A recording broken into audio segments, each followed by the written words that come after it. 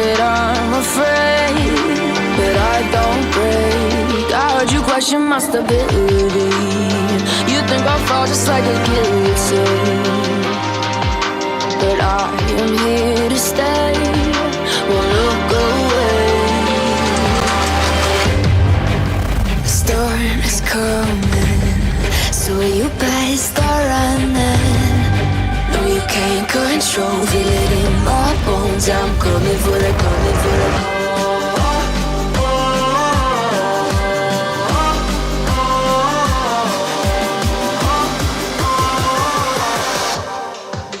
I'm coming for the throne.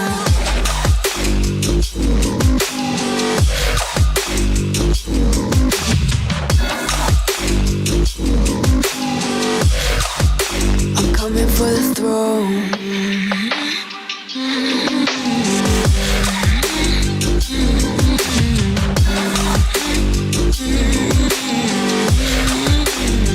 So you wanna be my enemy? You should've known I'd never kiss the rain. Ice runs in my veins, won't play it safe. I don't belong with your nobility. Who died and made you king of anything? You think that I'm insane? It's your mistake. Kingdoms rise and fall, I've come to take it all. I'll take it, I've come to take it. Kingdoms rise and fall, I've come to take it all. I'll take it all. The storm is coming, so you better start running. No, you can't control, feel it in my bones. I'm coming for the, coming for the.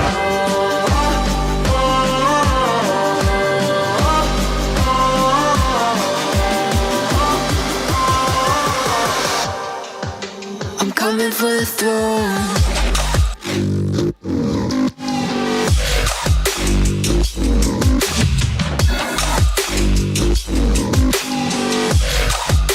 I'm coming for the throne.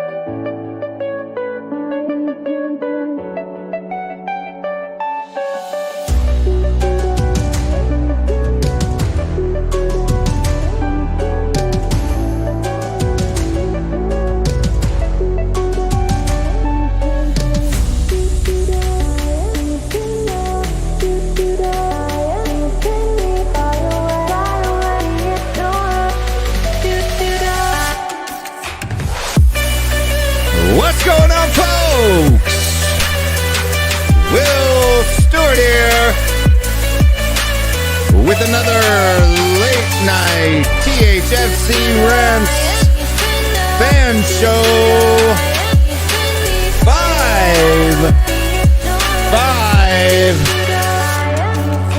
5-1 to Newcastle United at the Tottenham Hotspur Stadium. What's going on, folks? What's going on? Let's see who's in the chat after the win today. Tottenham Touch Gold is here. Make sure you subscribe to his channel if you haven't already. It's a great show. Thank you for joining us tonight. And we've also got The Island is Life. Great win today. That's the Cottony Tottenham we've been waiting for. Dietrich's Kane man of the match. I don't think so, buddy. I don't think so. Still Cali. Is it still Cali or still Call? Still Call says, come on, you Spurs. David says, great win. Let's keep this going to next week. Come on, you Spurs. Maninder Singh Ramirez is a beast. Still can't fathom how we got him. Eric says, hi. What's going on, Eric? If that is correct, you are correct. Let's pay the bills. Big thanks to all of the people who make this show and this channel possible with all of their great love and support. All of our shows are free to join, free to come on. But these people, out of the kindness of their heart, have decided to help us out. And you can too by going over to patreon.com/THFCRants. Become a member there.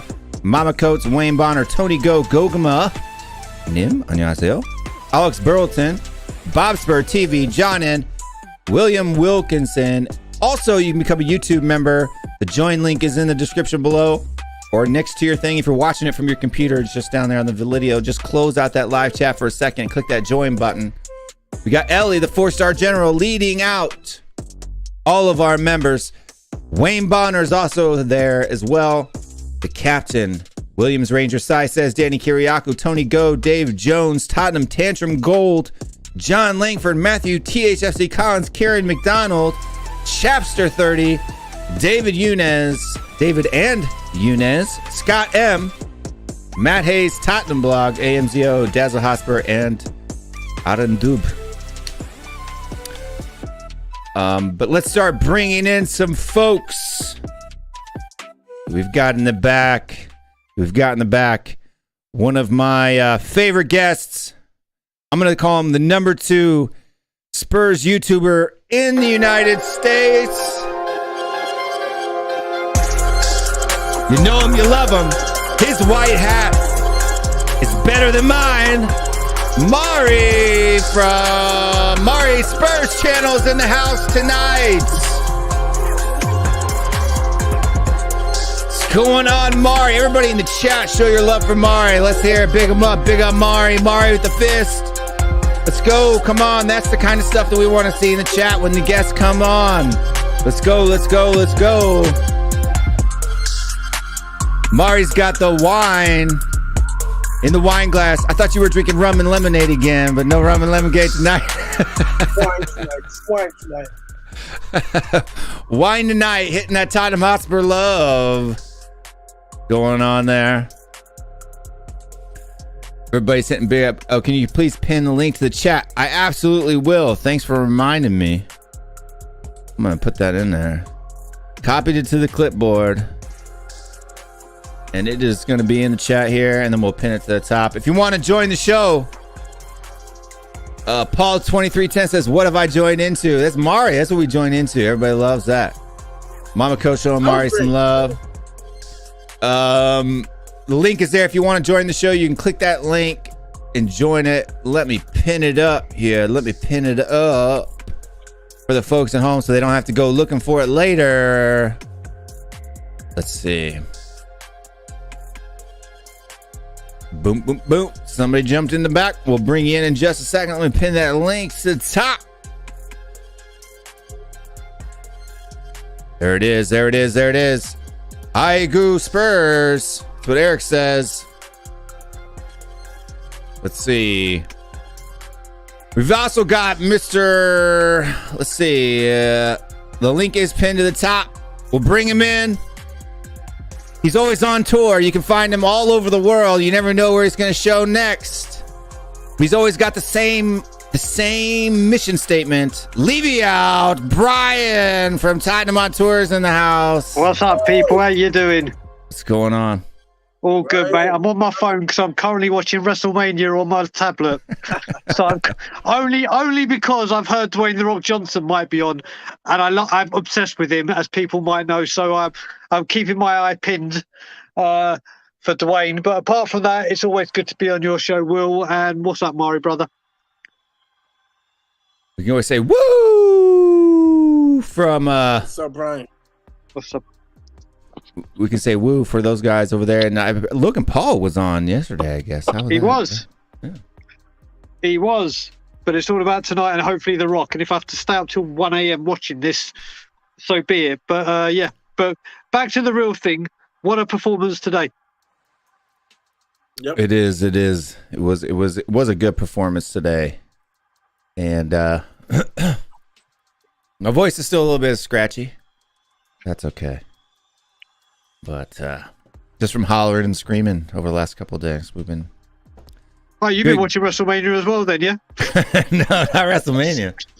I'm not a big wrestling fan, unfortunately. I never really like back in the days, maybe back in the 80s and 90s. Hulk Hogan, and I used to play the WrestleMania game on Nintendo. That was always good. And but man, I haven't watched it in a long time. Yeah, I don't watch it hardly as much as I do now, but I'm obsessed, and I do mean obsessed with Dwayne "The Rock" Johnson. Put it this way: if I go to the cinema and I go to watch a movie with Dwayne Johnson, or if he's in the trailer beforehand, you'll know if I'm in a cinema with you, because at the top of my voice, in front of a packed cinema, the very second I see him, I scream, "If you smell what The Rock is cooking." What The Rock is cooking. But I got some more. I got three more people that just popped in the back here. So let's bring them in for one at a time. Get him to say hello. This next guy,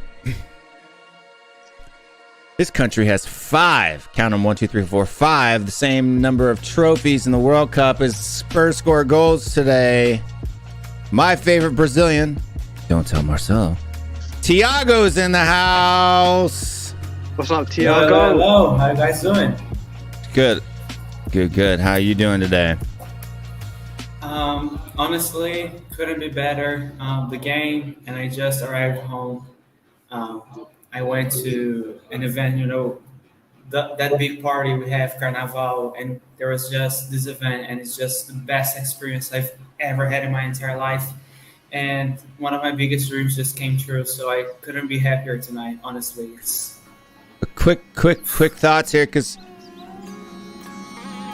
we got to bring him in, and if people get mad at me for the music, he told me to do it. Nothing ever gets this guy down. He conquers death like Spurs conquer Newcastle. Bob Spur TV's in the house. Oh yeah. What's up, brother? Bob Jet. I'm suddenly feeling hungry. What's going on, Bob Jet? No, never in doubt, mate. Never in doubt. Lovely seeing beautiful faces and Brian Daigle. I knew it was coming. Mate, do you know what? That to me is being like told to piss off. Where there's a joke that's made at my expense. It's as good as a piss off. I've got one more to bring in.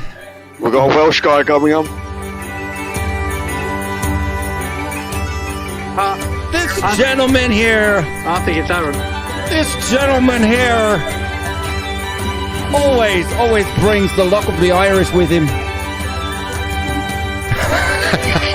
I can't do it anymore. Everybody give it a show your love for Aaron Dub.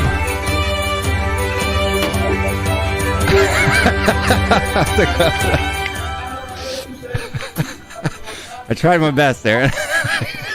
No, I'm just number one, jealous that Bob has better music than me, and number two, furious that he called me Welsh. But sure, at least it was Celtic, so I'll let you off the hook there, Robbie. Yeah, at least it wasn't English, right? You know? I did it on purpose. Okay. Very intuitive. And yeah, you're one step ahead of me. Come on, Celtic, man. Celtic just won the Scottish League today, so yeah, I'm happy with that. And Tottenham, It's over already, huh? Pretty much, though, mate. They beat Rangers in Ibrox. Broken glass on the pitch. You know, it had it all today. So yeah, Celtic, they won it. I've got another gentleman here. I gotta find some fitting music for him, but I would say one of the other top Yankee Doodles, feeling dandy tonight from the mountains. Kieran from Spurs After Dark. I don't know what that picture is. That picture represents how I felt today. How I felt today after that match. That was me watching the match today. Sounds like a little Jacob there, action there. But we got another Yankee Doodle in the back. This is one. He's a young Yankee Doodle. He put a feather in his cap today. Dan THFC is in the house. What's going on, Danny boy? Oh shit! I feel like I should change my picture. Probably should. Language. Big up, Danny boy. Big up everyone. Big up the panel. What's going on? Top 4 lads. Top 4 is on. That is right. It's on. It's on. It's on. When Kieran comes back in, can you play that the music? Ding, ding, ding, ding, ding, ding, ding. Yeah, I gotta find some that fits. I can't use that one because that one's got copyright on it, but I can find one similar. Need to find one, but so everybody here today. Oh, if you're watching the stream, make sure you hit that like and subscribe button right now, right off the bat. Don't wait until the show's halfway running. Do that and support all the people that are here. Kieran's back. He's got his picture switched now. Okay. All right. The PG version of the or PG-13 version. Again. Well, it's PG-13. He's 14 now, so he can be PG-13. That's, rated E for everyone because it's just the outside of the stadium. No, we can do TV. We can do is, TV-14. Everyone here is going to the World Cup apart from. Yeah. Well, anyway, I like to be different. Yeah. Yeah. Aaron Duff's still salty about not qualifying for the World Cup. That's okay.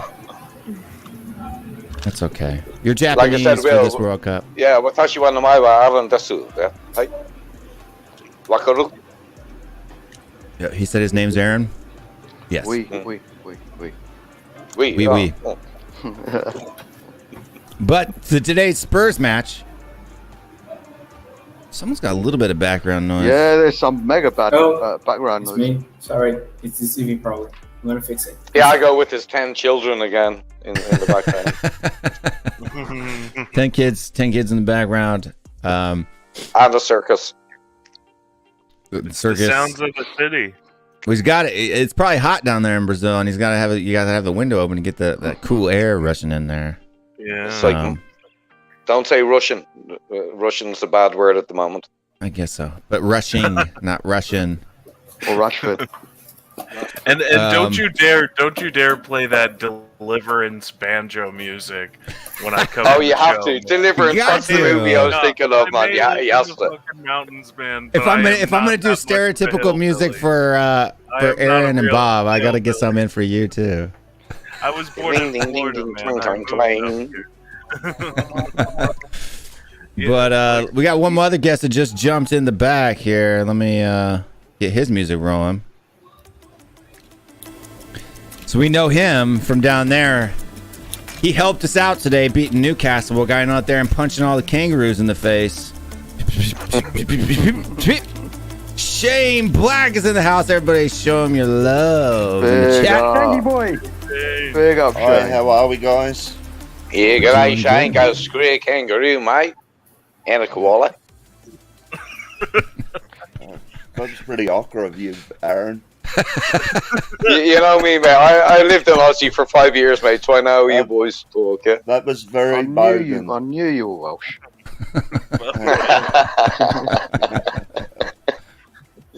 All right, now that we've gotten all the xenophobics chat out of the way, I haven't even started on Bob yet. let's go into the match. Let's see. I haven't gotten the early thoughts from because we had a bunch of people jump in all at once there. We've got Bob. What are your cliff notes on the match today? Yeah, never in doubt. Never in doubt. Been confident all week. I said 4-1. Well, 5-1 I'll do. We should be. Newcastle are an average side. They've had some good results against average sides. They came in with 2 defeats in a row. We're not only winning, we're winning well. It was never in doubt. Even with 1-0 down, I said to Kim, we'll still win this 4-1, 5-1. So, yeah, we should be beating these teams. The difference is we are beating these teams. We're going to win the next 4 games. We're going to finish top 4. Without a doubt. Without a doubt. There's no doubt about it. And it's about time all of us, all the fan base, mirrored Conte's winning mentality, mirrored the team's winning mentality, the positiveness, the positive vibes, the positive mental attitude. We all need to push in that same direction because you can achieve quite a bit with positive thoughts and positive vibes. I'm probably living proof of that. It needs to be carried on. Absolutely agree with you. And Bryce, it also says from down there, down under, he says it's a different heat in Brazil than it is from America. That's right. It is right now in Brazil. It is 58 degrees Fahrenheit, and here in the United States it's 50 degrees Fahrenheit, but it's hotter in Brazil because it's a different kind of 58 degrees. Lads, Ginty's in the chat. Ginty, Celtic won. Come on, the boys, mate. Ginty, big up Ginty, man. Ginty is here again. We've missed you too. Thanks for joining us, my Scottish brother. Hope to see you, Ginty, in the World Cup. I hope to see you there in the World Cup. Better make sure that you guys qualify. You have to beat the Ukraine and beat Wales. But get it done. Get it done. Because then we can take turns taking bites and ripping holes in England's World Cup aspirations. You tell yourself that. I do. It's their World Cup game, isn't it?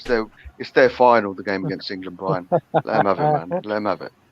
It's my final only because of all of the trash that I get on every stream hosted by a British person in the entire Tottenham fandom. Oh my god.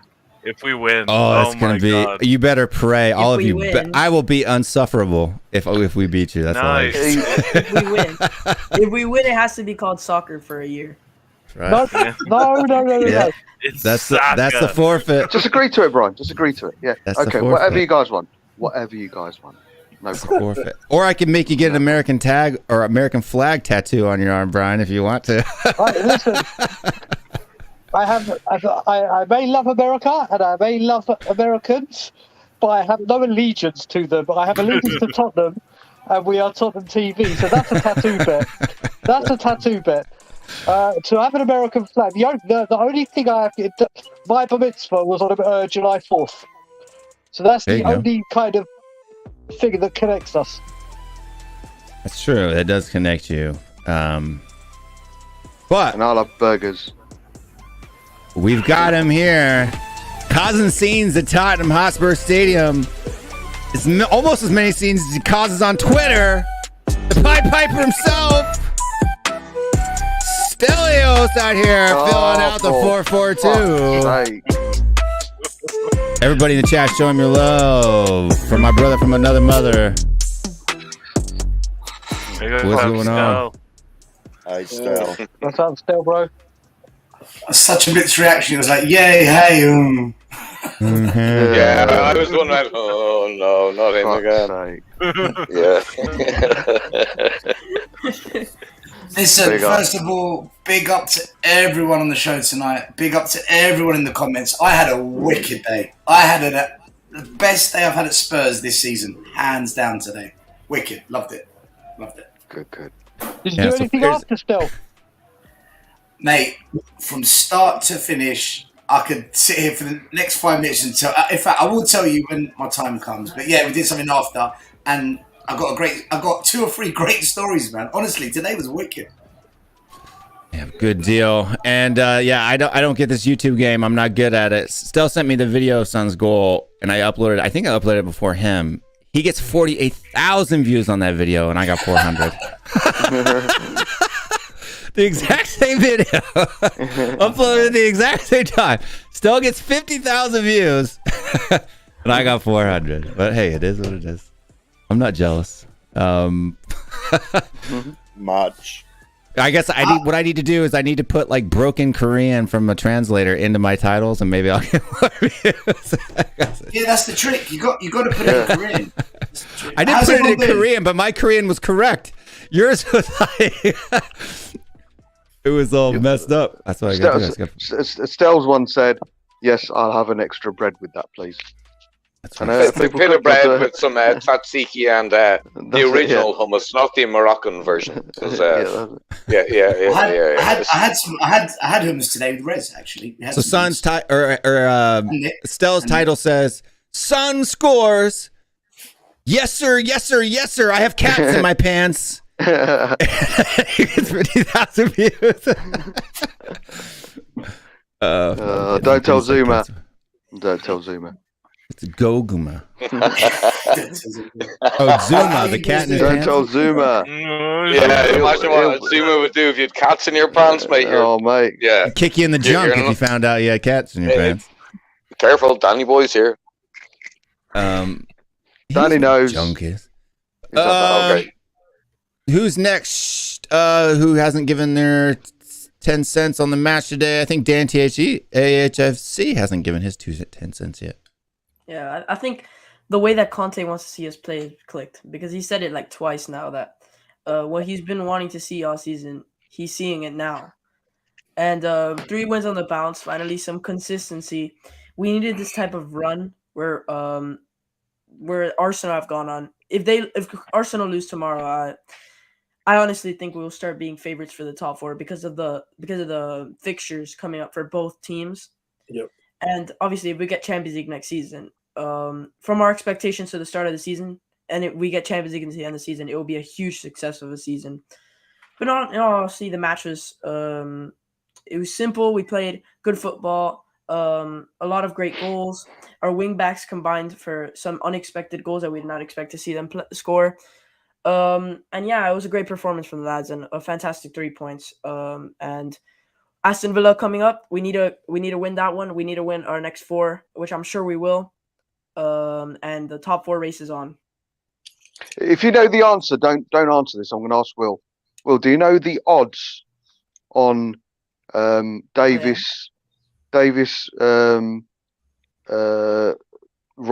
and Doherty getting on the score sheet today? Do you know what the odds were? 425,000 to 1. 1,850. 1,850. Wow. I'm surprised they were that low. Yeah. That surprises me. Fucking tenner on that, man. Who put a bet? Yeah, put it that way. Who put a bet on that? Should have done. That bet. I'm still holding out. I'm still holding out for my 22 to 1 on Kane finishing top goal scorer. 22 to 1. Got David here though with a $5 super chat before we come in here. Thank you for all that too. If you want to help the channel out, get your super chat in. We have a hard time reading comments as it is. So sometimes we forget super chats too. But it helps because it's a different color. It helps to catch my my lazy eye. Question to the panel: top 4 on now. Easier run than the scum. Full week to prepare for each game. Son and Kane on fire. Big up, everyone. That's like one question, but two aspects there. I think he's referring to the conversation we had on Henry Wright's show the other day. I do think we have an easier run than the scum, and now their point advantage anyway is gone. I think the change. I'm so confident now. The being guarded has been it's been let go.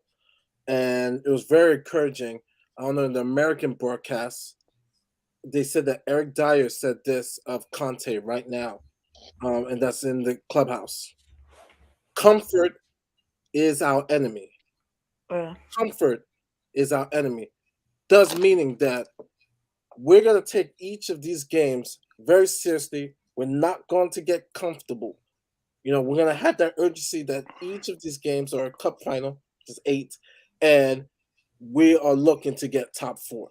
And so that's very encouraging, you know, to hear that out of Dyer, like, hey, comfort has been our enemy in the past. We're not going to let that happen anymore. And this is the Conte effect. And so that's what I'm expecting, top 4. I'm encouraged by top 4. I think we're going to get top 4. This is a different team.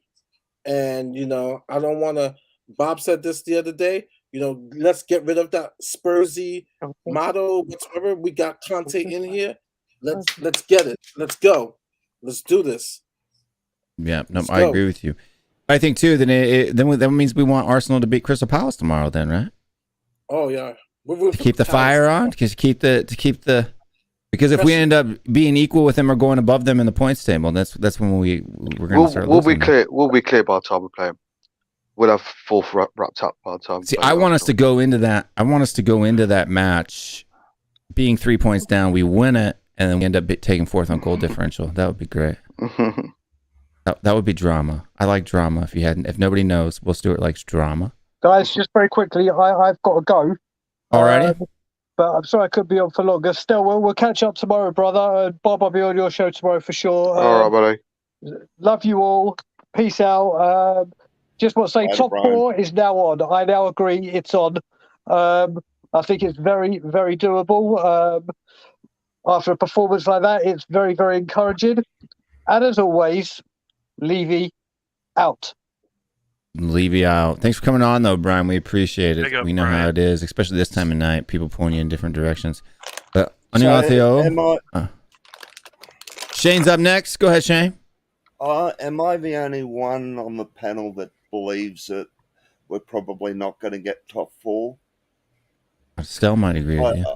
I think I've changed my mind, honestly, and I was really hard on the we're not going to get top 4 train. I was really railing against people who were saying we were a few games ago, but now I don't know. I think something has definitely changed. You can just feel it. There's a shift in the team, and I don't know. Like, the run in is favorable. If they're mostly games we should win, you know. That's and a problem.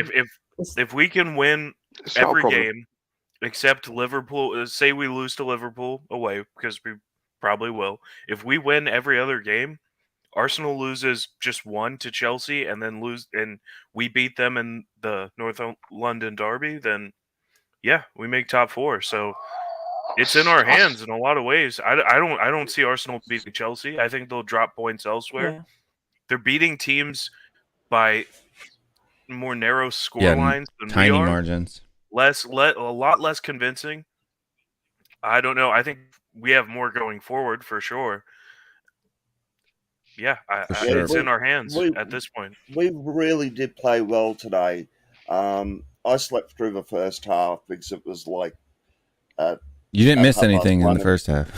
1:30 in the morning, and I sort of slept through the first half. So, but we absolutely blitzed them. But I think we still have that Spursy tag. I hate using that term, Spursy. But you know, we'll definitely drop points where we should be winning. That's what I was gonna say. I don't. We haven't shown that though. Well, why? Why do you think that now? Why do you think? That's what I said. No. Yeah, but we've not had Conte. We've not had Conte. We're winning, but we're winning well. The next 4 games are winnable. We should win. The way we're playing, there is no reason. Obviously, there's always a reason, but there's no reason the way we're playing, hitting smashing 5s, 4s, and 3s. This Spursy tag is, with all due respect, because of your mentality. I'll stand up still now. Fucking hell. It's because of your mentality. You're bringing that Spursy tag. You can't get get away from it. This is all pre-Conte. We've got a world-class manager. We've got world-class players playing at the top of their level. We've got Romero's currently, Romero and Dyer and Davies, probably best back three in the league at the moment. We've scored more goals than anyone in the league this year. We're the form team. Everyone likes to jump on the whole win-loss narrative. You stand back, look at the bigger picture. We've won 6 out of 8 games. There's not a single Premier League team who wouldn't want to be in that. We've got 4 winnable games coming up. And if we carry on playing the way we have been doing consistently of late, even against Man United, the only difference was the world-class GOAT in Ronaldo. Yeah, we should be winning the next 4 games in a row. This Spursy tag is slowly being moved away, is slowly getting rid of by Conte, by our players. Yeah. The only people who talk about being Spursy is unfortunately fans like Danny Kiriakou. Yeah. Well, yeah, right? Danny Kiriakou. Yeah. Oh, so show a bit of positive vibe, show a bit of positive energy, because anything's possible. Well, one game at a time for sure, but like that doesn't mean you believe we can. Hold on. No, Mari, what? None of this one game at a time. The next Mari, 4 games we're going to win. We should win. Let me give you a stat. There's I love stats. Two teams since Conte come in who has got the most points. City, Liverpool, third is Spurs. And like Bob said, we have scored the most goals this calendar year. These are things that you look at as just like you're more confident that we can get top 4. And I've been the one who said it first. Let's take it a game at a time. But to be honest, I use that as a defense mechanism of safety blanket. Of disappointment. I've just released that as an effort. You know what? I'm gonna take that confidence. Whatever happens, happens. But right now, that's the stat. We have gotten the 3rd most points since Conte has come in. That's a fact. You can't argue that. And just now, finally, yeah. And with these games coming up, the Liverpool game, we have a chance. They played the high line with Kulu, Kane, and Son. We have a chance to get a draw. Or, well, I know it's tough to win at Anfield, but we have a chance. We beat City. We draw Liverpool. Why can't we draw Liverpool again? They play a high line. So, I mean... I just want to finally, because I don't know, I've taken up too much time, but I just want to say, I'd rather be in a position where our fan base would be absolutely gutted if we don't get top 4, because it shows where our mindset is, where our ambition, rather than say, you know what, there you go, I told you we weren't going to finish top 4, we'll finish 5th, there you go, I'm proven right. I'd rather be in a position where I'll be absolutely gutted, crying into my fucking beer at the end of the season because we didn't finish top 4, because right now, under Conte, under his players, I expect us to finish top 4. I said this back in October. Right now, I expect us, and as a fan base, we should be expecting us to finish top 4 and be absolutely fucking gutted if we don't get top 4, because it just shows where our ambition needs to be integrated into our Conte. Conte's trying to seep his mentality into the club. We should be gutted if we don't get top 4. No, Hence the reason I think we will. Yeah, I think we should be, as a club, aiming for the league, because sorry about swearing, Dan. Sorry about swearing. No, it's fine. Because if you aim for the moon, you're gonna land along the stars.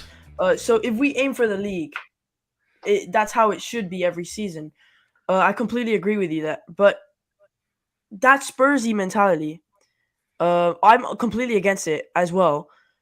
But I'm not sure I've seen the evidence to say it's completely gone. To say that, I hope it is, and I am completely ready to make the shift. To say that I'm done with the Spursy word, I completely take that out of my dictionary. But I haven't seen the evidence to say that it's completely gone yet. It's been 3 games, and the teams that we more than 3. It's 6 wins and 5, or 5 wins in 6 games, right? So it's more than 3. Before that, it was Spurs. Since Conte has come in, Spurs have gained the most points, only behind City and Liverpool. Yeah, we went on a run with 9 wins, no losses, and people take. That's what I told Sava the other day on Henry Wright's show, right?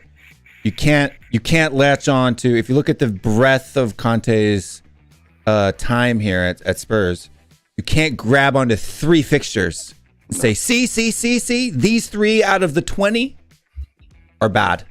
So therefore we're bad. Because that doesn't follow, Honestly, right? Because I'm at the point 17 now out of 20 is good. Exceptional.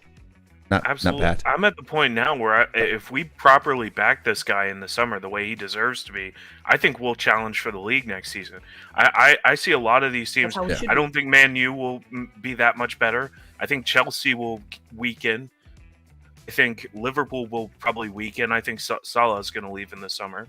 And I don't see them getting Mbappe or like anyone like that to replace him. I think the only team that probably won't weaken is City, and we're their bogey team.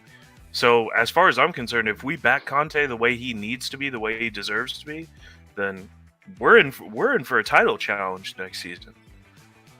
100%. But big if. I got to read the super chat. Just based Kieran, on you got to respect the super chat or I'm going to kick you out of the stream.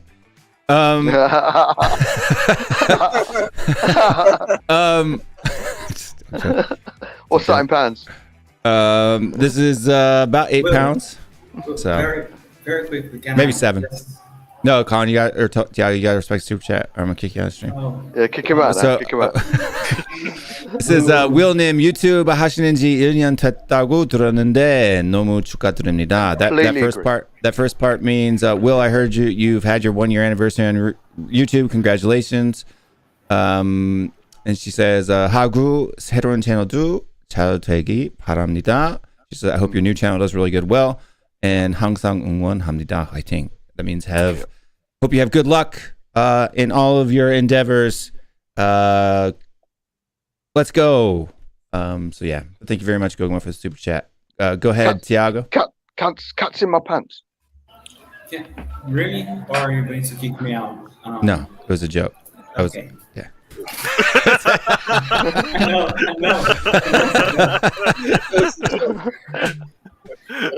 No, I just. You may have missed that joke earlier on, so I'll forgive you. No, I know what you're talking about. Yeah. Okay.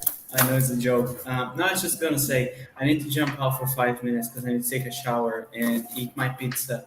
So You should have just jumped out then. It'll look like I kicked you out. It'd have been even funnier. Yeah. No. But thanks for letting us know.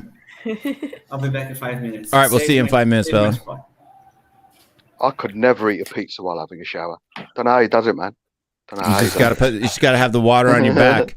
But let's bring in the Tottenham teacher himself, Mr. Stelios here. How was your match day? Fucking the best.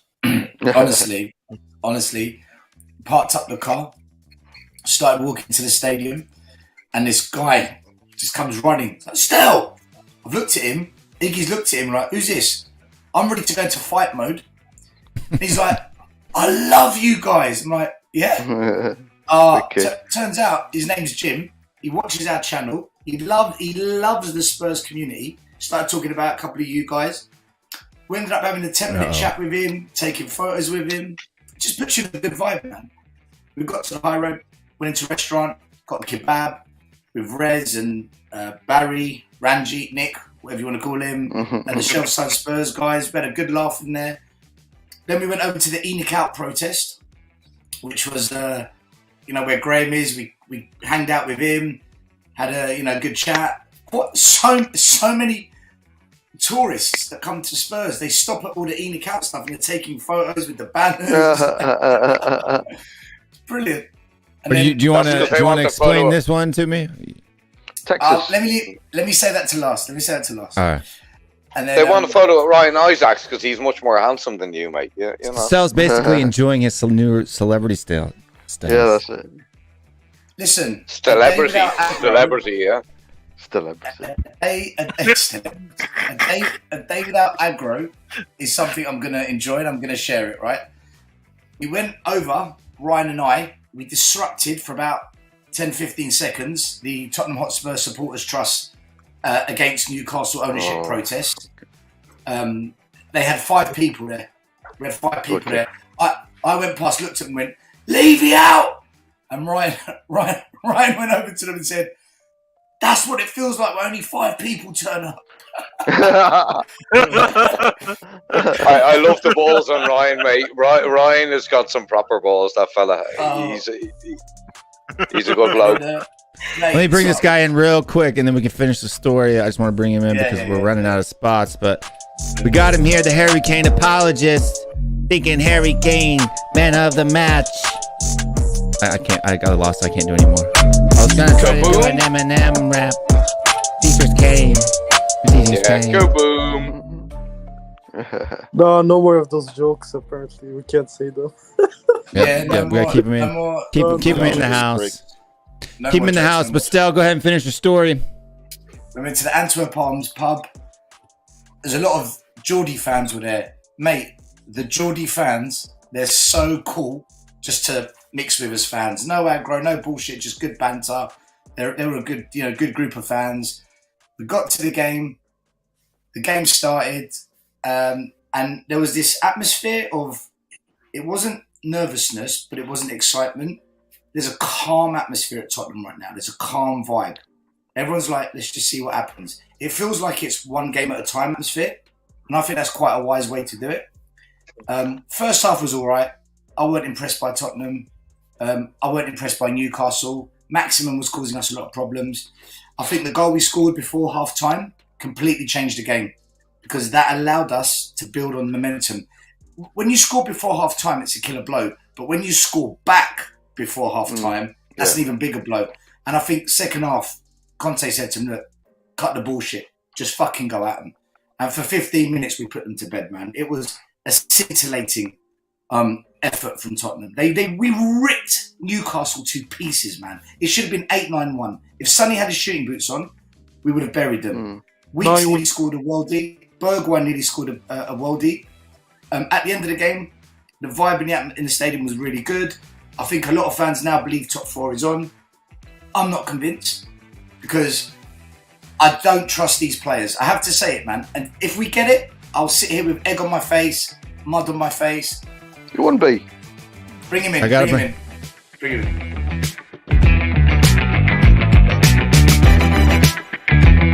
From the trailer park to Tottenham. I was born in a trailer park too, so don't get offended. Indiana. Redbeard and possibly a redneck. Colin talking balls is on the house. You gotta do the robot. What's up, everybody? How's it going? Do the worm, Colin. Do the worm. With this super hat, you can't really see my arm. Can do the worm. But yo, how's it going? Everybody got a win, bro. Everybody's happy. Doing good. Hey, what's up, man? Everybody good? Yeah, good. I'm good. I'm just going to finish my story and then over to you and who gives Dietrich. Who gives a shit about your story? I give a shit, Dietrich. I give a shit. Well, hey, Will's mama's in the house. Mama coach. No. Mama coach. Listen, guys. Dietrich's upset because Harry Kane scored fuck all today. That's true, Mom. I was born in a hospital, but you lived in a trailer park when I was born in a house. But the vibe afterwards, everyone stayed behind. The stadium was packed after the game. No one went home. We actually had to go outside because it was too busy, and we went to the bars outside the stadium, and we just started doing a lot of videos and content, whatever. And then we made our way to the high road before, let's go get something to eat and drink. We went into this cafe and they were shutting, so all we could do was get a coffee. And these two guys from Houston, Texas, come over. Like, Stel, how you doing? Iggy, Tottenham away. I'm like, who are you, bruv? I'm from Texas, really, man. In a London accent. Hey, yeah. Hey, Stel, how's it going, mate? Or was it Australian? Hello, mate. Yeah, g'day, mate. Oh, I'm from fucking Essex, you know. Yeah, Essex, Texas, mate. Is nobody concerned, lads, at the fact that the games that we thought were going to be difficult for Arsenal are now not looking so difficult? Man United, Chelsea. Wait, Aaron, I have to say this bit because this is the most important part of the day, right? I beg your pardon, sir. Right? No, it's okay. This is the last bit, and then over to you guys. Rafe, his name's Rafe, and he's with his wife Aya. They flew in from America. They recognised us. They came and said hello. We did a video with them. We had a long chat with them. This bloke, they were in awe that they met us, like the content creators. Honestly, it was like I said to her, let's do a video, and I promise you, we'll put it on our channel. She's like, really? Oh my god! I was like, oh my, like, guys, do you know what? I don't think we realise some fans from abroad, maybe even the UK, they look at us guys, and then he started telling me like he watches a lot of shows, and then I said to him, get your phone out. I got him to subscribe to all the channels. So like Will Stewart, Mari's, I think he already had Bob's, and he had one. Yeah, of course. But all the American ones he didn't know. He didn't know any of the American ones. So I got him to subscribe to your channels, right? Thank you for the subscribe. I appreciate it. And the reason, guys, the reason I had to get that photo up, because we went to pay the bill and he fucking paid the bill for all of us, man. He went to the counter without us looking. Dude, honestly, like, they were such sound people, genuinely good people. And I said to him, watch the show tonight. I said I'll be honest at 1 a.m. I don't know if he's there or not because they might have a bit of jet lag or whatever, but that guy, Rafe, and I are, honestly, guys, top people. I have to big them up. And Jim. It was just a great day, man. We just had a good day out at Tottenham, and it felt good for once, you know? It felt good, I have to say. It felt good. I'm gonna have to make an Irish Tottenham Hotspur channel because I feel like we're not kind of represented. Yeah. Yeah. You might. What are you talking about? You got like 2 big channels from Ireland. 3. Got attention goal. Tongue in cheek, Will. Tongue in cheek, man. I've only got one gripe from today. One gripe. Emerson. Okay. How the fuck Harry Kane got man of the match is beyond me. He didn't. He didn't. He did. It was Sky Sports. Only by Sky Sports. Sky Sports. Yeah, but listen, how Romero or Bentancur did not get it is beyond me. It's absolutely beyond me. No, I couldn't believe it. That's the only gripe I've got. You want to know a stat? But you want to know a stat? Harry Kane was the player that lost possession in the Tottenham team more than anybody else in the game today. But you can't blame him. He plays as I was coming in ready to make that. I still think he played phenomenal in his past world. His past you know what? But that's Harry Kane played good today. Kane played very good today. But Romero was exceptional. And Bentancur, there's a block that he made against Willock, I think. That was his last second. The whole game. He reads the game. He's so calm. He's such a calm player. And Bentancur, he likes to defend. That's the thing. A lot of players are afraid of defending. He likes it. He gets just as much out of defending as attackers do in attacking, and that's how it should be. But he relishes a one-on-one. The fact he's only 21. The fact he's only 21. Guys, Mario, last thing. Bentancur, Romero, and Kulusevski, them 3, they're top. They're top. I'm telling you, they're top. The reason why this club won the Copa America, if they don't have Romero, they don't win Copa America. Serie A Defender of the Year. Today, I agree with you. I don't disagree. I thought Kane was undeserving, but I thought Romero was going to get it. Romero is that dog, man. But look, I'm sorry. There is no way that by any metric the Harry Kane's man of the match today, unless you have just an absolute bias. Like, pull your pants up because your bias is showing. No. But even you, I will say one thing. That's all I'm saying. I'm gonna bring in Thiago. I'm gonna pull myself out and bring in Thiago because I don't want to even hear the Kane apologists today. So I'm gonna say you can bitch. No. Give me 2 seconds. You said Son was man of the match. Even you're biased, bro. I agree. Son was man of the match today. He was what are you talking about? Premier League, Budweiser, king of the match. Who's man of the match? Son. Who was the statistical man of the match? Son. I need to go, guys. So, hey Bob, good to see you, mate. Hope you too. Keep everything good. Keep taking good care of Yeah, yourself. very good to see you, Bob. Big love, man. Romero number 2. I just hope you addressed the elephant in the room, which was Emerson was fucking shocking today. Put his goal aside, it was absolutely shocking today. He was. He was shocking. Man. He's always shocking. Than he's ever been. So but this is the problem. This is the problem with our fan base. Well, I said it earlier on Henry Rice's show, right? Yeah. Because of that one goal, the whole fan base is gonna be like, "See, I told you, give him time. He's world class. He's gonna rock it." Yeah, Emerson. What's up, Kim? You caught me doing a weird thing. My mom asked about you today. My mom said we never see Kim. But yeah, they're gonna overwrap this whole thing. Gonna wrap up, guys. Later, Bob. So, plug your stuff before you go. Hey, plug your stuff before you go. Oh yeah. Bob's for TV in the wall next Saturday. Well, we'll finally be able to talk about the Spurs game on a Saturday night. Also, we're playing Saturday early evening, and I will be back with the day after, the day before show tomorrow afternoon, 1:30 GMT. Everyone's welcome. 4 wins on the spin. So we'll be discussing our 4 wins in a row next Saturday. But yeah, subscribe to all these lovely guys and Stel. Big up. All righty, thank you very Bob. Cheerio. Very much, Bob. Everybody go subscribe to Bob Spur TV if you haven't already. Big up, Bob. Big up.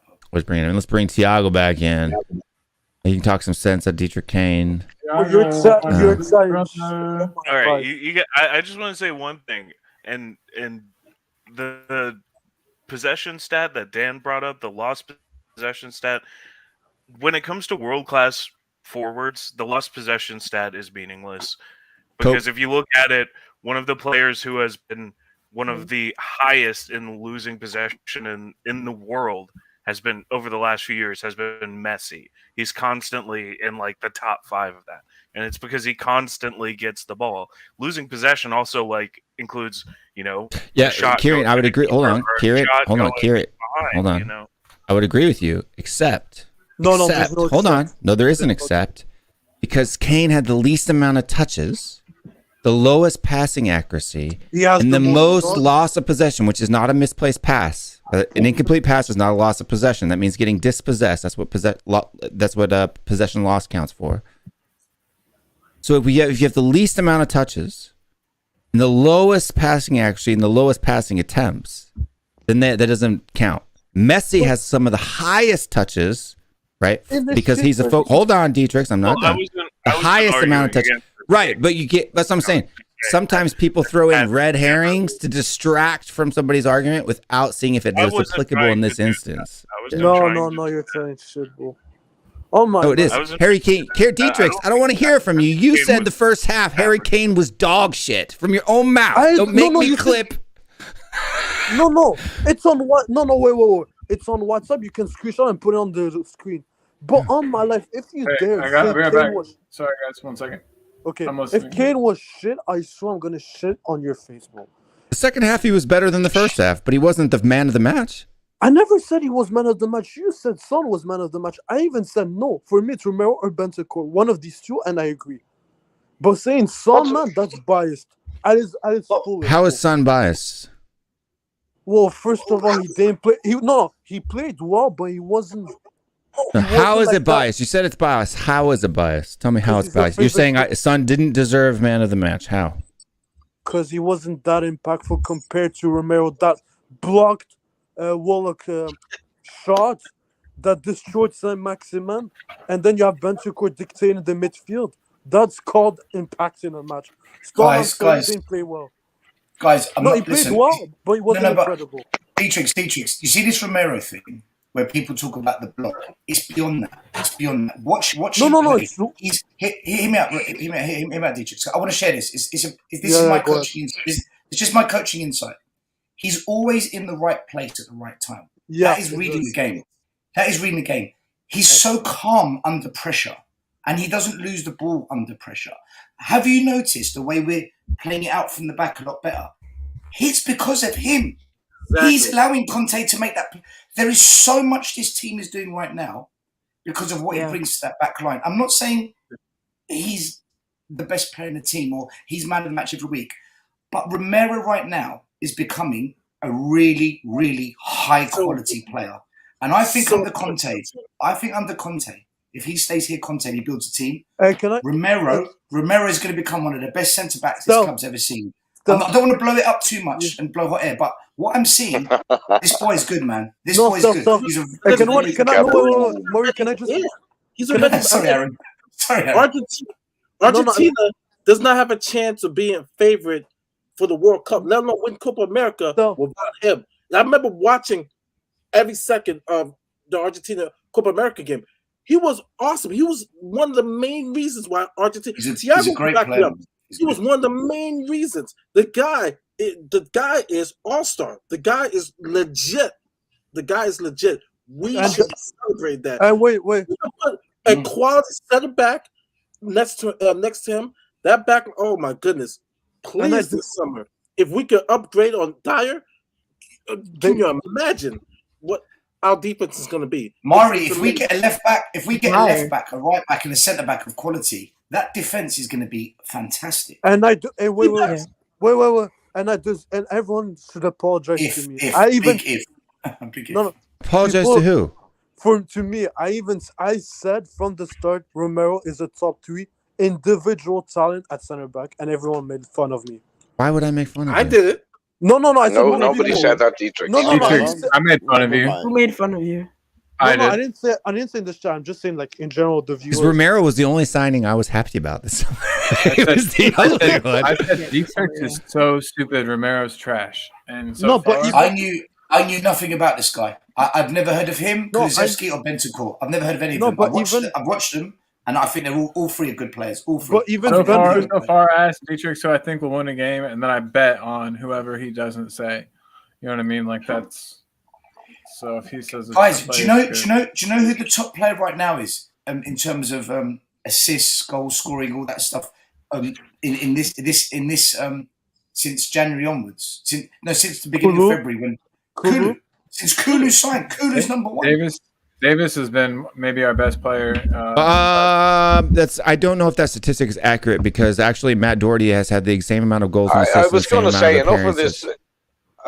enough of this discrimination, right? Romero had a great half an hour today. I do not deny that. What about Ben Davis? So consistently being one of our best players. What about Doherty, lads? What? No, wait. Hang on. Let me talk for a minute, Dietrich. All right. No, wait. Just said Ben Davis was. No, why should I wait? You've been talking for the last 20 minutes, man. Let Aaron talk for a second. Look, there's a lot of. It was a team performance, right? And Romero was brilliant for the first 30 minutes. Doherty was fantastic in the second half. He was playing out of position, in an uncomfortable position for him, being a right footer playing on the left wing. Kulu, I thought by his standards had a quiet enough game, although I was happy to see him at least dipping a shoulder and ducking to the right and whipping the ball in with the right. Kane, I thought, was a little bit quiet by his standards. Sonny, I thought, was outstanding. I think for me, Sonny, Doherty were the outstanding players on the pitch for us today. Yeah, so Estelle, I saw that stat on Twitter as well. Like somebody said that he has the most goal contributions. It's not true. He has the same amount as Son in the same amount of time. Right? Premier League. Okay. Listen, Premier League Scott, and goal contributions is what it was. It was goals and assists. Somebody said on Twitter that he has the most goal contributions in the last since February. Right. So Son has 7 in 10 matches as well. Actually, more than that if you count today. No, Aaron, Son wasn't fantastic. Whoa. I'm just telling you that since February 9th, Son has 1, 2, 3, 4, 5, 6 goals in the league and 3 assists. Yeah, that's 9 versus 7. Hold on. But when somebody says, stop. When somebody says Kulusevski, when somebody tweets it out, Kulusevski has the most goal contributions in the calendar year, and Son has 9, and Kulu has 7. There's an agenda going on. No, wait. It wasn't calendar year. Stop. Guys, it wasn't calendar year. It wasn't calendar year. It's since February. Since February. If you go to calendar year, it's 10 for Son and 7 for Kulu. How many Premier League assists has Son got since the beginning of February? 3. So if you're just saying just assists, but Matt Doherty has 5 assists since February. That's what the stat. And 2 goals, I think. Guys, that's what the stat is. It's assists. Right. Okay. So if you're saying just assists, that's not even true because Doherty's had 5 assists since February. Yeah, and if Scott M wants to criticize my choice of word, fantastic. It's called language, Scott M. All right, I don't come on and talk miserably. All right. Maybe like I can understand if a person didn't look at defenders. Doherty's had 5 assists since February. Yeah. I don't know. That's not true. In the Premier League, I don't know. That can't be right. No, that It is right, and he's had 2 goals. Since February. Wait, since Kulu? He missed most of February because Emerson was ahead of him. Then Emerson got No. Not in February. You're talking the beginning of the year. Let me pull him up. Doherty has 4 assists. Who said 5 assists? He has 4. I saw the tweet. It was saying since February, and I understood what he said. Since Kulu has come in, he's had since the time he's come in, he's had the highest assists. In any Premier League player. Yeah, since he's come in. So it's not counting January because he wasn't here January. It's since he's come in. I saw the tweet. Since he's come in February, he's had the most assists than any Premier League player. And so I was just like, wow, what a great chance for a reject. Because I was joking around, like, bring on the more rejects. Him and Bentancur. I don't think it's counting January. Yeah, that reject stuff was It's not counting January. I think they were since. Let me pull up the tweet because I think that's not what the tweet said, right? Because Doherty. Read it. You got to read it. Has now provided more Premier League assists 5 than any other player since making his Spurs debut in February. Yes. Okay, so when did he make his debut? Maybe he made but hold on. Maybe no. I don't think Kulusevski made his debut until the 2nd or 3rd game into February. It was the second game into February. So since his debut, come off a bench. He come off a bench. 10 minutes. Brighton. No, wait. His debut was against City, right? No, his debut was against Brighton in the Cup. No, it was. And then he played. He came on against Wolves. He's played every fixture since he's come Premier League. He came on against Wolves. Wolves 2-13. He didn't play. He missed Southampton. He didn't come on against Southampton. Okay, so then Doherty only has 4, not 5. Okay, that's fine. If you go all the way down to 213, it's 1 more than Doherty. I'll say what I always say, that Kulu reminds me of Kane in the way that he uses his body to shield the ball, or that he makes up for his lack of pace with like some clever play. But, you know what I mean? Hold on, I got to read this out. Hold on, I got to read this out because it's been on for a while. And then I got another one too that I got to read out. And respect it, or I'll have to kick you off the stream. Ellie says, forget how shy Emerson Royale is. I want to know what Dietrich's Kane looks like. And she's paid 18 pounds to see what it look like, Dietrich's. Is that enough? Or are we going to need to up that to like wait. 50? Are you a stripper now? I'll do it. But unfortunately, if I show my face, we're going to have some fans starting crying. Just flash it. She can pause it and slow back screen it later. We saw his face the other day, mate. He looks like the terrorist from America. Don't say terrorist because we're not allowed to say the T word anymore. Sorry. Because we have a bunch of. Why didn't you warn me in advance? No, Dietrich, just leave it at that. You're good. No. You shouldn't really have to be said, honestly. Just leave it there. We can't. Yeah. Just leave it there. Just flash your face. I just did. He just did. Oh, I missed it. No, wait. And please kick someone off the stream for talking over my super chat. Okay, I did it, Bob. There you go. You're back, Karen.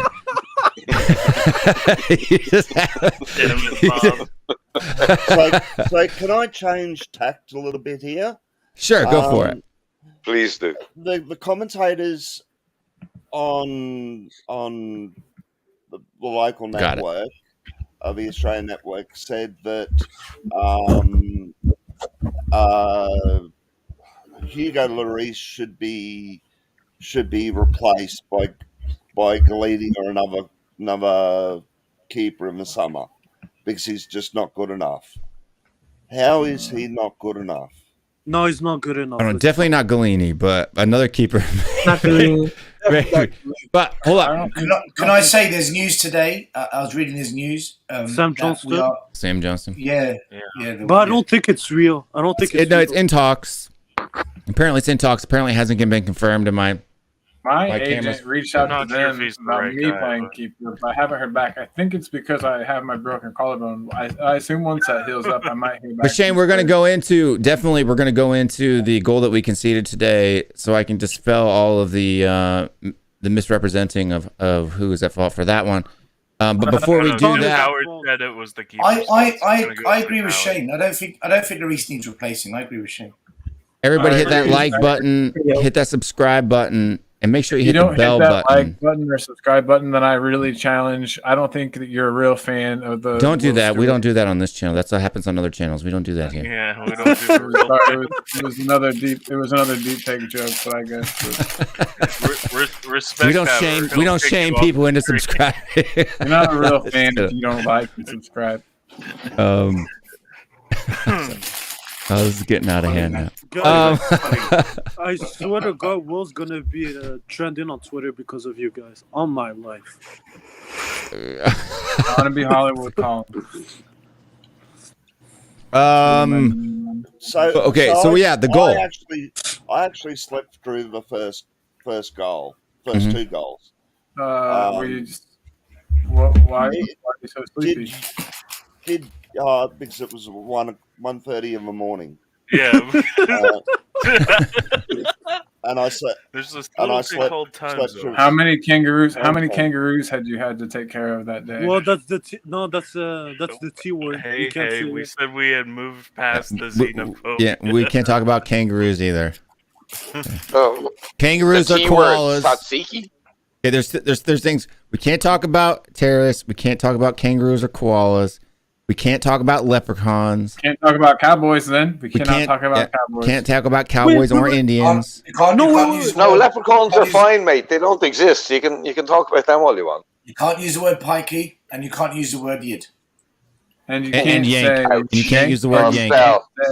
No. Pikey is a really disrespectful word. So, yeah, leave that one out at least. That's why I said don't use it. Yeah. Wait, it doesn't make any sense. It doesn't make any sense. It's referring to. Hold on. Let's not get into this conversation now. Let's go to the goal. Let's go to the goal conversation. What about Shane's question? He said about Lloris. Yeah, that's what we're talking about. That's the goal, right? He said he missed the first two goals. Oh, right. Sorry. Yeah. And so what happened? So clarify for me again, Shane. What was your question? Why was Lloris being blamed for it? Was that your question? Yeah. Well, why is he all of a sudden not good enough for Spurs, or not good enough to be classed as world class, or one of the best keepers in the world? He makes so many mistakes. Yeah, so I think it's a ridiculous claim, first of all, that he's not world class or he should be dropped complete from the squad. But lately, the argument is, if I could steel man the other side's argument, because I don't necessarily agree, that lately he's been making a lot more mistakes than normal. But normally, Lloris, every single season, Lloris has had these kind of farty runs of form. We all know that he's good for a mistake now and again, right? Like a blunder. Today, hold on. Today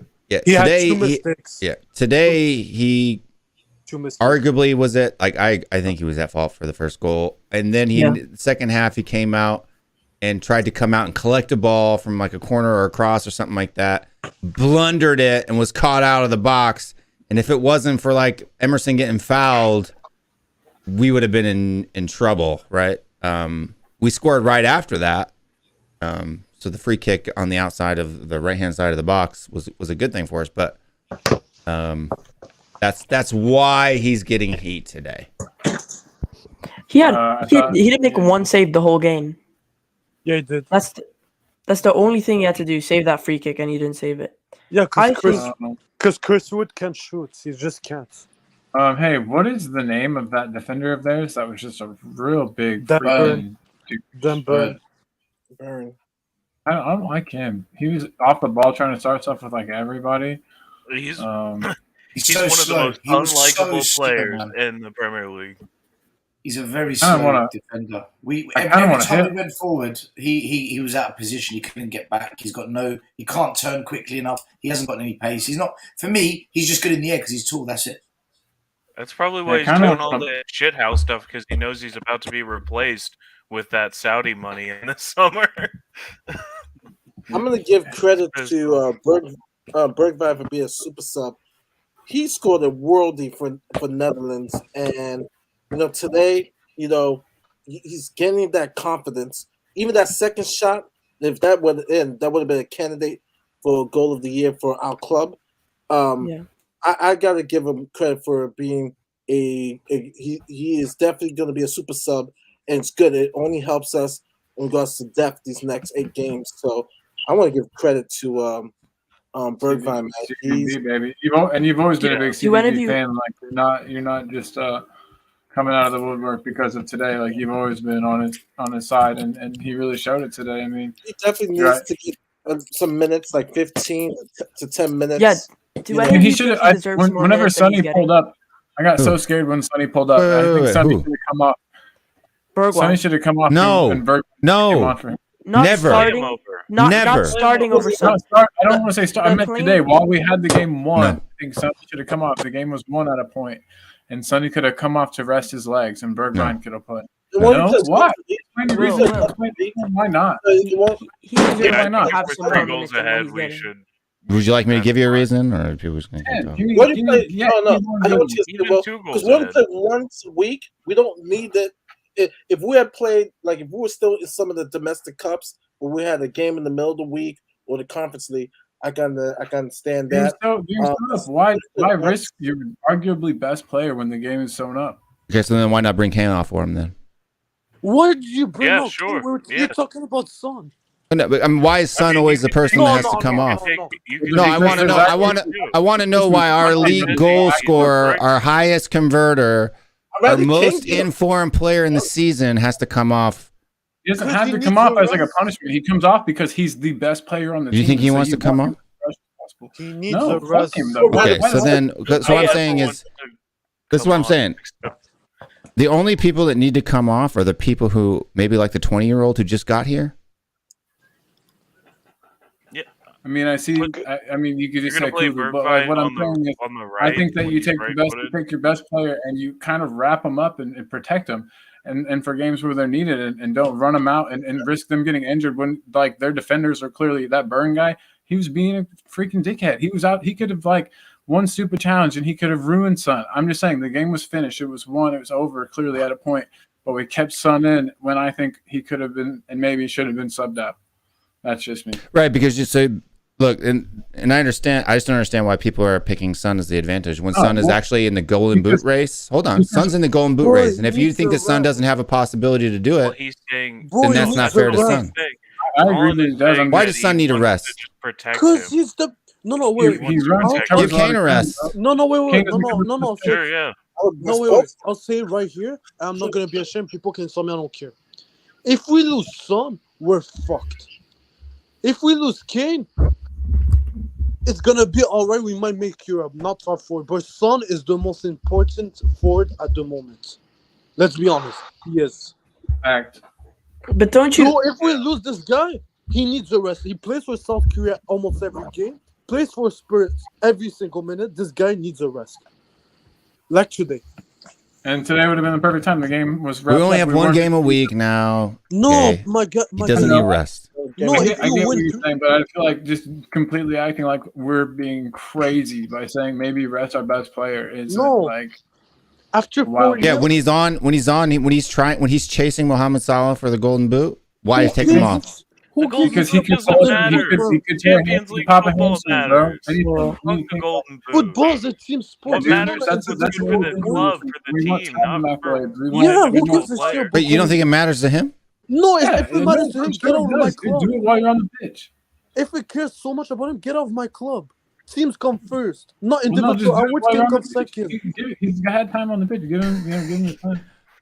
Okay. Man, you're chatting so much. No, you're acting like Bergwijn deserves a chance to play. No, he does. I think it could be anybody. It could be more. Will, can I just and everybody on the panel, because you're all screaming over each other. I think the original question was about Lloris, right? And about the goal that was conceded. Correct me if I'm wrong. Yeah, that's my personal. Thank you, Shane. My personal view on that was that Lloris was standing slightly to the middle of his goal. He positioned the wall. I would not blame Son for the goal. Yes, he gave away the free kick and he ran across, behind the wall, and people are blaming him for that, also blocking Lloris's view. But I think Lloris himself was out of position. He should have been standing slightly more to the left. Now, I know you've gone into the Son Kane shouting match, but I think the original question was about Lloris. So I will blame Lloris for that goal. Yeah, I mean, with all due respect, I did answer that question, right? I said Lloris conceded a goal, and that's why people were. I didn't know there was another aspect to the question. The conversation not me taking the conversation in a different direction. It went in a different direction on its own. No, I brought it up. No, but I just wanted to give my opinion on Shane. I think Shane also had something to say as well. Yeah, I mean, that's fine, but I mean, this is going to come up because the free kick that Son was apparently responsible for, yeah, it's undeniable that Son committed the foul that caused the free kick. But you guys act like it was a wasteful foul. Dude, if that came about around the time whenever Son could have been, I'm not saying that has nothing to do with me wanting Son. It happened in the first half. Okay, well, I don't care about that. Like that wasn't. So you wanted to come off in the first half? No, I wanted him to come off late in the second half when the game was wrapped up. Exactly. Like we were winning, like what, 4-1? Okay, when Harry Kane gets subbed off, then you can talk to me about Son getting subbed off. But we're talking about Son. What do you bring up about Kane, man? Right, because how many times has Harry Kane been subbed off this season? Because we don't have another striker. We don't have another left winger either. We have Bergwijn. We have Bergwijn for Kane. Bergwijn isn't a striker, man. He is according to Conte. But Conte said it. According to Conte, Adama Traore can play right wing back. According to Conte, Bergwijn is the backup for Kane, not Son. No, but that's not. He's just saying that for because he knows Bergwijn. Because he wants to what? No, the question that he answered. Sorry. The question that he answered You're begging when he the question. Bergwijn was a striker was if Son could be possible striker, and he said he'd rather have Bergwijn as a striker. No, before he even being asked about Son, he specifically said Bergwijn is doing well. It's after the Leicester match, and he said Bergwijn is the type of player that can come on for Son, or for Kane rather, when needed. Not Son. Not Son. Never. If we had another backup striker, do you really think Kane is going to stay on the pitch? Of course he won't. Hold on. Everybody be quiet for a second. Yes. Did you see my Son hat, Will? I did. Exactly. It was brilliant. I saw the picture with you and Stell. I bought it, and it was half price. the Kane one at £6. Hey, I'll have to, you need to start a channel so I can super chat your £6 to pay you for the Son hat. And I love Son. So HDD, we got my vote to buy. Also on the Lloris issue, he's been great, and the wall was at fault too, as it was wimpish. Yeah. Looked like he backed out of the way a bit to me, but I'm not arguing to suit my own narrative. I don't ever do that. Hold on, listen. This is what bothers me the most about this is everybody acts like I argue from my own personal opinion when I don't. I argue from the numbers. Okay. So the number, I don't argue to suit my own narrative. I argue in accordance with the data. And it's like, Dan, you're a young guy, so I'm not going to go in hard on you.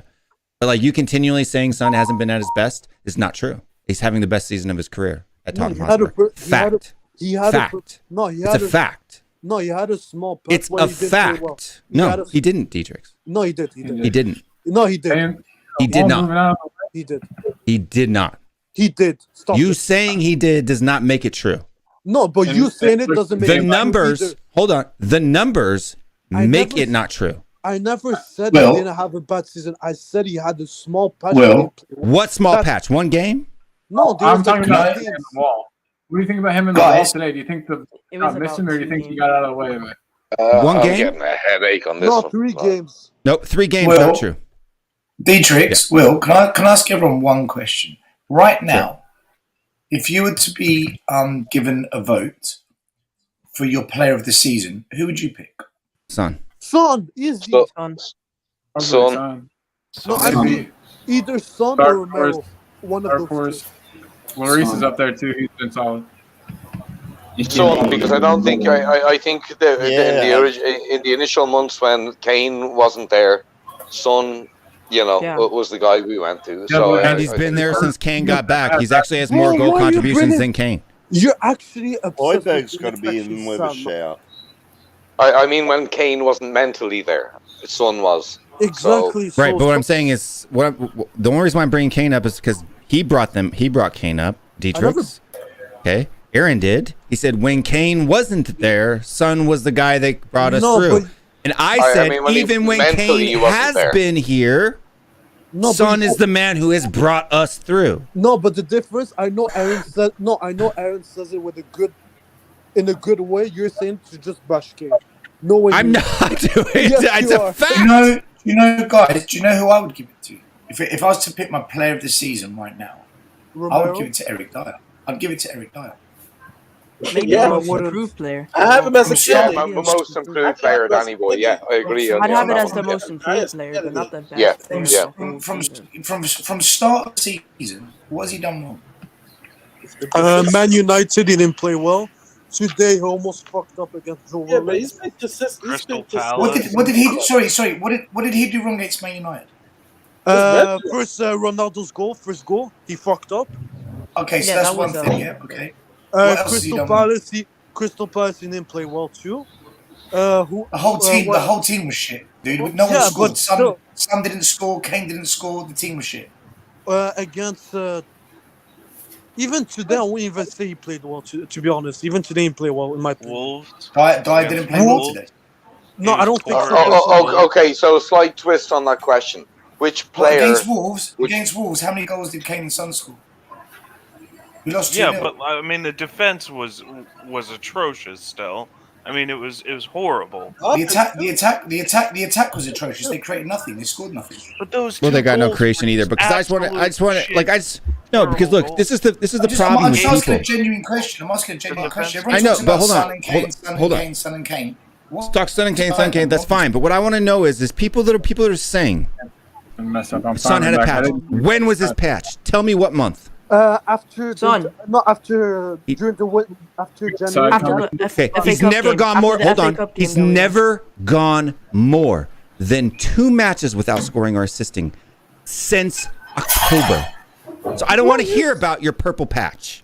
No, wait. It's imaginary. No, wait. It's imaginary. Look at the numbers. Everyone on this panel, did Son have a purple patch after January? Yes or no? Be honest, guys. No. No, my opinion, no. I would The guy have has said 20 that. goals. Look, I'm gonna say something because this talk does my head in because I don't know why we have this talk every show. Because Sonny has 20 People goals keep this saying it. That's season. why we have it every show. It's the third season in a row he's getting 20 goals and assists. Tell any other winger that has done it in the past few years. Son is world class. He's good. People say he has a purple patch because they think Son needs to be this guy that's gonna run around and dribble 5 players and score a solo goal. No, if he puts the ball in the back of the net or assists a goal, great. The guy is doing that. Why do people need to bash him? Look, I'm going to tell you. I'm going to read it out for you.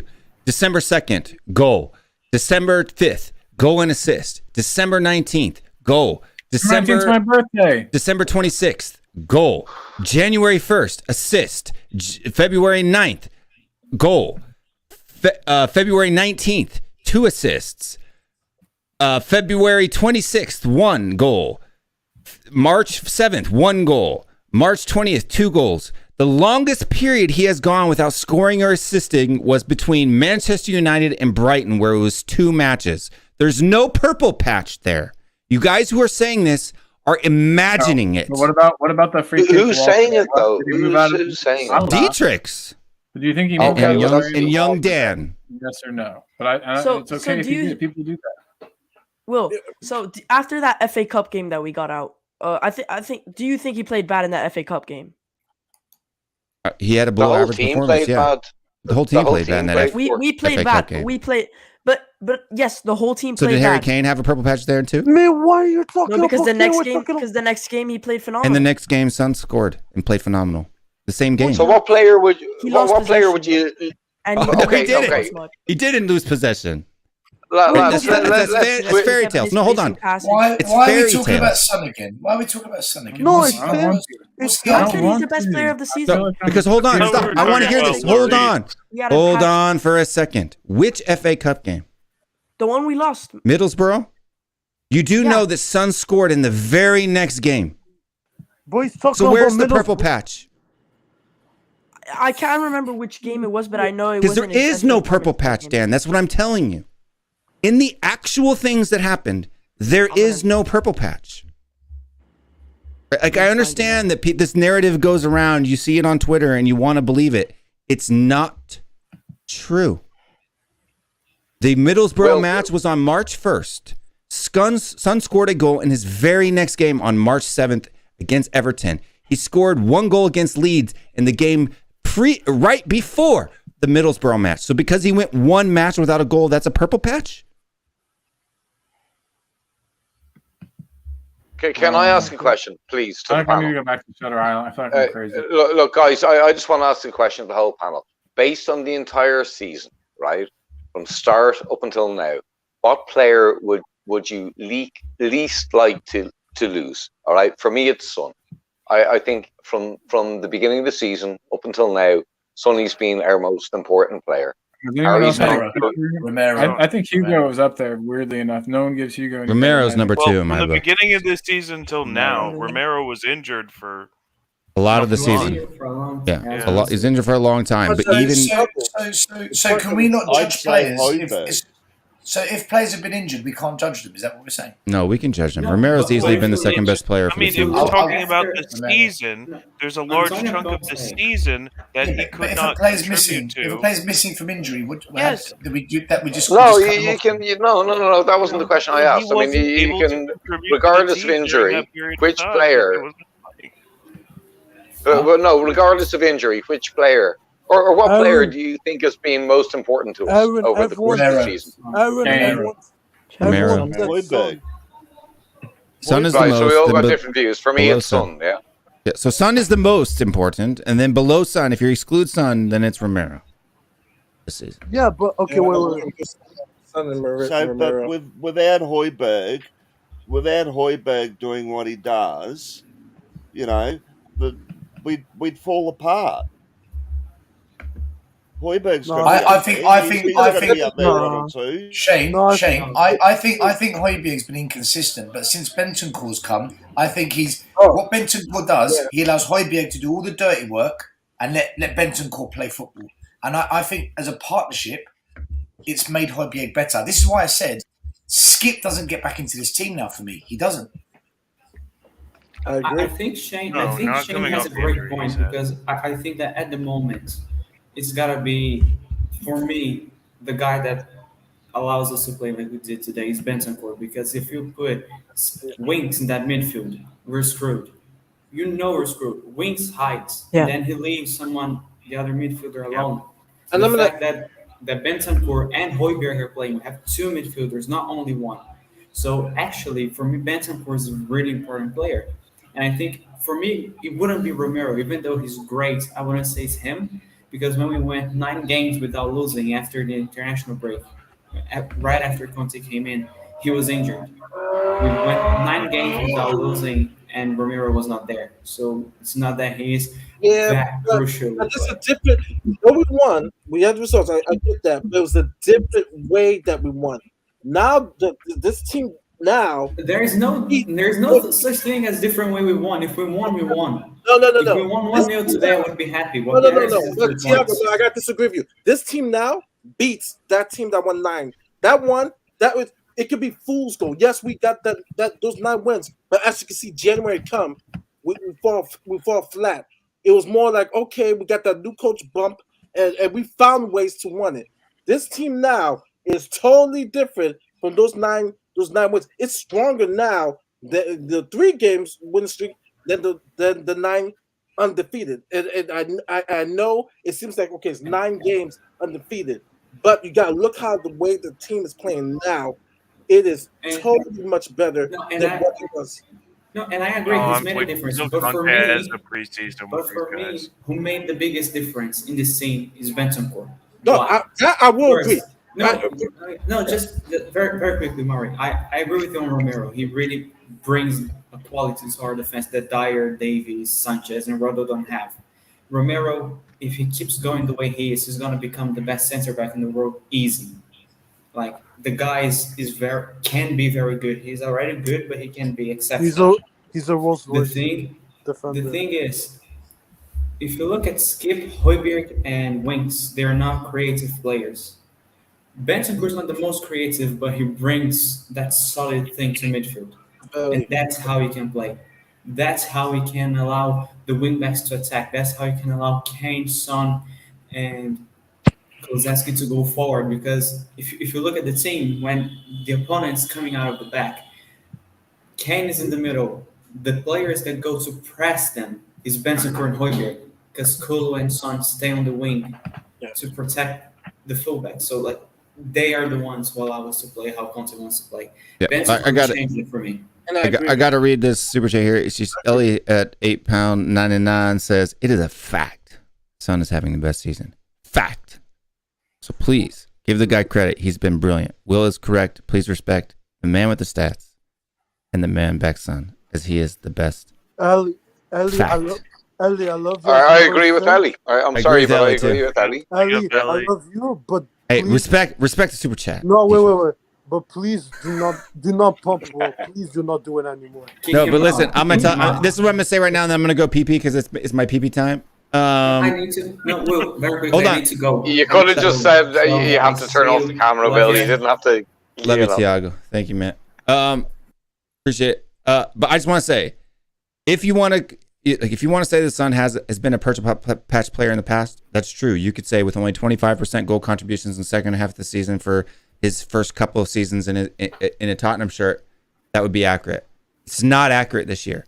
So look, if you don't want to trigger me, don't mention purple patch, because Son has not had any purple patches this season. Quick question. Hey, do you think he jumped out of the way of the ball today in the wall? Wait. Quick No. question. Well, I have a question for you because I know you're a man of the stats. Mm-hmm. Son, did he get an assist or a goal against Man United? Did he get a goal or an assist against Man United? Yes. The whole team was awful against Man. No, wait, he didn't. Alan, wait. No, he didn't. No, he didn't. Mm-hmm. It's my PB time too. I'll be right back. But I know there was one game he got either a goal or an assist, but he was pretty shocking.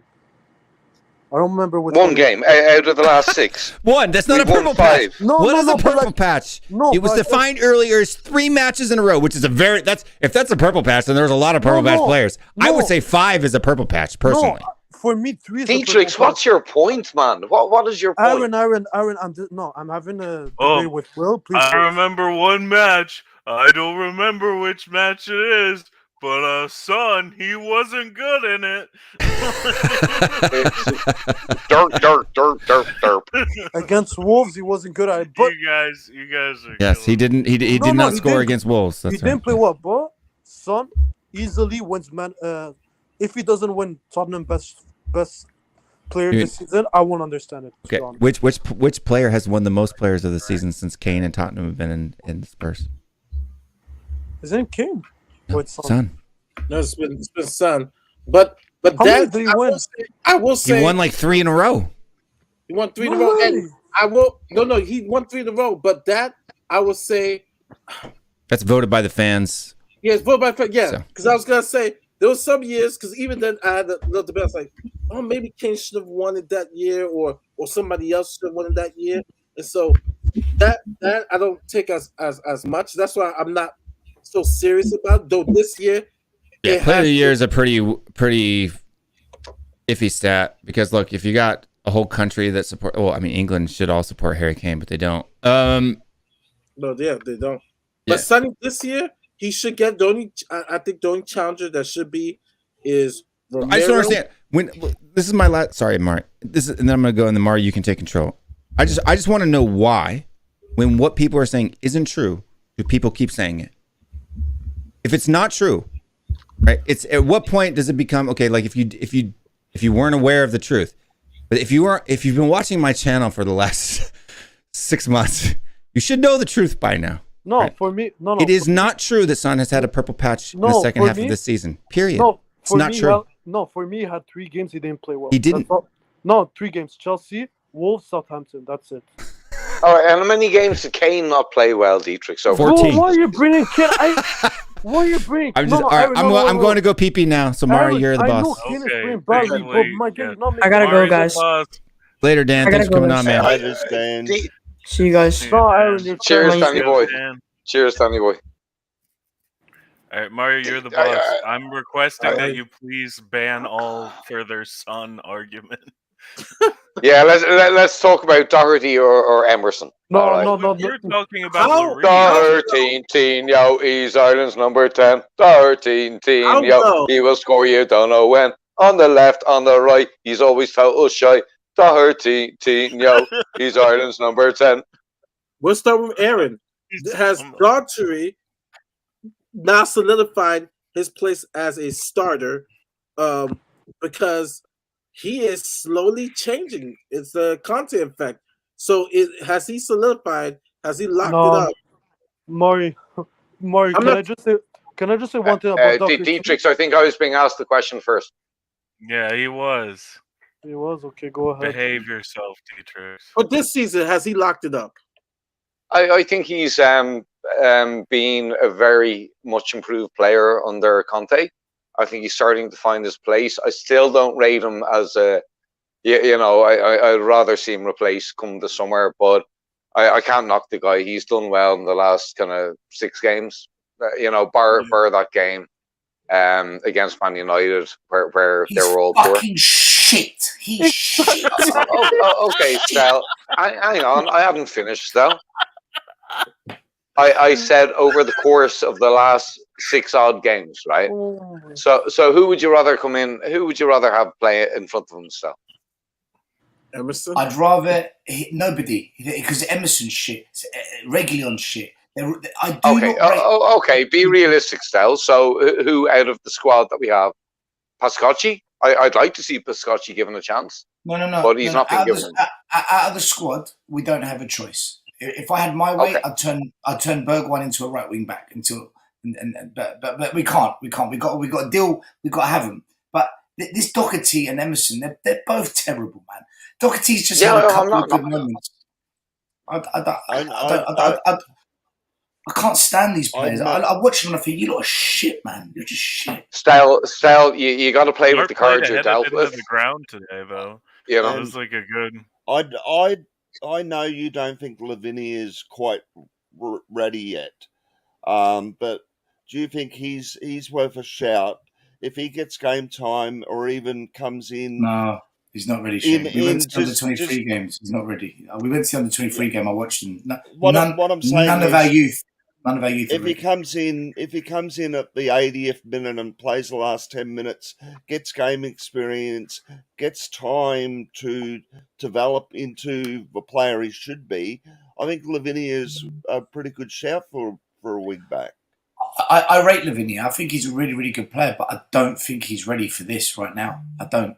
As I stated, he's not ready yet, but why not give him time to get ready?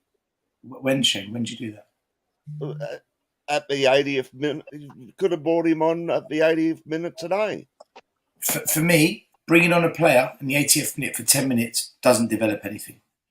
It just gives him an experience of, that's what it's like to play in front of 63,000 players. If you're going to bring on a young player, give him half a game. Give him at least 30 minutes. But I think 10 minutes for me, it's just, I don't know why any manager does that. It's quite a trendy thing to do, isn't it? Bring them on for the last 5. What for? If you're playing in the League Cup or something, bring them on, give them a little bit of experience. But in fairness, Conte got his subs right today. I don't think we can knock them. Bringing on Bergwijn, Lucas. I mean that worked out all right. So, in my opinion, it took too much time at the end. For me, if Conte wants to win the Premier League, he needs a new left back, a new right back, another centre back, and he needs another striker. Unless he gets minimum those 4, there's no title race. There's no title. Yeah, but still, we're talking about the transfer window, and then we're going back to Levy again. And I'm just saying, if Conte wants to win the league, he needs to get real about his wing backs. His wing backs do not cut it, man. Listen, Doherty absolutely agree with you, 100%, mate. Absolutely agree with you, 100%. Doherty is not good enough, but he has done well of late. Because we're playing shit teams. Because we're playing shit teams. Against Leeds United and Everton and Newcastle, he looks like a world-class player. Still, you know as much as anybody, you're a coach, that you have to play against who you're playing against. You can only play, the teams you're up against. But I also rate my players based on who they're playing against. So, okay. So again, I come back to the question. Yeah. If you don't want, obviously, we both agree Doherty is not good enough. I want to see him replaced in the summer, right? But who, for now, do you play in his place? there isn't anyone unless you play Bergwijn now.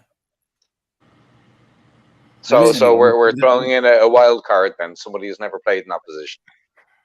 Well, then you have to keep Doherty in that position. But for me, listen, I watched him today. He put a cross into Emerson for a tap-in. He scored a header from 2 yards out. Other than that, what did he do? What did he do for 88 minutes? He got forward playing out of position on the left side where he's not. Name one player from Newcastle that actually attacked him the whole game. Newcastle was shit. Well, okay, so that's Newcastle's fault. I mean, we're talking. Hang on, that's Newcastle's issue, not ours. Yeah. Doherty again can only play against who he's playing against. But Aaron, but then I'm going to judge him by that. If Doherty went to Old Trafford and had a good game, I'd rate him, but he didn't. He was shit. If Doherty played well against the whole Chelsea, team was shit at Old Trafford. No, I thought Hopey had a good game. Okay. So our defensive midfielder played well out of what 11 players. Oh, Bentacle didn't have a good game. But the point I'm trying to make is Doherty has good games. See, look, this comment by Dan, right?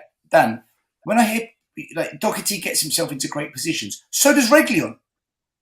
So does Reggie. Yeah. But Doherty has started to produce, give us an end product, assists and a couple against of goals. Who? Everton getting relegated against Newcastle. The teams we've been playing in the last 6-7 games, man. Name one top team in the top 10 he's had a good game against. 0. Aaron, he had 0 games. Aaron, I'm just putting it out there. Name one team in the top 10 he's had a good game against. Well, hang on. Prior to the last 6-7 games, that's what I said. We haven't played other than, if you want to call it, United. Okay, other than Man City, because for me that was just an excellent team performance and we executed the tactics. I'll give him that though. Fair play. He was in that team. Other than that one game of the whole season, when is Doherty for me? Estelle, look at the comments, will you? Estelle, look at the comments, man. I am. Same thing. City. That's one game. It's a 38 game season. They're saying he's done well lately, mate, and he's only been reintroduced to the team lately. No, they're not. They're saying City. Hang on. Hang on. Doherty only got reintroduced. He didn't play against City. Doherty's only been properly introduced in a consistent way and getting a run of games in the last seven odd games, right? And he has been doing well. He was playing out of position today on the left. Aaron did well against who? Against who? Against okay, go back over our stats, man. 4 assists and 2 goals. No. I'm asking you a simple question. I'm asking a very simple question. Who did he play well against? John, okay, I'll have to jump onto the computer. Right. I'll tell you. I've got the answer. The bottom 10 teams against Southampton, shit. Wolves, shit. Against Arsenal, he got absolutely ripped at the Emirates. Against Liverpool, he didn't play against Liverpool, did he? Didn't play. Dropped, not even in the squad. Against Leicester City, did he play against Leicester? He came on as a sub. So it's a bit difficult to judge. I have a question for you, Stel. For you. Because we talked about this in the Tommy broadcast. Would you say he's been better lately than Reguilon, who we have to make a decision, especially if Real Madrid, activates, the buyback clause? Like, what do you think of Reguilon? And is Daughtry playing better than Reguilon now? Because at least he finishes. I mean, I think Reggie has been shit. I think Reggie under Mourinho was a good player under Mourinho, but he wasn't a wow player. But Mourinho played a different system. He played a different way. In this system, I don't think Reggie's good enough because this system massively depends on the wing backs, massively. But under Mourinho's system, the wing backs weren't the main emphasis. For this system, it is. It's key to so much that we do. So I don't, and I think it's slightly exposed Reggie as being a player that isn't actually as good as what I thought. Defensively, I don't think he's that great. And going forward, I don't know. He puts one really good cross in every 5. Finishing, he's awful. Okay. Okay, Stel.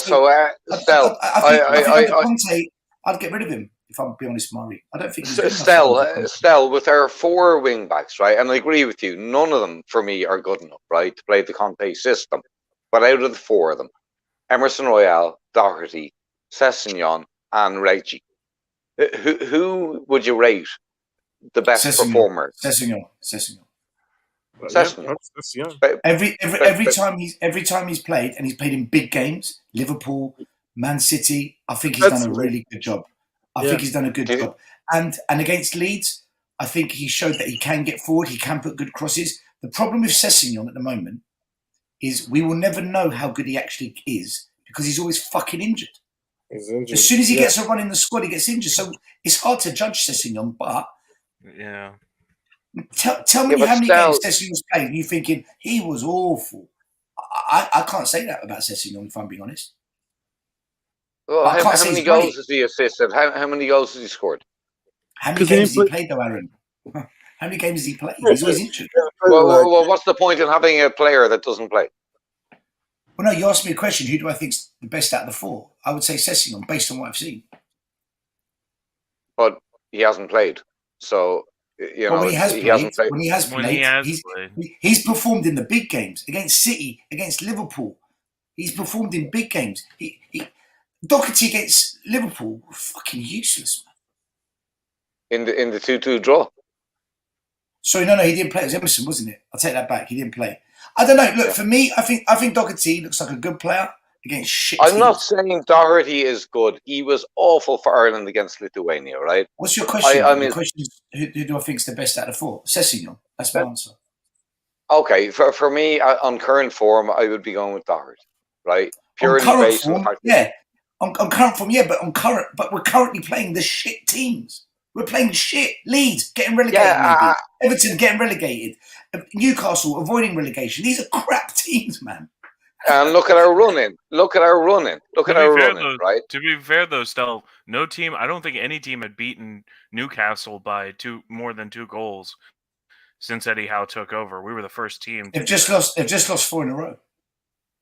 Yeah, I mean they're not good, but I mean we were the first to batter them like that. Okay. I mean, but they lost. Hold on, Stat Guy's been listening while he was telling his kids to brush his teeth and taking a wee-wee. Sessegnon has played 9 matches. He has 1 assist. That 1 assist was against Leeds United. In any other match, he hasn't done anything. Okay, so Sessegnon isn't in this conversation. Regulon. What's his defensive stats like, Will? No, hold on a minute. What's his defensive stats like? Which one? Like, which one would you like? The ones you're going to use to prove me wrong, because you're not going to use the ones I think. Well, I mean, that's what I'm asking you. What defensive stats would you like me to tackle? I watched Sessegnon. I watched Sessegnon shut Mohamed Salah out of a game. I watched Sessegnon shut out Manchester City out of a game. When I watch him play as a defensive player, I think he's the best of the 4. Going forward, I think I've seen enough to say there's a good player in him, but because he's always injured, he never gets to run a game. So I can't truly tell you that Sessegnon's good enough. So City, he was good defensively. For example, against City, he had 3 tackles. I thought Cess was good. I thought Cess was good away at Leeds United. But if I'm going to be fair, Leeds are shit. All right, everyone, I'm back, so we can continue talking now. Sorry, I was gone so long. I'm back. Thank you. Who's that? So against Liverpool and against Manchester City, Sessegnon was good. And so I brought this up earlier with Sava on Henry's show too. I think that when we see players do really well in big moments, that sticks in our brain more than the entire season as a whole. And that's why stats are important, because it can level us out. So Sessegnon had 2 good matches, which is Liverpool and City. Now, those are against great competition, so that has weight. It does, right? But when you're looking at the season as a whole... So, Will, he didn't play well against Leeds. That's 3 games. Against Leeds, he had 1 tackle, 15 pressure, the least amount of pressures. Cess did not play well against Leeds. Is that what we're saying? Well, that's like defensively, he had an assist against Leeds. Cess had a very good game against Leeds. Like defensively, it wasn't that great, right? Like if you're talking about his press section, Leeds didn't score a goal. What are you talking about? Right, I'm Yeah, saying you defensively. go. So I'm like just even say pressing. So pressures. That means him going one-on-one with a guy or pressuring the guy defensively, right? He was only successful for 6%. Was he told of his to press? pressures. Was he told to press? A pressure is not a press. So a pressure is but when a man. Yeah, but see, this is where I'm going to disagree with you, because when you defend, there's elements of there's defending, dictating, and denying. 3 stages of defending. Yeah. I don't need to press you if I know I can stand back a yard and show you wide and dictate the direction. Why would I pressure? Okay, so It depends on that defensive moment. Okay, so let me give you an example. Let me give you an example. Okay, so against Manchester United, he had 15, or Manchester City rather, he had 15 pressures. Not a press, but a pressure. Okay, 11 of those are in the defensive third. 4 of those are in the middle third, and 0 of them are in the attacking third. He was successful 25% of the time, right? Against Leeds, same number of pressures, 15 pressures. 11 in the defensive third, 3 in the middle third, and 1 in the attacking third. So almost identical, but he was only successful in 6% of those pressures. The rest of the time, he got burnt. So you're telling me players were skinning past Sessegnon in the game? Yes. No. I watched out of the 15 out of the 15 times that he went to go put pressure on somebody, he was only successful in stopping them once. But Will, how can you tell if he's put pressure on a player? No one can sit there and tell me what that defender's thinking. Closing him down, touch tight. That's what a pressure is. Will, I might get close to you, but then keep you there and show you wide. And you go past me wide, and I'm like, good, I wanted you to go there. So on your stat, the pressure might be unsuccessful, but as a defender, it was success because I showed you wide. I wanted you to step to that side. So the stat says, oh, the pressure was unsuccessful because he beat him. No, I sent you wide. Yeah, I so the averted pressure, you into the danger, which is the goal. Right. So a pressure is the number of times a player applies pressure, then in quotations mark, touch tight, to an opposing player who is receiving, carrying, or releasing the ball. He attempted 15 times. He was only successful once. But meaning that the player burned him. Did you say 14 out of? Did you say? So don't see how that makes Rail said not relevant. Did you say releasing the ball? A player who is receiving, Releasing the ball. You said carrying, if I press you, or releasing the ball. Right. So if I press you and you release the ball, I forced you to pass. That's a successful pressure. And so you're saying he's pressed the player and the player never passed the ball. Yeah, he was only successful in applying pressure, meaning the individual broke the pressure or the pressure didn't apply. It's a fact. I'm saying against City, okay, his 2 best games, Liverpool. So hold on. Your stats tell you something. Listen, against Liverpool, take in all context. They do, okay, in the particular context we're talking about, they define it and they're picking it up, right? So, for example, we all agree that he had a good game against Liverpool. Okay, in his pressures, he had 21 pressures, right? 6 of them attempts, 6 were successful, 28%. Defensive third 12, middle third 4, 5. It was a good game. 1 block, bunch of 5 tackles. What's the stat? What's the stat of when the pressure was unsuccessful? If we're going by your definition of an unsuccessful pressure, what then happened in the next phase? So I've gone to press, you've beaten me. What happened next? What's that stat? Recoveries, maybe? No. I'm asking if you beat me, but then the player next comes and gets the ball off you. Do you know what? Maybe I showed you into the traffic. Maybe I said, you know what? I'm going to send you into the traffic because I know he's going to get you. Right, but you're begging the question here. We don't know that that's the case. That's what happened with Leeds, right? Yeah, but that's what your stats are. That's what your stats are showing you. That's what I'm sure sure they may count for that. Is the whole hold on, thing. hold on, stop. Hold on, stop. There may be there may be a stat that covers that I don't know of right off the top of my hand that I can go and find it. But also, someone is simply now just begging the question, right? You haven't been able to demonstrate that is the case, because what I'm saying is the trend. We know he had a good game against Liverpool. The stats reflect it. We know he had a good game against Manchester City. The stats reflect it. The stats against Leeds United defensively don't reflect a good performance. But you guys are saying that he did. But there's no stats to reflect that I'm not right on the second phase, though. that I know of at this time.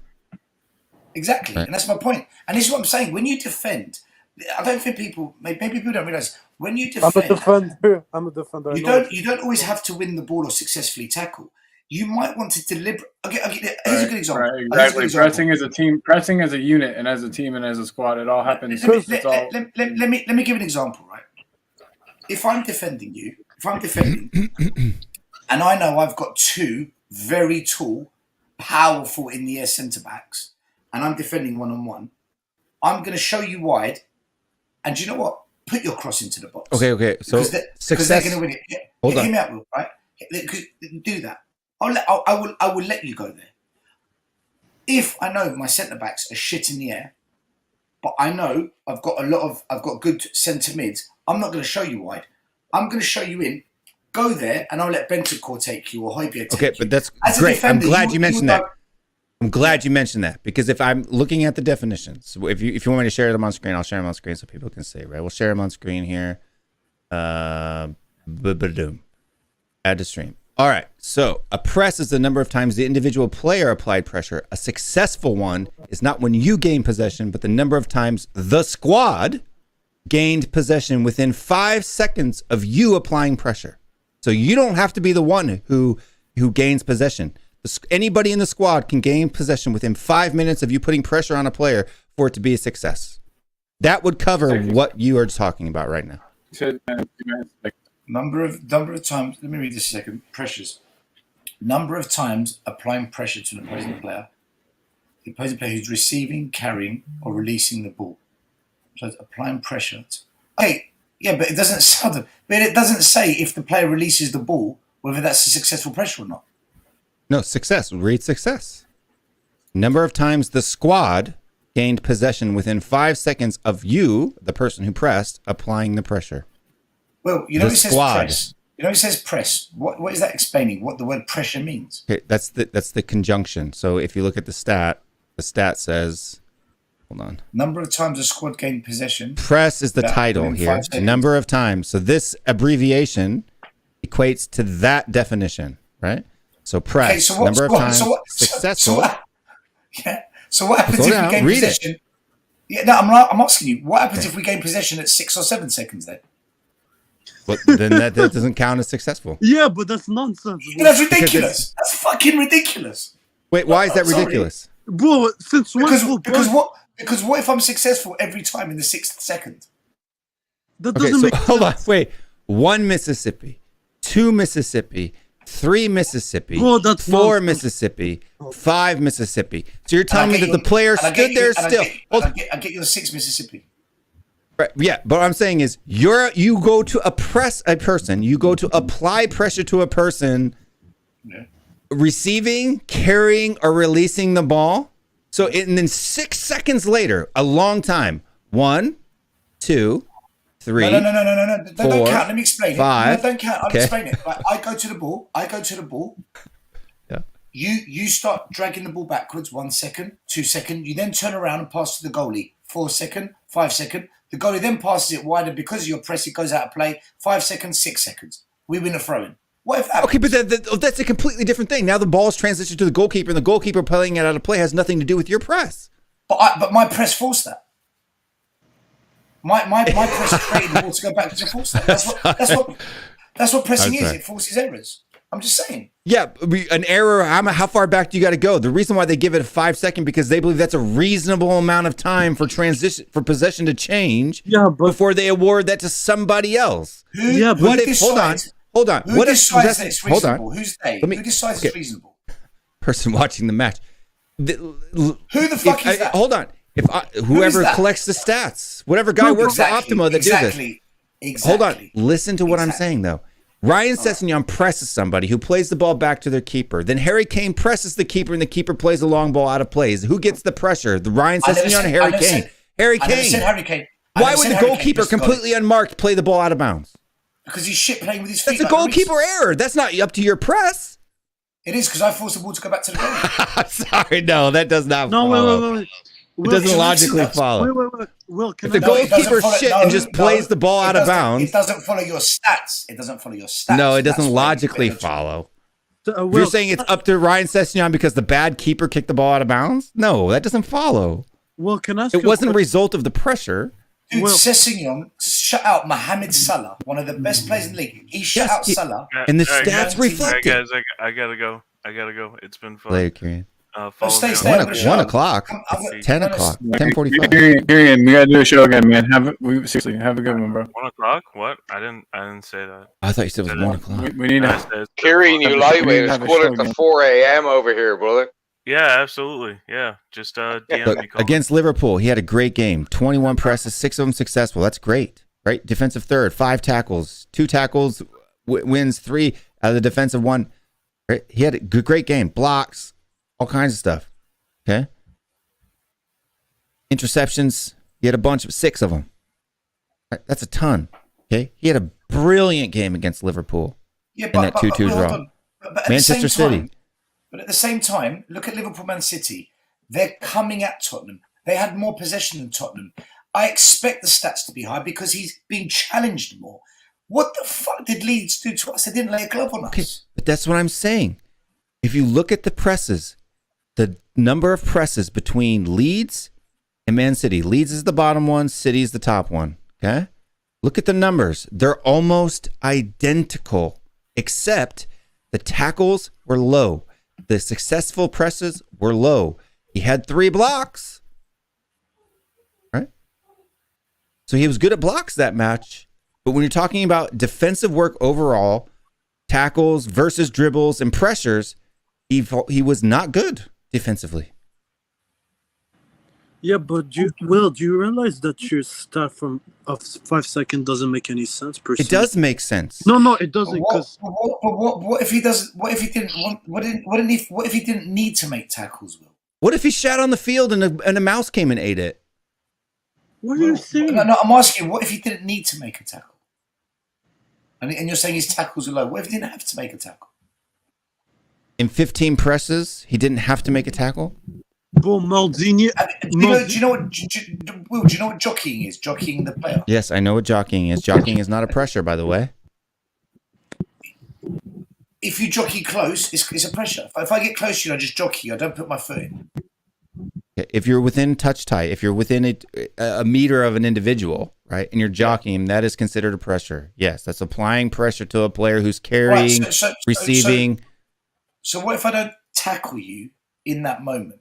I choose not to tackle you because I don't need to tackle. I don't need to put a tackle in. Mm-hmm. Then this stat's going to say that he's got low tackles. Well, that wouldn't mean tackle, but it wouldn't be included in the pressure. If you jockeying that player resulted in our squad receiving possession within 5 seconds, then that would be counted as a successful pressure. But that didn't happen. Do you know what the problem with these stats are? And I said it when I did a stat show on Real Tottenham TV. Yeah. We cannot look at these stats and take anything from them without looking at the visual at the same time. So for each one of these stats, so for how many presses did you say there were? 15? 15, yeah. Right. I need to see the video of each 15, and then we can proper analyze. But like this, it's impossible. There's too many unknowns. Together, if I just saw visual, but without stats, the visual's weak. I need to see the visual and the stats together.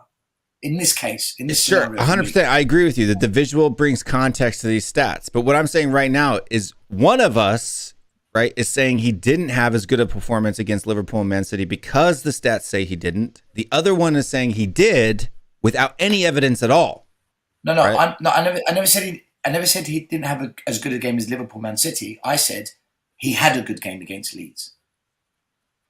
That's what I said. I never compared it to Liverpool, Man City. For me, I thought Sessegnon had a good game against Leeds. I thought the whole team did. Yeah, I mean, it's easy. But that's what I'm saying. Because we won so convincingly 4-0, right? It's Everton, too. You could say he had a good, second half against Everton? Or first half? When is that? That's when he went off injured, right? I can't remember. But he was injured against Everton. Yeah, so 5-0 against Everton, he had a good game, right? People think that. That's what I'm saying. Us attaching things to wins, right? Because if you look in the losses that he played 80 minutes in, right? Against Middlesbrough, he was horrible. Against Burnley, he was horrible. The whole team was horrible, right? Yeah, I was going to say against Middlesbrough and Burnley. But that's what I'm saying. So he's applicable. He's added into those Wolves. He was dog awful, right? Chelsea, he was horrible.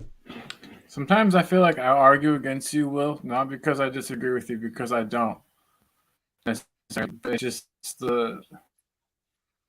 But what I'm saying is, cryptic column. It's okay. It's okay to be a contrarian just for the fact of being a contrarian. But what I'm saying is, if people are like, I'm just saying right now that statistically, right, and from what I remember of Ryan Sessegnon at Leeds, he didn't do a whole lot.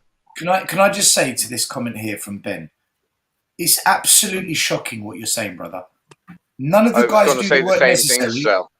I've got to say it, right? None of these guys do the work necessary to back their opinions. Someone please do work like Will to back up your opinion. Stell's the most glaring example. It's against YouTube rules. It's against the law, copyright laws, for us to use video analysis. How can I possibly show you video analysis to back up my opinion? I can't. Will can show his stats because by law he's allowed to put this up on YouTube. We could do some types of video stuff if we wanted to. Like if we wanted to make a show out of this, and I think for people that are watching the show, me and Stell have in the works to do kind of like a stats and tactics show together. We will do one, 100%. Yeah. But like to show a proper video analysis, like of in motion, YouTube just take down the video. So if the channel's based in the United States and we do it properly under fair use, it's not illegal. It's a good thing about doing it in the United States. Sorry, can I just add to that to Ben and C, was it? Stell is an incredibly analytical Stell's guy. not the most glaring example. Ben, I agree with you. There are a lot of people who don't do the background work necessary, but Stell's definitely not the most glaring example. He's just getting singled out on this one individual instance. Look, Stell comes from, and both Stell and Will are coaches, all right, Ben and C, so they're both very educated. I'm a coach technically, but I'm not a coach, dude. Oh, okay, but you're both, you both know the game, all right? I'm an armchair pundit. I'm somebody who played it. I'm someone who did trials and played it all my life. So everybody brings a different point of view. And I think what this channel, Will's in particular, does is tries to combine all the various different perspectives and analytics and statistics and opinions. So, you don't have to single out one person and be critical of them. I will disagree with Stell, or I would disagree with Will sometimes. And they will disagree with Mirinda, thank you for watching the show and thank you for it. By the way, to Ben and Mirinda, please keep your comments coming in because all opinions are welcome, by the way. I don't ever have an issue with opinions as long as you're not offensive, which none of you are. But to say you can't convince someone on hearsay as opposed to someone who's showing you the stats. Let me tell you something. I get players every single year signed to pro football clubs. I'm talking the elite Premier League clubs, Man United, Tottenham, Arsenal, Chelsea. Every year, I have no stats to work off. Everything I do in developing a player is off the eye. So I think until you've done maybe what I've done and developed the coach's eye, then perhaps you might see it different. But until then, I totally get why you would say what you're saying. But I'm telling you what you're saying, for me, is wrong. It's just downright wrong. Otherwise, how would I achieve what I achieve without any statistical analysis? How am I doing it? It's impossible. Yeah, but Ben, you need to calm down, mate, because I think Ben can say what he wants. Ben's allowed to speak. I don't know. Let him say. My point is that we've all got different views on the game. Some people come from different perspectives, like analytics, statistics, having played the game, having coached the game, or coaching, or being scouts. And I think it's fair to say that people in this group, they're made up of all these various different, elements. So, and Aaron, that's fine. But what I'm going to say too about especially the Leeds game with Ryan Sessegnon, I would agree with. I can see how Stell watching that match and all of the things that happened, right, could see or could have the impression that Ryan Sessegnon had a good game, right, because the entire team performed well, right. So our opinion of those players at that game are going to be elevated in general just based on the result and the performance overall. I think, and Stell, I think would probably agree, if he went back and watched that game twice and specifically focused on Ryan Sessegnon, I think that he would still have the same conclusion that he played well, but maybe not as well as he had originally thought. And that's just me. I know Stell, he's honest. If he were to go back and really watch it again, because I think knowing what the stats say, and this is why I always watch both games twice, and this is why I always look at the stats as well, is because I watched the game once for fun, and then I look at the stats and watch the game a second time, and I can see what the stats are saying. So are the stats influencing what I'm seeing the second time? Yes and no, because what it's allowing me to do is see the amount of times. Like if the stats say he was dispossessed 15 times, and I know that watching it the second time, I'm going to see all 15 of them, right? Whereas if I don't know that he was dispossessed 15 times, I may miss half of them and think he played better than he did. Right. I'm just going to repeat what I said because I want to just add to what Will said, and I want to answer Miranda's question. So Miranda's saying, but you can't say stats does not provide context. I never said that. You are now making stuff up. I said a lot of people do say that though. That's what he's doing. Yeah, but he's talking to me, and I'm saying, and I said it earlier, I want to see the stats and the video evidence of each scenario. I never said stats. I actually believe in stats, by the way. I believe in stats, but I want to see the video evidence alongside it. And to what Will just said about he was dispossessed 15 times, what I would be looking for is, was he surrounded by 3 players and did he have any options to pass? And if the answer is yes, he was surrounded by 3 players and he had no options to pass, I'm not surprised he was dispossessed. It's not a big deal. But I can't say that unless I see the video.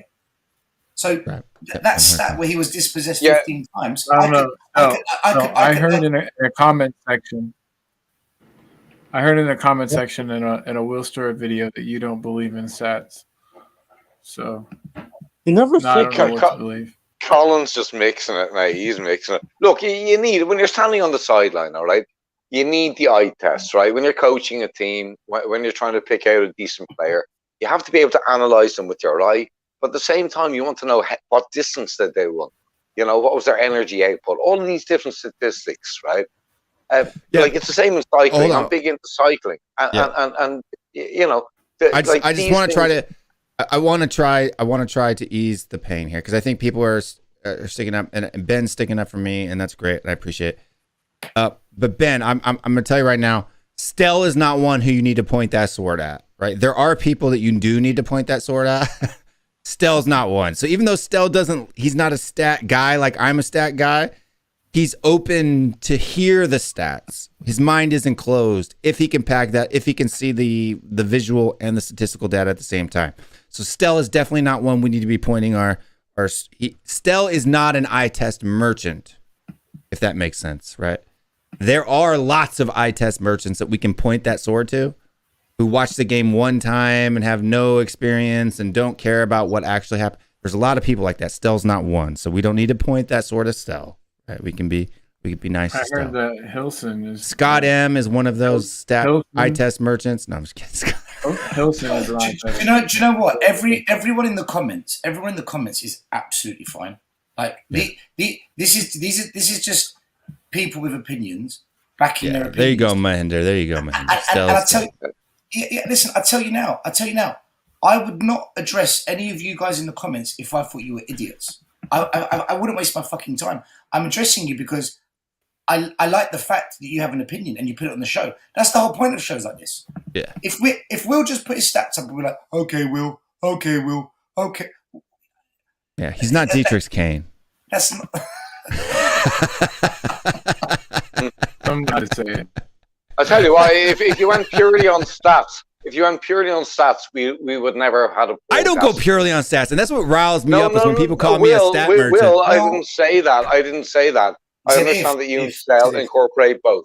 What I'm saying is, if you go purely on stats, you wouldn't have had a podcast because that guy gave the ball away so often, you know, and he was overweight, and you know what I mean. So like it's you gotta have a balance of both. You need the eye test and the statistics. Particularly in the modern scientific game.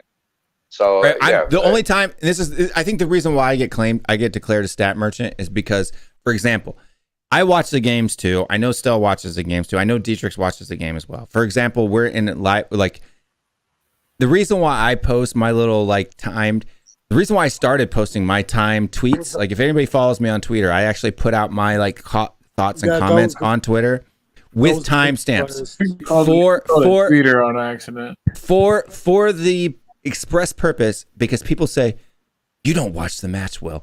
Now I have about 35 comments per match with timestamps that shows my opinion on events that happen. Dietrich Kane does it. We do the exact. Will? Why do you bother? Because I do this show and people come in. I like to keep receipts, so that's what I like to do. I like to keep receipts. A good businessman always keeps receipts, and then in live chats, I know Dietrich watches the matches because he always comes out and says, Kane, love Kane, cheese Kane, gang. Every 5 seconds. No, I'm kidding. That doesn't actually happen. But I know he watches the match. But in fact, this is what Dietrich says. Kane was shit today, and then later, Kane is the world best. Right? That's what Dietrich says. No, Now you're putting words in my mouth. I said he has a shit first half. Second half, he played well. That's different. You said he was man of the match. No, of course I'm chatting shit. You know me. That's why I'm fucking with Hey, Dietrich, I've got a hypothetical statistic. England are going to qualify first in the group. Ukraine number 2, Iran 3, and America 4th. Oh, you Sorry, lost your Will. mind. It's a hypothetical statistic, Will. It's not a hypothetical statistic. It's not a hypothetical. Yeah. So, guys, I'm going to head off. Thanks for having me on. Yeah, Shane, tell people where they can find you on Twitter. Just find me at Shandy_Spurs on Twitter. Yeah, and people go follow him on Twitter because people go follow him on Twitter because he's actually more popular than me on Twitter. He's got like thousands of followers, only a few hundred. I have 27. 1,000. Okay, guys, have a good night and good morning, and I'll catch us all later. All right. Thank you, Shane. Pretty that. Well, I have a question. Guys. I have a question. Is that Ben KC? Is he normally on your chats? Because that's the first time I saw. Yeah, he's been in chat a couple times. He watches shows. Yeah. Are you sure it's not the other guy? Hey, look. All of us have fans, so don't be getting nasty with mine. Like, it's okay for Will to have some stands too. Oh, all right. No. I don't. It's okay for Will. It's okay for people to have Will to have stands too. No. I don't hate your fans, of course. Compared to other YouTubers, no. Yours are the best. Under class. Will is not pure stats, just like Sun isn't purple patch. There you go. Are you sure that isn't you, Will, typing this? I swear to God, it's not me. He's Ben from Kansas City. I don't live in Kansas City. Oh, KC is that? Oh, Kansas City. Ben from Kansas City. I just want you to know. That's right, Ben. That's right, Ben. Will watches the matches and also digs in the stats. Big deal. Big up, Ben KC. But, big up. Ben. Seriously, big up. But, good man. Top of the morning. From the Midwest, so that I have a Kansas question. in the Midwest. It's more just. Go ahead, Dietrich. But I have a question, guys. Like, I'm not saying that we don't need stats in football, but why do you have a person like a big manager like Pep Guardiola saying that stats are nonsense? Okay, so you're gonna use that argument now because I can show you the exact same. Hold on, stop. You brought it up. You fucking brought it up, Dietrich. No, I didn't finish. I said. No. I say that's not. But if Guardiola ruined everything, Dietrich. I think we need a detox. Good night, Dietrich. Dietrich, do you know what it is? I can answer this question, right? Yeah, go ahead. It all comes down to your best way of operating as a human being, right? And I'll give an example.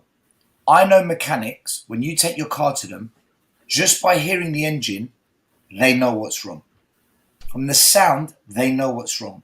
Yeah. But then they'll lift up the hood, they'll have a look just to confirm, okay, it is the carburetor. I knew that, but they'll tell you before, they'll say, Is your carburetor? I can hear it.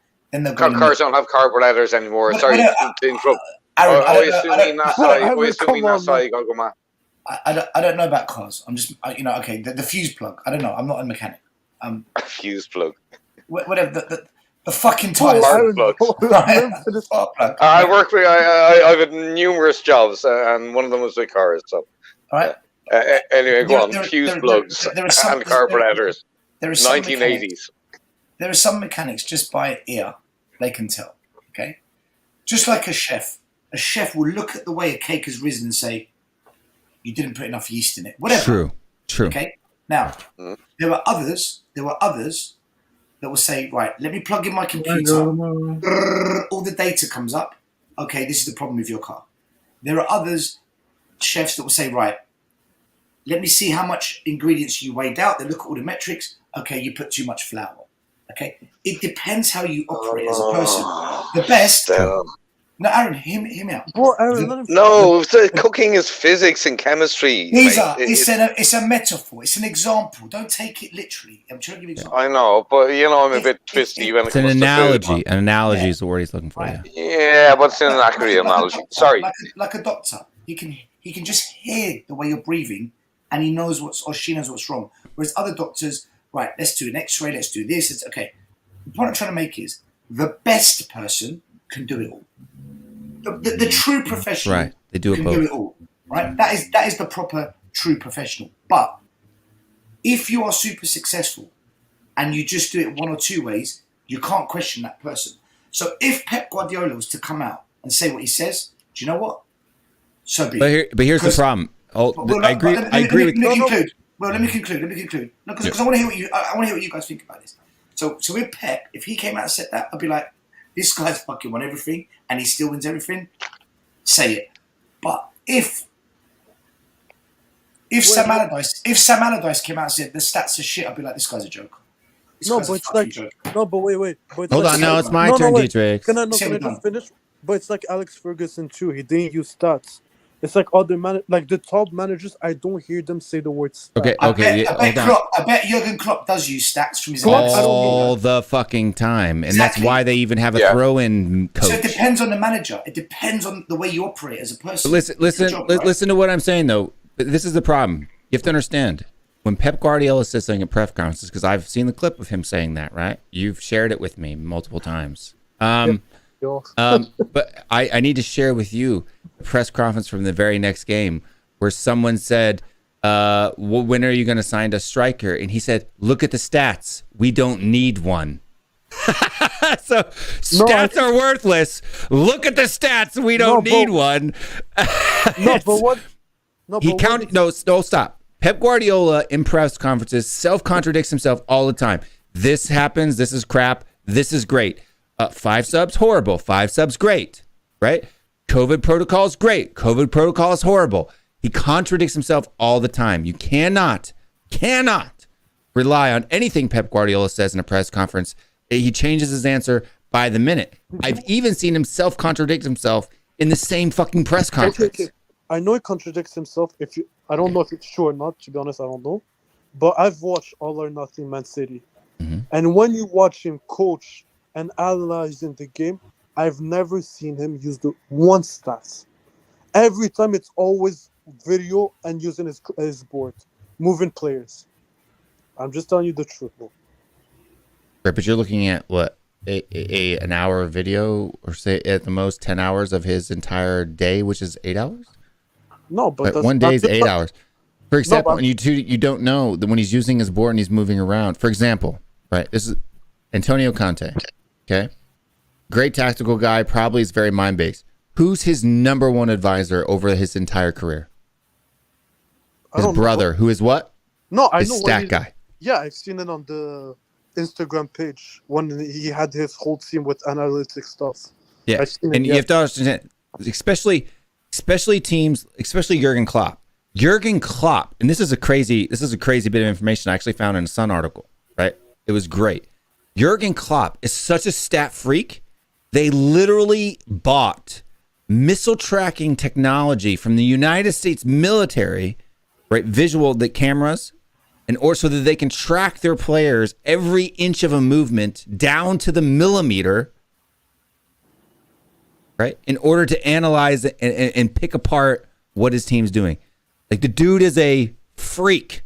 Like, I wouldn't even have thought to use missile tracking software. Well, what does the guy in the comments mean? It's an edited show. That's proof right there. What does that mean? Oh, he's talking about the Man City show. It's an edited show. Yeah. Okay. Listen, just about Alex Ferguson. You're welcome, Ben KC. No, I appreciate Will's efforts. It's the most through Spuro's analysis on YouTube present day. Thank you. I appreciate your opinion. And thank you for the $5. Appreciate it. Love you, Ben. Love you, Ben. I want to give Ben time because I know when you super chat, you have to give him if you don't, I'll kick you out of my show. Yeah. So. Yeah. Listen, big up to Ben. He's allowed his opinion, and he was never rude. Ben was never once rude. Yeah, he didn't call him any names. By the way, he was cool. He had a different point of view, and I can understand that. Mirinda wasn't rude either. They were like, "Come, it's good. I like fans like that. They push us. They push us. I like it." Yeah, and it creates debate, and we all have very differing views, and we all come from a different perspective. But what I would like to say, Dietrich, you mentioned Alex Ferguson, and the guys were talking about Jurgen Klopp. Now, I think if you look in the middle of that, you got to take somebody like Roy Keane, who we all thought was going to go on to be a brilliant manager, but he came out of the Ferguson generation, and he didn't want to accept the statistical and the computer analysis generation. And that's why he failed. A man who should have been a top manager was caught on the cusp. No, look, listen, football has moved out. No, hold on, Dietrich. Aaron is right. Both Wenger and Sir Alex Ferguson, right, aged out of their positions and got beat up, right? The reason why Arsene Wenger fell out of position, not so much players, it was the fact he was not willing to adapt to modern football, modern styles of play, modern ways of analyzing the game. Why did Brentford come out of League One all the way up into the Premier League in the fastest rate ever possible? Is based on what? Their use of statistics in recruiting.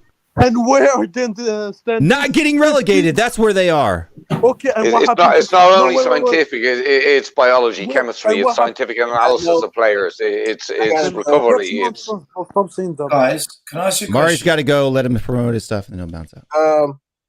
Mari's going to Mexico. We're going to recap the game. We're also going to just congratulate our sister Kirst with her position. Yes, congratulations, Kirst, for her game 2 for Spurs. So she's Spurs ambassador. So we'll also interview her, and that will be on Wednesday. But that note, great victory today, and let's see if we can get top 4. A game at a time, and that's it. I'm out. Good night, Mari. Great to have you, man. But Mahinder's come on. He's not having it. He's come on. What's going on, guys? Good to see you on board, brother. And cheers, man. No, I just wanted to come on. I just wanted to tell Will, you got a great show, man. You're doing lots for the community. Appreciate it. Stell, brother. I have no issues with you, man. Yeah, I'm all right, man. Listen, big up for coming on the show. Do you know how many fans don't come on? And we say to them, come on and speak. So big up to you, man. A little nervous, man. A little nervous. Don't be nervous. We don't bite. Not that hard anyway. No, it's good to have this conversation. Don't worry about Dietrich's. Only worry about Dietrich's. The rest of us. No, Colin's a scorpion, man. Watch out for him. I just said your name. What was your name?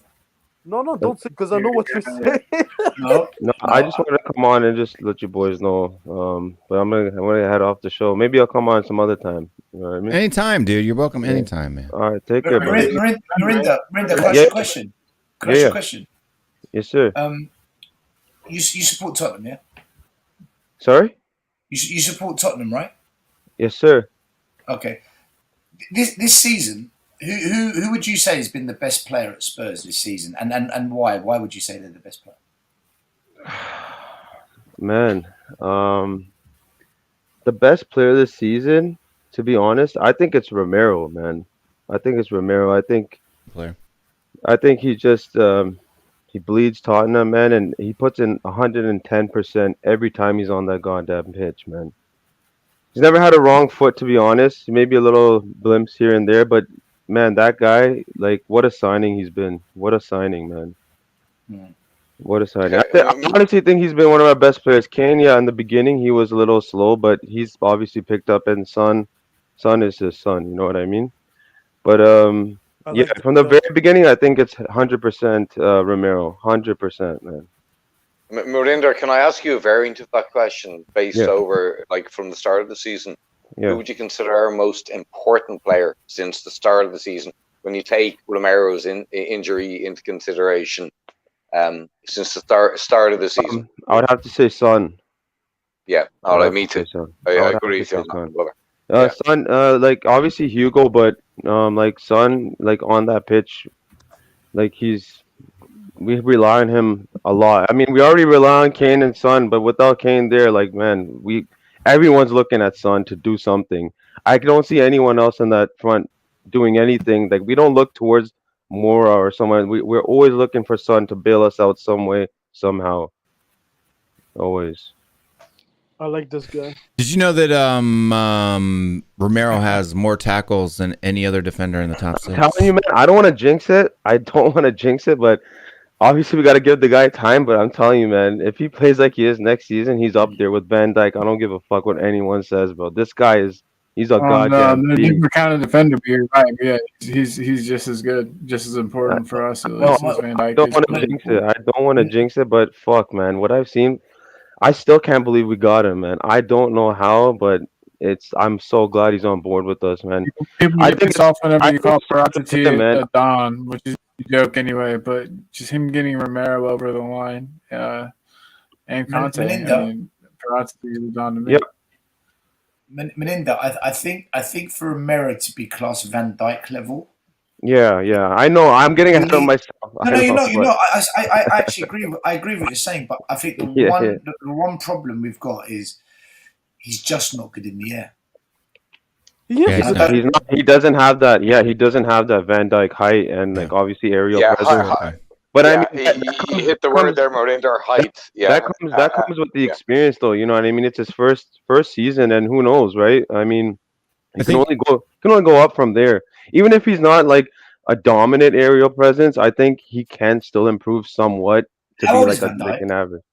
Van Dijk is like 29, 28. But what I'm saying, he's got 8 years on him. Okay. Yeah. What I'm saying with halves Romero, always take time, man. You know. Yeah. What I'm saying with because the way Romero is, like as far as like pressing 1v1s, tackles, blocks, he's light years above Van Dijk.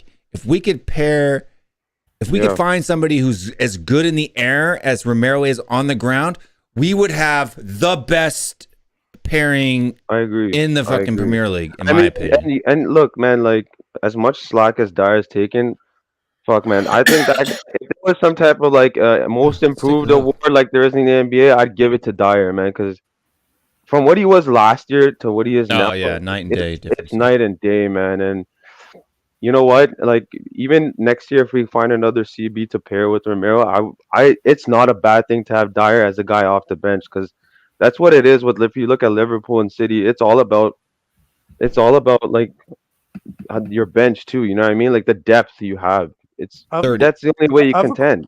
You know what I mean? I have a question for Moninder. Is it Moninder? Yes, Moninder. Yes, Moninder. Yeah. Moninder, I have a question for you, brother. Yeah. If we go next season with Bentancur in midfield, do you think Højbjerg is his partner, or you think we should upgrade on him? Listen, there's a lot of, as we all spoke, and like I've heard all you guys say, like there's other positions that we have to address first, as obviously being the wing back positions, right? Yeah. But I like Højbjerg, man, I do, but like I know where you're going with this, and I think we can upgrade with Højbjerg, but I think the pairing is solid enough, man. To be honest, I think it's solid enough. Plus, we haven't seen Skippy come in yet and really give like a full season. Skip could be that signing that we're looking for, right? we got to give the guy a run. He's been injured. He's been on and off, and what we've seen so far from him, man, I think that is the signing. You know what I mean? If we can stay healthy next season, our midfield pairings are like, it's pretty good. It's pretty good to compete. So I just want to just kind of take a look at this too as we're talking about Romero too, because as everybody knows, I like the facts and the stats. So Christian Romero, if you just look at this, like the number of tackles, where he's performing these tackles at, he's light years, even with only 15 appearances, compared to almost an average of 25 appearances between all the rest: Van Dijk, Maguire, Ben White, Antonio Rudiger. Light years better on the ground in the tackle, in the 1v1, taking the ball off of people. But Will, that's why your stats are a bit wrong, because Van Dijk doesn't tackle. He just derails the forwards. He almost never tackles compared to Romero. Romero goes after you. Okay. I didn't say that Van Dijk is a tackler. I'm saying when it comes to tackling, Romero is light years above all the others. So if Van Dijk doesn't tackle, then that is, by definition, light years better than Van Dijk. Okay. Van Dijk also doesn't have to get put in as many situations because his midfield's a lot better too. Yeah, but I'm just saying it's not. That's all I'm saying. Yeah. I'm not saying that Romero's a better. We need that guy like Romero, man. Like after Vertonghen left, like after Alderweireld, like man, like Romero is just he's an angel, man. Fuck, man. And look, if you want to look at versus dribbles, right? So when a Van Dijk does a tackle, he's far more successful at it. He just doesn't do it a whole lot, right? So I'm not saying that Virgil van Dijk is less of a defender because he doesn't do as many tackles. What I'm saying is, I know you didn't say that. Yeah. But even when you're looking at the percentage, right, Romero still finishes in the top 3, right, out of your top 6 defenders. And I just threw Eric Dyer in there just as a comparison. But this is what Stell says about him not being good in the air, right? And you look at pressures, success rate and pressures, he's also like, in the top 3 of this, and Eric Dyer being one as well. But when you look at where's the aerial battles? Will, could you also bring up? Sorry, I know you're studying there, but could you also bring up the amount of yellow cards Romero's on, and will he have a possible ban when it comes to the big games, i.e., versus Liverpool and Arsenal? Yeah, but so when we get into aerial, I'll bring that in a sec. When we get into aerial duels here, you can see that Romero is like bottom of the table when it comes to aerial duels. So if we could get in a guy who's as good in the air as Van Dijk, who could we get in? Like or Maguire, someone slightly taller.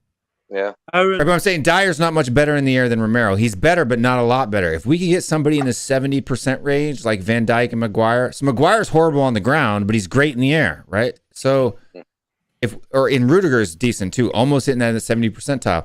If we could get somebody, if you take Romero's on the ground stats in his 1v1s, into tackles and doing that stuff, and we could pair it with somebody like a Van Dijk or a Maguire who can win 70% of their aerial duels, I think we would have one of the best defenses in the league. You're all going to kill me, but I'm going to say Joe Rodon. You're going to kill me. No, I know. I even said. I don't think Joe Rodon's that good in the air though. But he's good. on 8 yellow cards. He is, mate. He is for Wales, man. He's actually pretty handy. Well, again, this is just the eye test. Aaron, there's the second one there. He's on. I could bring Joe Rodon in there and put up all stats. It's actually couldn't get a run in, but you know what? With these last bit of games left, I don't even care if he's on or not. To be honest.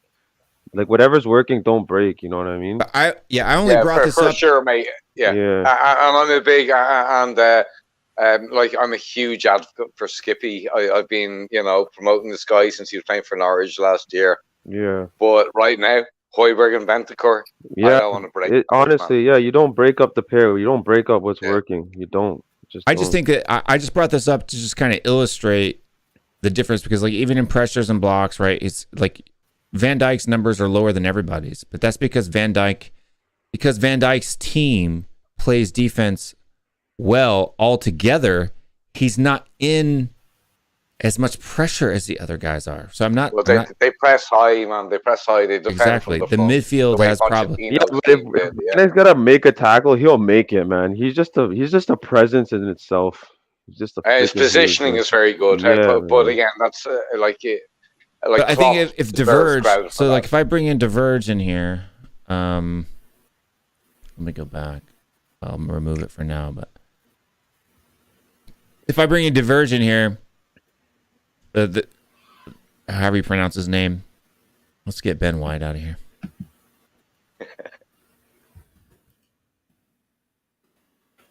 What's his name from?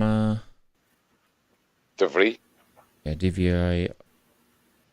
I think we all have different pronunciations on this one. De Vries. Yeah, I say DeVry. I know. I was Yeah. just thinking we need to come up with like Stefan de Vries. You see, I say Netherlands guy. I pronounce it as E because I learned German, and I is pronounced as E in German. So Because he's younger than Van Dijk, right? He's younger than Van Dijk. Here, I'll bring it up again.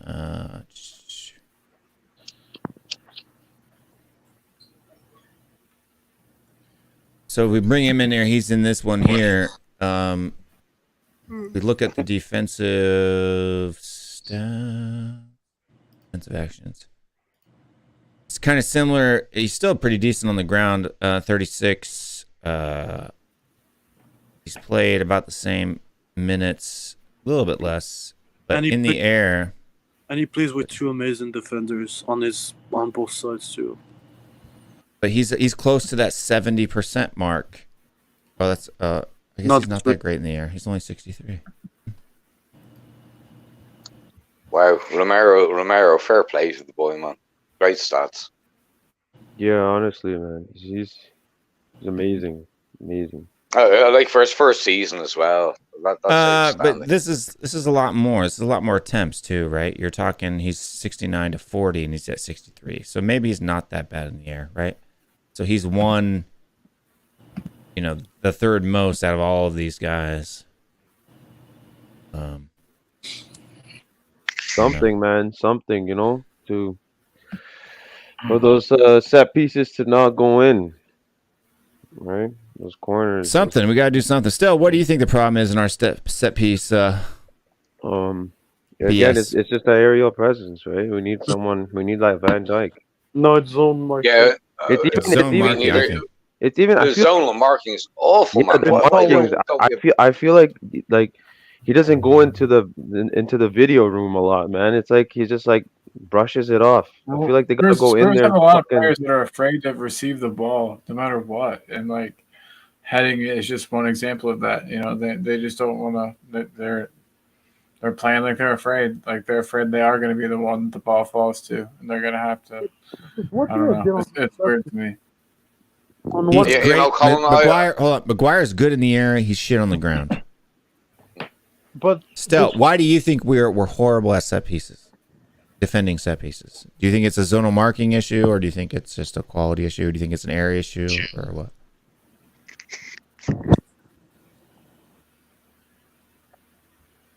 Well, if you look at the set pieces we concede, they're all headers.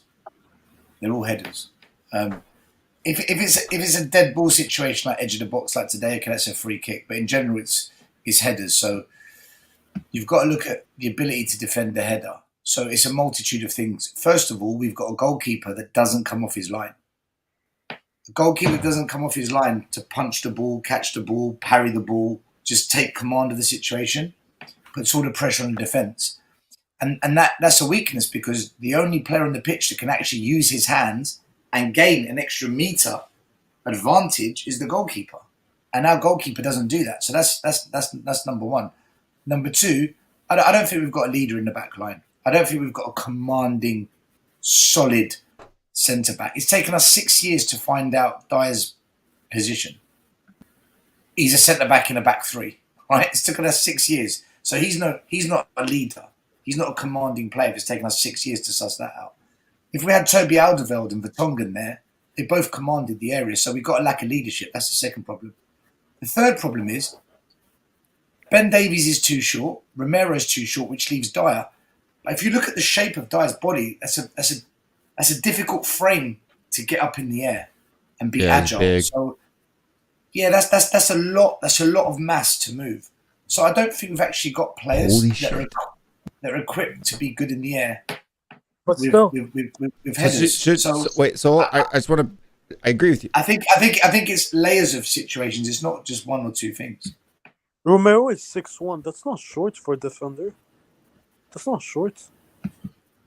But for a centre back, that is. Bright. Yeah, it's not too tall. 6'1's not too tall. 6'2", 6'3", 6'4 would be great. Bryce asks, Will Stewart, what is Milinkovic aero stats like? He's the huge Florentina center back. 78%. What? So is he the guy we should be targeting with Romero? No, because he plays on the right side center back, not in the middle. Right, but I'm saying if we put him in the middle, it won't work. He's not a leader. See, can I just interject here? Because Antonio Conte made it very clear. When we sign players, we need to make sure they have the attributes for the Premier League. And too often, Spurs have bought players that might be technically good, or they might have a stat or a particular quality that's good, but they can't play in the Premier League. He's mentioned that in his conferences. So I've got nothing against this guy. If the stats add up and scouts go and watch him and they say, yeah, this guy, he ticks all the criteria, I'm happy for us to bring in a player like this.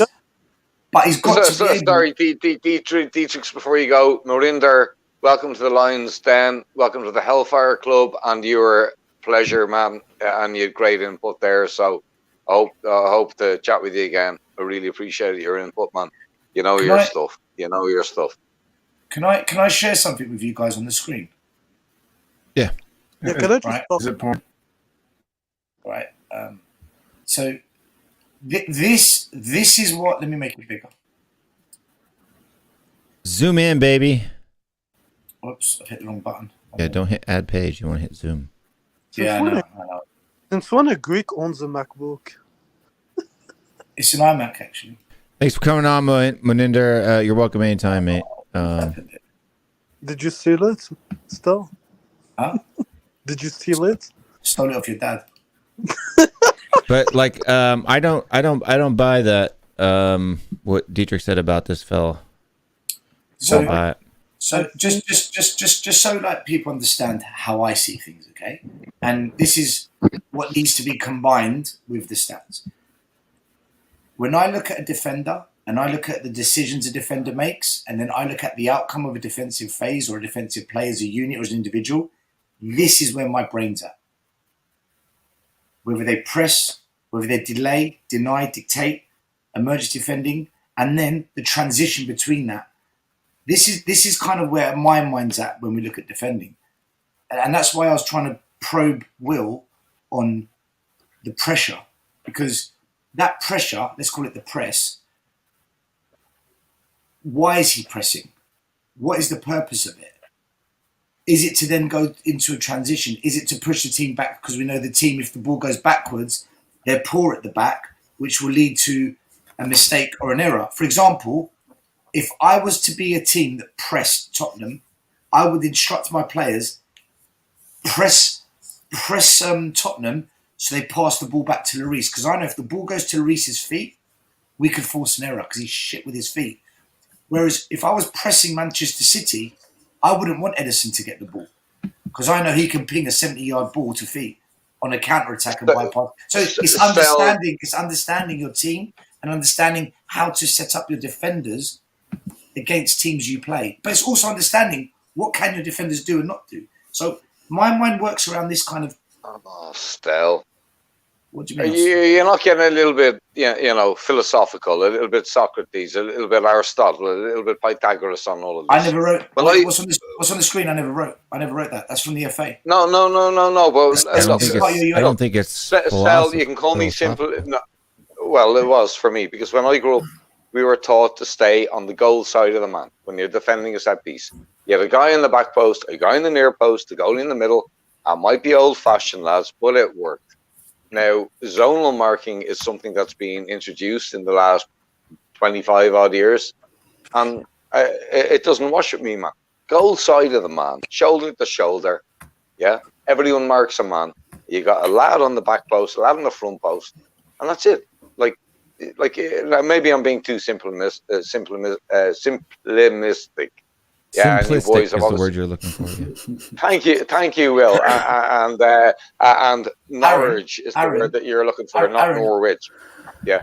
Aaron, I said it's about understanding your players and understanding your position to know how to apply your defensive principles, right? I'm just giving you. I'm going to ask you a question. I'm just sharing with you a map of where a coach's brain is at, right? To answer your question about zonal marking, there's no wrong or right in football. There's no wrong way or right way. As long as you, the manager, can make it work for your players. Look at Antonio Conte's system. He's taken pretty much the same team, give or take 2 or 3 players, that Mourinho had, that Nuno had, that Mason had, but he's got them playing his system. This system might not have been right for Mourinho. It might not have been right for Poch.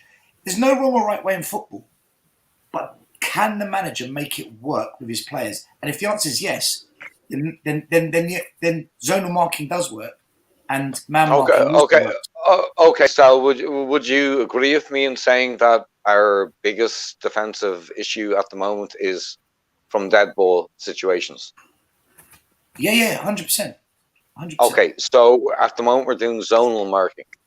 So what I'm saying is revert back to a slightly more traditional, old-fashioned style of defending when it comes to set pieces. I don't think we are doing zonal marking. I just don't think we know how to. I don't think we've got the players to do it. I told you, Lloris doesn't come off his line. He's terrible at set pieces. He's awful. I agree with that. He's a great shot stopper. He's a fantastic, and I love him. I think he's our best goalkeeper since Ray Clemens, mate. Yeah, but at set pieces, he was good under Poch because he had Vertonghen, Alderweireld, Dembele, Wanyama, all big, powerful players. We haven't got that anymore. Bentancur helps. Højbjerg's not good in the air. Ben Davies isn't good in the air. So really, there's only 3 players that can, out of the defensive team, that can defend in the air. And 2 really. It's Dyer and Bentancur. But Harry Kane. Harry Kane's one of our best, defenders from set pieces. The problem is, if you get Kane to go back and for a set piece to defend, what happens if we transition to a counter attack? Now Kane's out of the game. So it's a problem. We need better players. But we have Sonny's pace. And that's why I think this dude. That's why I think this dude, and this is still Milinkovic. I don't think he's that bad. And looking at his percentages, like in the air. He's like 97th percentile in the world, bro. This is men's top 5 leagues played in Europe. And you're saying he's not? Yeah, he's a young guy, but not a leader. He's not bad in anything except for maybe rash challenges. Can I answer this question? Even ask Marcelo. I think he's phenomenal, but he's not the main priority at the moment. He's not a leader. That's why he's getting exposed in the back 4. This guy's a right side center back in a back 3. Right, but what I'm saying is that's fine. But what I'm saying is, we need. Look, Mr. Stat Guy. If Mr. Stat Guy's picking players, we've got Romero, one of the best one of the best defenders on the ground. What does he lack? What is his weakness? Aerial shit, right? So who do I need to add to him in order to build a good squad? A guy who's decent on the ground. Hold on, no, you don't need a leader. I need a guy who's decent in a back 3. I need a guy who's decent on the ground and a guy who's decent in the air. Boom, we bring in Milinkovic. Then I can bring in Diverge and put him in the middle of both of those guys. And now I've got a set of 3 guys that can actually play something. Who's playing left side center back? Both of them. Does he have to be left-footed? According to Conte, he has to be, yes. Okay. Guys, do you know who I would sign as a centre back? And I wanted him at Tottenham, and we didn't fucking make the deal happen, and we fucked it. Do you know who I really would like at Tottenham? And I think he'd be a quality centre back because he was fantastic next to Fofana. Fofana went to Leicester City. Now that Fofana's fit and healthy again, Saliba. William Saliba is a quality centre back. But Arsenal will never sell them to us. They don't play him. He's on loan every year. But he's gonna sign with Marseille. Watch, he's gonna stay with Marseille. Fofana and Saliba together were such a good young partnership. Fofana for me is fantastic at Leicester City, but Saliba in the air was better. But why do you think he's been nominated? I can't say the word. Because you asked for it, Dietrich. Yeah. Boom. Miles Robinson, the left center back for the U.S. men's national team, plays for Atlanta United. He's a good player. 74% in aerials won. This guy is 6'2" and an aerial beast. I don't know. And it would cost us like $2 million. Or £2 million. I got one for free after watching Celtic play Rangers. Kyle Walker, Cameron Carter Vickers. No, he's not tall enough. Look, no, stop. I'm talking about guys good in the air. Right? He's good at his feet. Look at his pass targets. Number of times player was targeted with attempted pass. I'm telling you, Miles Robinson, for the price, 25 years old, good on the ball, right? Look at his carries. He's in the 90th percentile among defenders. Total carrying distance, 94. Great on the ball, great in the air. If you want a left-sided guy, cheap, Miles Robinson for the U.S. men's national team. Okay, but if you tell What me... about that? Hang on, mate. He's playing for Atlanta United. He's not good in the air. He's not that great in the air. Great middle. He'd probably be a good Dyer replacement, but not so much a good Davies replacement. He's right-footed as well. Who? Will, he's playing in the MLS. DeVry is not left-footed. No, he's not right-footed. He's left-footed. That's what I'm saying. He's left-footed. He plays on the left side. No, he doesn't play in the left. He plays in the middle. He's too slow to be on the left side anymore. He's in the center now. How old is he? How old is he? He's 29. 29 turning 30. I still can't believe Aaron said Carter Vickers. I love Aaron. Yeah, mate. Did you see Celtic play Rangers today? Carter Vickers was immense, man. He scored the winner and cleared everything. Base. He's right-footed. I told you. That's such a. No, he's left-footed. He's right-footed. Aaron, you said he's right-footed. He's right-footed. Don't tell me he's left-footed when it says right. Can you read? What does that spell? L-E-F-T? I don't fucking think so. Stop with it. It's hotter in the desert when it's 32 degrees there and 34 in Arizona. What's the stats? Go down to the stats. Let's see his stats. Still, I'm Celtic. Just getting it in there before the American lads kick off again, right? I'm Celtic.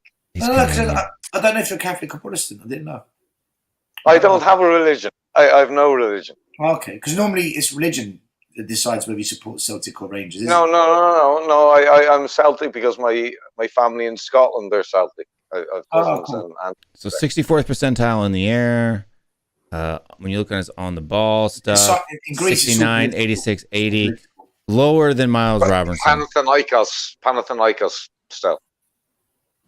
Yeah, you have a left wing, right wing, or you're useless.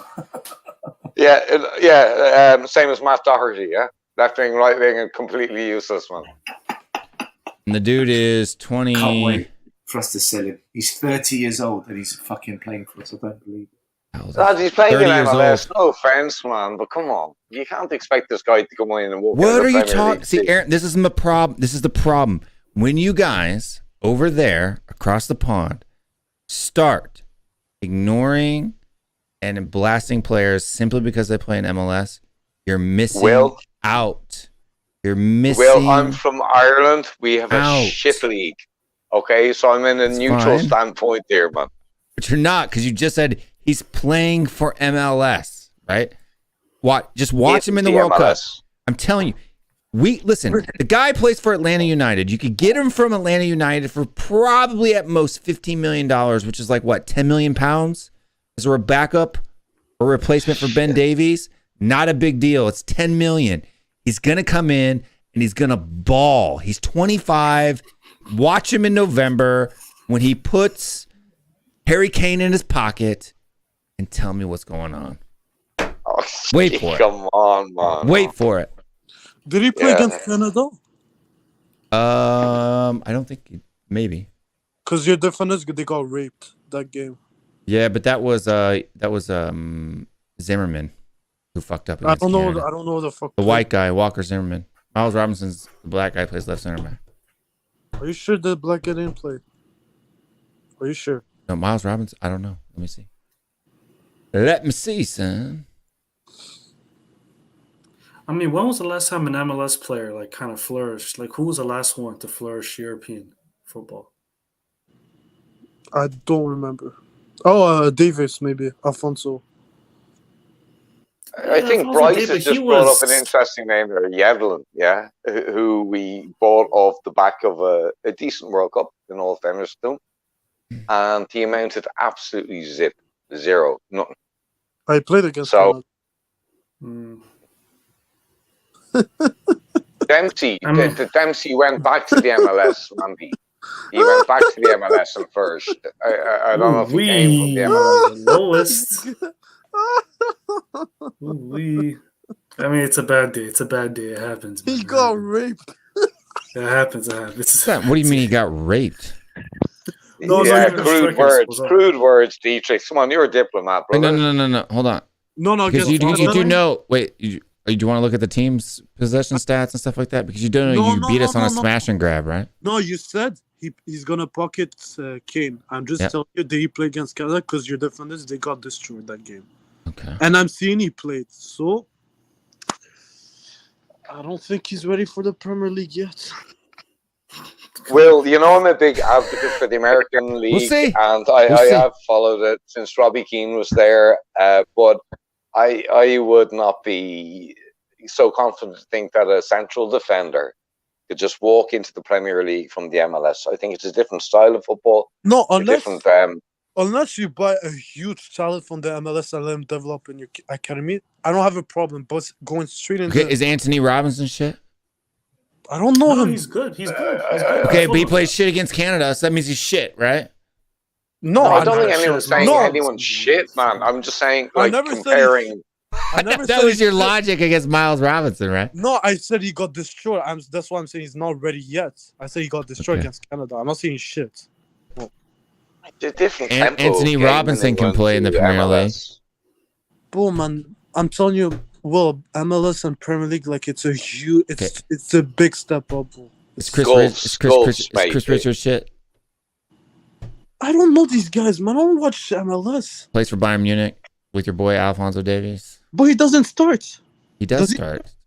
No, he's actually played. Hold on. He's actually started and played in the Champions League for Bayern Munich. Now he's on loan since January to Hoffenheim. Yeah, but still, like, but you said on loan to Hoffenheim. Since January, hold on, he's got appearances in the Champions League. If you think I'm lying, let me pull up his personal details. But there's one guy like from our academy. He made a he played against Leipzig when we were in Champions League with Mourinho. That doesn't mean anything, bro. Yeah, because Atletico Madrid. Okay, look, he had a 6.4 with your favorite side. Okay. No, he's developing, man. Just give him time. He's 22. Yeah, I never said he's shit. I'm just saying he's not ready. Okay, 22 is okay, because that's is he a center half? Yeah, he's a center half playing in the Champions League. Getting minutes in the Champions League with Bayern Munich. Too young. Well, as I've always said, defenders take time to develop, like a bottle of wine, all right? So 22. He just went to Bayern Munich this year, right? Played the first half of the season with Bayern Munich and then went out on loan to Hoffenheim in January. Realize he's never going to play. Why did they loan him out? Huh? Why was he loaned out? Because he's 22. The reason why he played in the first half of the season is because what's his name from Bayern Munich was injured. Because they have so many defenders injured. That's why he played. Right. But when he played, he did decently for a 22-year-old. And why did he get a 6.4 in the Champions League? 6.8 million values. Not too bad for a 22-year-old, in fairness. According to SofaScore, it's pretty bad. I don't look at SofaScore unless Will shows. No, I'm just... One match, 7 against them. 6.8 against Red Bull. Bro, that's right. So out of three times playing and 1 time starting in the Champions League, right? He didn't do horribly. Okay, go down. Red Bull being Vienna or an Austrian team, yeah. I mean, what's the argument? Like, are you trying to bring him to Spurs to start or something? Like, I don't get it. What's the? Yeah, I don't get it either, bro. I didn't say bring him to Spurs to start. No, he's saying I think I asked him if he was shit. I never said he's shit. I'm saying he's not. No, I never said that either. Aaron. Yes. Sorry, just something that popped into my head that I forgot to say to you. Because you were saying about man marking and yeah. And what do you call it?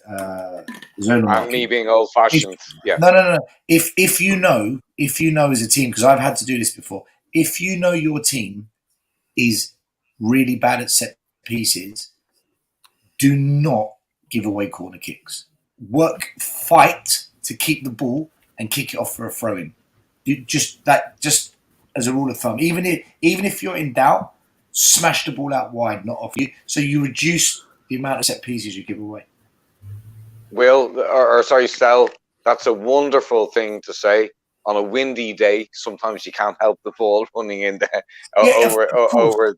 Of course, but if you're thinking, don't give away a corner, don't give away a corner. If you're thinking that, you will. Of course, never give away a corner. Always go for it's same in rugby. Always put it to the byline, not the touchline. Yeah, of course. I got to go PP again, but I just like to say before I go PP, we are talking about Dietrich Kane, who said Emerson was going to be a class right back for Tottenham Hotspur. I got it wrong. Just saying, you get it wrong all the fucking time. This is what cracks me the fuck up. This is what cracks me. You're a stat merchant. Will, you're a stat merchant. Will doesn't know shit about football. My prediction about Brian Hill was right. Lo Celso was right. Emerson was right. Bentancur was right. Kulusevski was right. Why is the stat guy always right, but the people who are eye test merchants are always fucking wrong? Answer me that question while I'm listening to you while I take a pee-pee. Oh, Will. You're splitting it up again. Tell me why I'm right thing. We agreed earlier that it's a combination of both. I have to answer that question. First of all, Will said that Harry Kane wouldn't get to 10 goals, but he did. Exactly. And he said, you cannot say quietly, and he quietly got rid of the tracker after that. Yeah, and the tracker's disappeared. And you cannot say H is a flop. You can say Emerson, yes, but H, it's not fair. So no, I want a Doherty tracker from now on for the amount of assists and goals he gets. Man, no, Aaron, I'm not insulting you or anything, but I hate people when they say, "Oh, now Doherty is a good squad player." No, he's not. Get him out. Dietrich, you know I'm tongue in cheek when I talk about Doherty and I call him Cafuherty and Dohertino. You know I'm taking the piss, mate. I'm Irish, man. I know he's shite. I know. Guys, we got a super chat from Mama Coates and she's about to go. I think we should do it because she's about to go. No. Yeah. I can't put it on the screen, Mama Coates, but thank you for super chatting with channel for $10.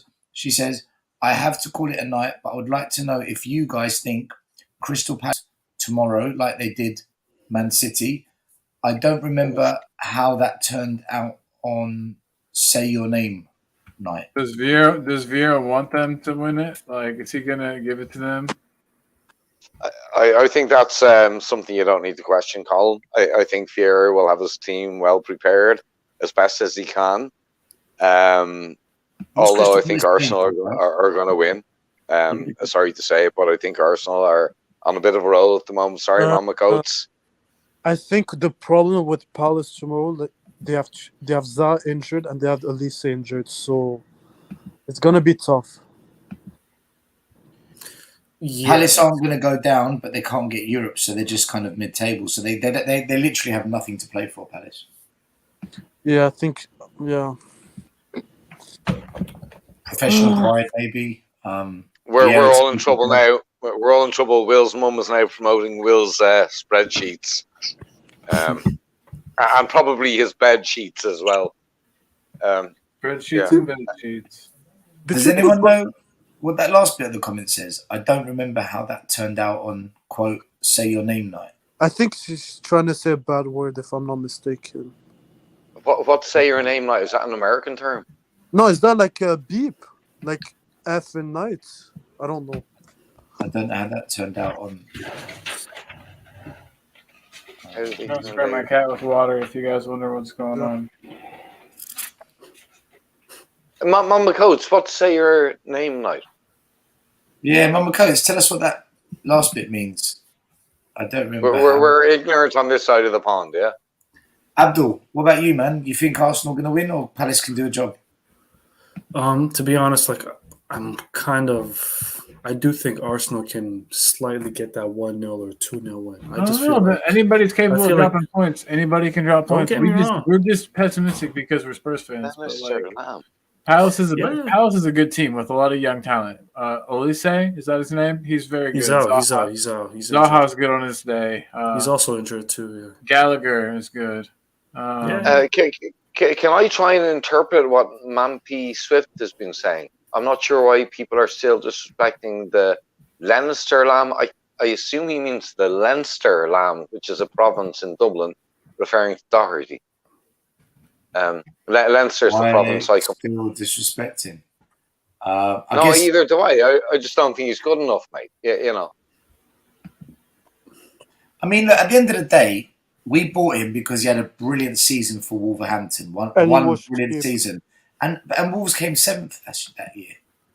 I just personally, for me, when I look at Doherty, I just don't see a player that can lead us to a Premier League title, and that's what Conte wants. Conte wants to win the league. He said it. I want to make them competitive, to compete with them, and deep down he wants the league title because that's what he always does. Do you see Doherty lifting a Premier League trophy?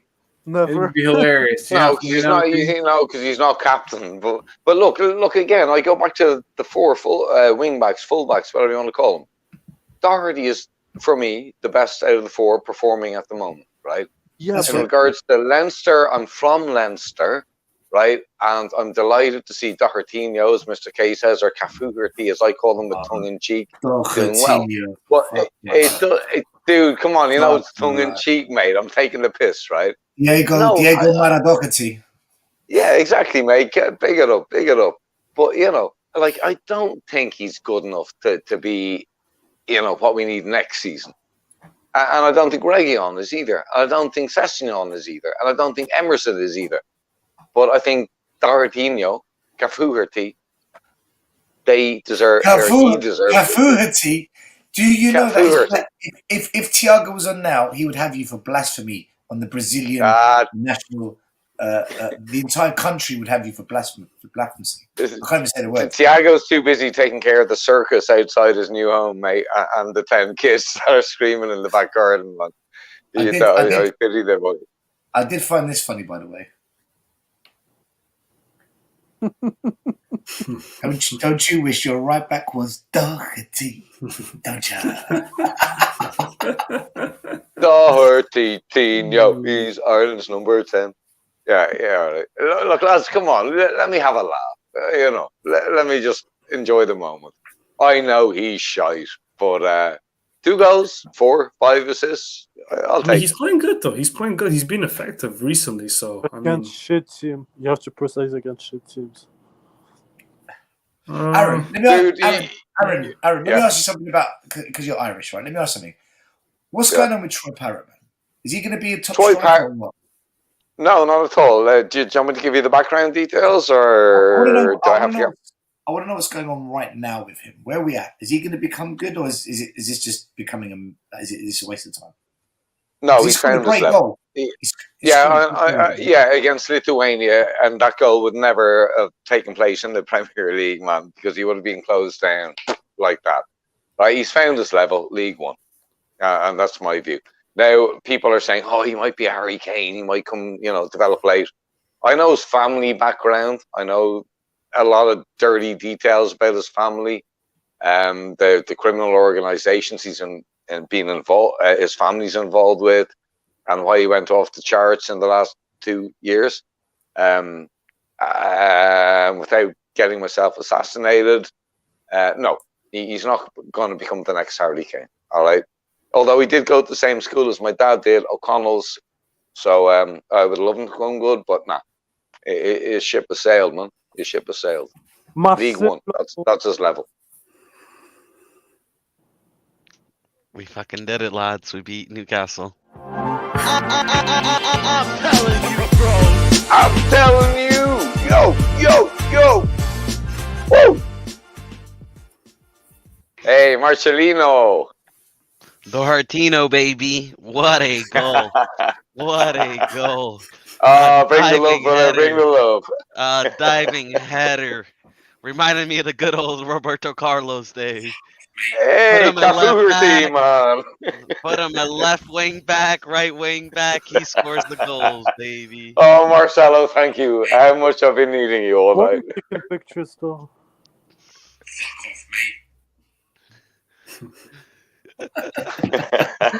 Hey, Marcelo, you're looking beefy, man. You've been out working out at the gym or something? Trust you to say that. Well, I'm just wearing a comfy. This is a long. So, Marcelo, you look like you fucking put on 10 kilos, man, with that top. No, it's one of those snuggies. Steroidinho, It's a snuggie. steroidinho, man. Snuggie. It's a snuggie. You haven't seen. You need to watch Shark Tank. So He's, like the American. he's called 10 Gangster 25. Looks like Fat Gangster 25. Whoa. Oh, he's going to show us his abs now, Sel. Take it easy. I know. He's going to pull out the guns. He's going to pull out the guns. I'm like, okay. Take it easy. Hey, welcome in, Marcelo. Good timing. No. Yeah, honestly. I mean, look, for the first time ever, and I hate to say this, don't do this. But we might have a chance. We might have a chance at top 4. It's a small chance. I don't think we're gonna get it, Stel. I'm gonna be consistent. I don't think we're gonna get it. But that's not like you, Marcelo, to be consistent. listen. I'm not gonna let these group of players hurt my feelings anymore. I'm not gonna let them disappoint me for another season anymore. So the expectation is we're still not getting top 4. I'm just gonna take it a game at a time. Just a game at a time. You know, today was a great win. We saw some great performances. You know, I think Sonny was electric today. The runs he was making was fantastic. Harry Kane proving why he's the best striker in the world. The best striker in the world. Forget Lewandowski. Like, you know, people like to say Benzema this, Benzema that. Listen, Benzema is great, but Harry Kane at age 26 was doing numbers Benzema dreamed he was doing. Okay? Listen. Continue, I think Harry Kane's a great striker. Continue, Marcelo. No, he's the best. He's the best striker in the world. Say it, Will. He's the best striker. There is no striker. Not this season, but yeah. No. He is. Yes, he is. He is the best overall striker in the world. You don't see Lewandowski making passes like that to like. Did you see that pass he made to Son? I mean, like, Son nearly scored, but like, how he was able to pick him out. I don't even know how he did. I mean, like, the guy is basically like Kevin De Bruyne. If you put in, I don't know. But Harry Kane's confident, so he takes a lot of risks, and so when they do connect, they're great, but they only connect about 60% of the time, which is better than 50. Right? But I mean, like, that's insane. I mean, nobody. No, it's good. It's good. Marcelo, I think the other player you're looking for was Fat Ronaldo. He's like Kevin De Bruyne and Fat Ronaldo's love child. Yeah, like what? Man, like, it's just crazy, man. Like, he might honestly be the greatest striker I've ever seen. Like, he really might. We still got 8 goals left. We still got 8 goals left for him to hit 15. But that's okay. Who cares? Well, let's say let's say get the tracker up. I hope he does. I'll stop lying. No, I do hope he does. Look, I want Tottenham to get top 4. If Harry Kane scores 3 goals in the next 8 matches, and that helps us, or if he scores 5 goals or 6 goals in the next 8 matches, that's great. Okay, let me ask you. My personal agenda does not influence what I want. How I want Tottenham to be successful. Okay, let me ask you. Let's say we make top 4, and Kane is Tottenham top scorer. Would that bother you with Son or no? Not? Wouldn't bother me in a bit. Okay. Why would it bother me? Would that bother you? Why would that bother me? Harry Kane could get Golden Boot this season if we get top 4, and I would be ecstatic. Dietrich, you're fucking crazy, you know that. Yeah, Dietrich, if Hugo Lloris ended up top scorer, I wouldn't give a bollocks, mate. I wouldn't give a fuck, dude. Yeah. Who cares? Elias, if Spurs got top 4, would it bother you that you were wrong? No. No, but I'm furious wants to know own goal was score. That's my really bad Welsh. I wouldn't care if own goal scored another 35 goals and we ended up getting top 4 this season. That'd be great. Do you know what? If we get top 4, it's great because then we can start singing that. You know, oh what a night play. I love it. You know, but you just know. That's my favorite chant. Get top 4, they'll sing I hate that. That's my biggest stuff. fear. That's my biggest fucking fear. St. Tottenham's Day is my biggest fucking fear. Like, it hasn't happened in a while, though, mate. I know. That's why. That's what I'm saying. I know. I haven't had to worry about it for years. But what I'm saying. No, sorry. Yeah, it's my favorite Spurs chant out of all of them is watching Tottenham on a Wednesday night. You play Thursday because you're fucking shy. That's my favorite fucking chant. That's my favorite chant. Yeah, I've been away for a Frankie while. Valley, Frankie Valley in the Four Seasons, man. Fantastic. I need to ask you guys a question, right? Was it just a freak weekend? Was it just a freak weekend, or is it top 3 now? Are Chelsea sucked into this race? No, listen, I was Oh, Stell, calm down. I'm asking No, a they're question. in it. You have this. No, you no, have the I will same say numbers this. of wins. You have the same number of wins. I'll say than this, Chelsea. yeah. Chelsea, I don't know, man. Something's going on with them right now. And It's called Abramovich. they have- He's gone. Yeah. Just rock the boat. There's a lot of things that, like, I could see them, like, it's very unlikely because they still have a fantastic squad. But you got to factor in they got a Champions League quarterfinal to play against Real Madrid, which is not going to be easy. And then they got another semifinal for the FA Cup. So they got a lot of games, man. And I'm looking at that squad, and that Chelsea squad is looking tired, man.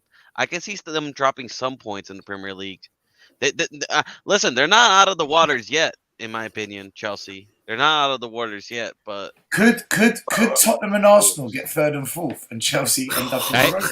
As long as we're 3rd, I don't give a fuck. Could you fucking As long as we're 3rd in that, I don't give a fuck. Lads, we're all getting hyped up. We're all getting hyped up over the weekend, right?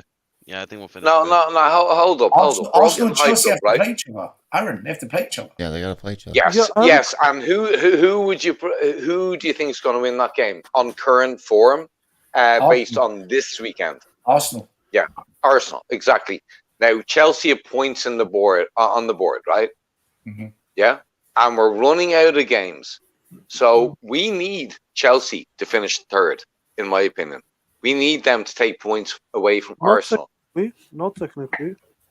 Not mathematically, but we need. For me, we need Chelsea. I would take a draw to perform. I would take. We were all saying, "Oh, Arsenal still have to play Chelsea and Man United." United are bottling it, right? Yeah, but Chelsea are fucking it up. We're But hold on, Aaron.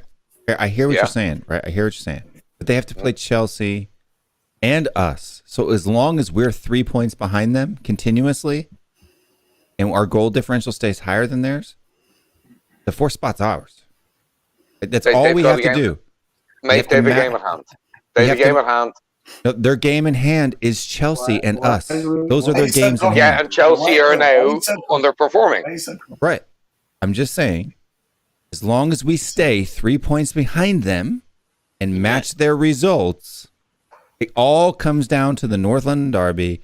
And as long as our goal differential is higher than theirs, we get the spot. They don't. It's all we have to do. All I'm saying, Will, is I'm not putting on the moon boots yet, mate. I'm keeping my feet on the ground, all right? And I think we're all getting hyped up over the weekend. Listen, look, I'm not. I'm just saying. Top 5 is ours, lads. Top 4, let's see. But I have a question, guys. Like, I don't understand. I'm just waiting for this to fuck up. I'm waiting for that big fuck up. There's a big fuck up here. I'm waiting for this to come and pow. Just pow, like Will Smith. Pow. I have a question to this panel. Like, I don't understand why people getting hyped up with top 4. Like, do you win anything? Like, I just don't get it. Yes, we win signing players in the No, summer. wait. I already told you the reason why top 4 is so important to me. And Stell, if you remember the reason why it's so important to me, if we get top 4 and Levy doesn't back Conte, there's no fucking excuse, right? If we get 5th, he can say we didn't get top 4, we don't have the money, we don't have the funds. He can come. If we get top 4 and he doesn't back Conte, it's cut the throat. No excuses. Any person who continues to back Levy after that is just plain dumb. Dietrich, there's also naming rights involved if we're in the Champions League. No. I know you don't give a fuck, but that's your own personal fucking issue, man. It's the only thing we have to fight for this season. No, but the only thing we have to fight for. No, Marcelo, I get it, but like, there's one thing that's starting to bother me lately. You see people like they think top 4 is a trophy. Oh, we need top 4. This season it's a trophy. No, but this season it's a trophy. For God's sake, man. No, but that's not the winning mentality. That's my issue. You're not gonna see Liverpool say, "Oh, we need." Well, what are we gonna win this year, Dietrich? No, I'm just saying. Like, I see people saying, "Oh, I would rather get out of the cup ties and focus on top four." Like, I just don't understand lately.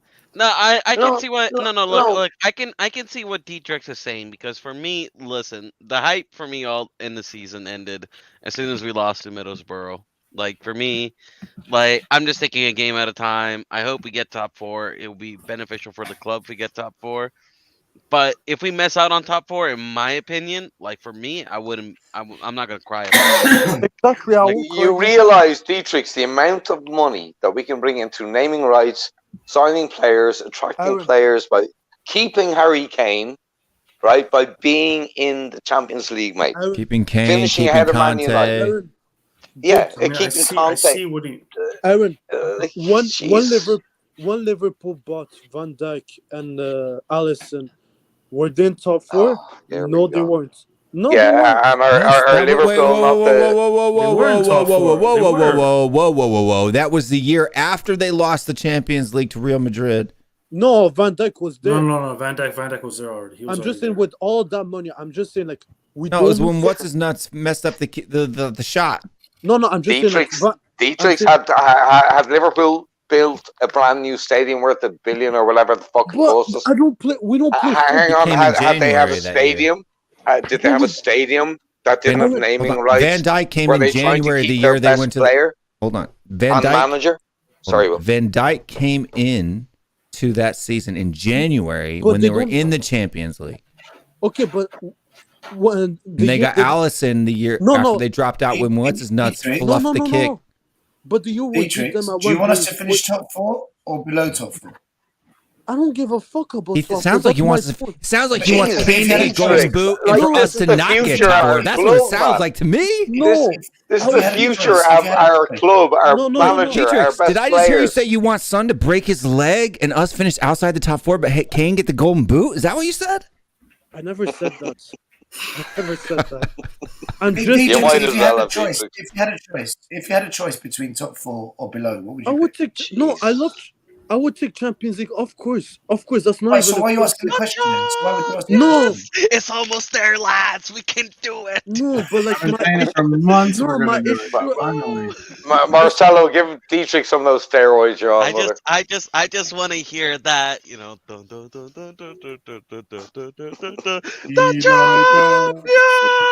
That was Mr. Sandman, dude. That was Mr. Those Sandman. nights, and I'm sure.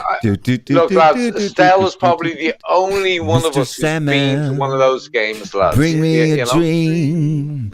Stell, what were those nights like? The Wednesday nights, the Tuesday nights. They're the best. None of the rest of us got to go. When you see Tell us what it was Bayern Munich come onto the pitch, when you see Juventus, Barcelona, Dortmund, Ajax, when you see these teams, I love it. step into your pitch, nothing compares to that. I love it. This weekend, you saw fucking Newcastle come onto the pitch. What a waste of my life. I had fun because we won. And I But want when to you come to see- England. Dietrich wants to see FC the Mura best players- playing at YR Lane. No, wait. When you see the best players in the world, and you see your boys win, Aaron, now you're And playing I worse want than to, my- come to England next season and watch I want a Tottenham on the trophy. midweek, I'll have a and then at home on the weekend. Not us playing a makeup game because of COVID in the midweek. No, but I just. But I would take winning the Carabao Cup over playing Champions League. I want a trophy. I've always said that. I just want a trophy. I just want a trophy. But we can't win it. You take winning the Carabao Cup. You take winning the League Cup over participating in the Champions League. Yes, because you play football to win trophies, man. Ouch. No, I disagree, boys. I disagree. But you don't Marcelo, play Tricks, 1 minute. Marcelo said there's no trophies to win this year. So there's no trophies. we might as well go for top four. There's no trophies. Top four is the only objective that we have. But if you told It's all me, we got left. It's all we fucking got left. I'm telling you. Oh, I got to read this out so I can just let it go. But Potomac, big up to Potomac. He always sends me like sweet sun stats on Twitter. I love it. Thank you. He says, Will, and big up to Son for becoming the first player in Europe consecutively score 10 goals and 6 assists every season since 2016. Why do you take your time? You can finish the sentence. What are you talking about? He's the complete package, still criminally underrated. If he's the first player in history to have 4 consecutive, or what is that? 16, 17, 18, 19, 20, 21, 6 consecutive seasons of 10 goals and 6 assists. That's world class, baby.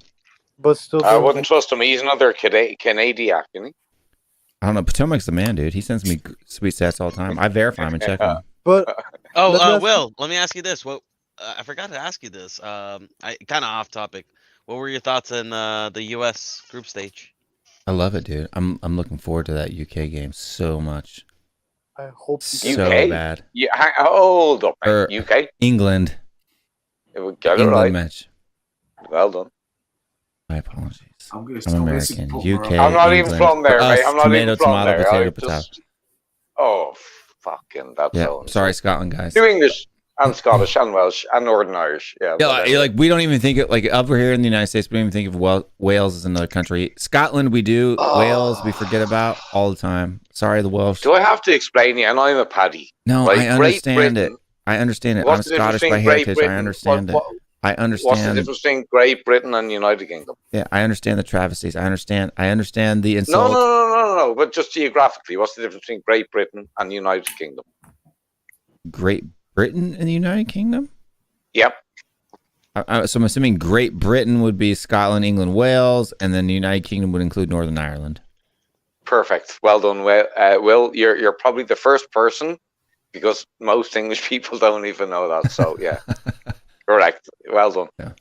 I would also United Kingdom also includes all their overseas territories, like the Falklands Island, but we won't talk about that. Argentina, and their various other. You think you're gonna make out of the group? Territories. Well, yeah. Really? 100%. Oh, Will, you're coming fourth, mate. You're coming fourth, man. No, fourth is not possible. Clip that. You don't think like Iran is a good team, man?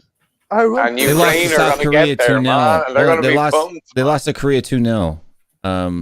But the goalkeeper with his throw-in is actually incredible. Look, I don't understand. Like, this is what I watched, and like Pete. I'm sorry if Pete's bigger than me. Probably doesn't watch my show. Most hated. You're the most hated. No offense, not you personally, but your nation is the most hated team in that group, and they're going to come at you, man. Every team in that group. Who's coming at me? Iran's coming at you. Yeah. Iran might come at us. Ukraine's coming at you. Why would Ukraine come at us when we're the ones supporting Because them? Ukraine are doing it on national pride, mate, because of what's going on. We're the ones supporting them. Why would they hate us? They hate you. So what, you think they're going to sit back and say, oh, we're the only country in the fucking world supplying them with what are you military talking about, mate?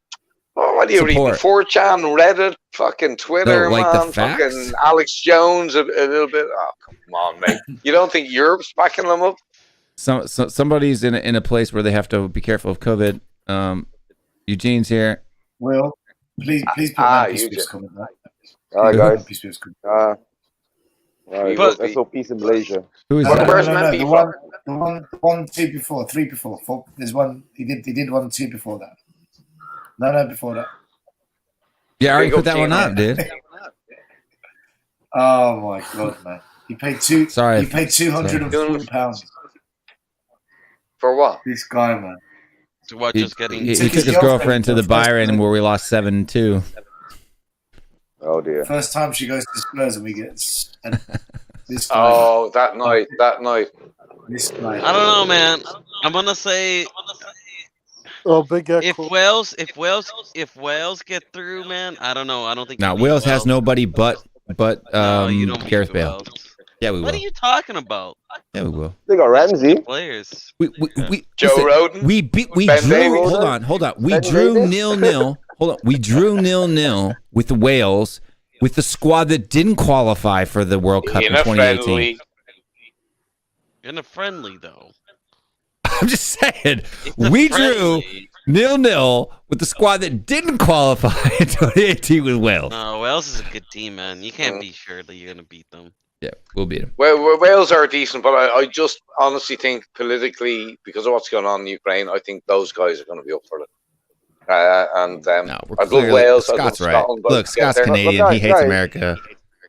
And even Yeah, he but said guys, to tell you the truth, right? What if Ukraine can't even put out a team to play? I don't even Will they think ever Ukraine will compete it? play. I don't think this war is not going to be over by June anyway, and so they're just going to end up giving it to Scotland and Scotland playing Wales. Dear.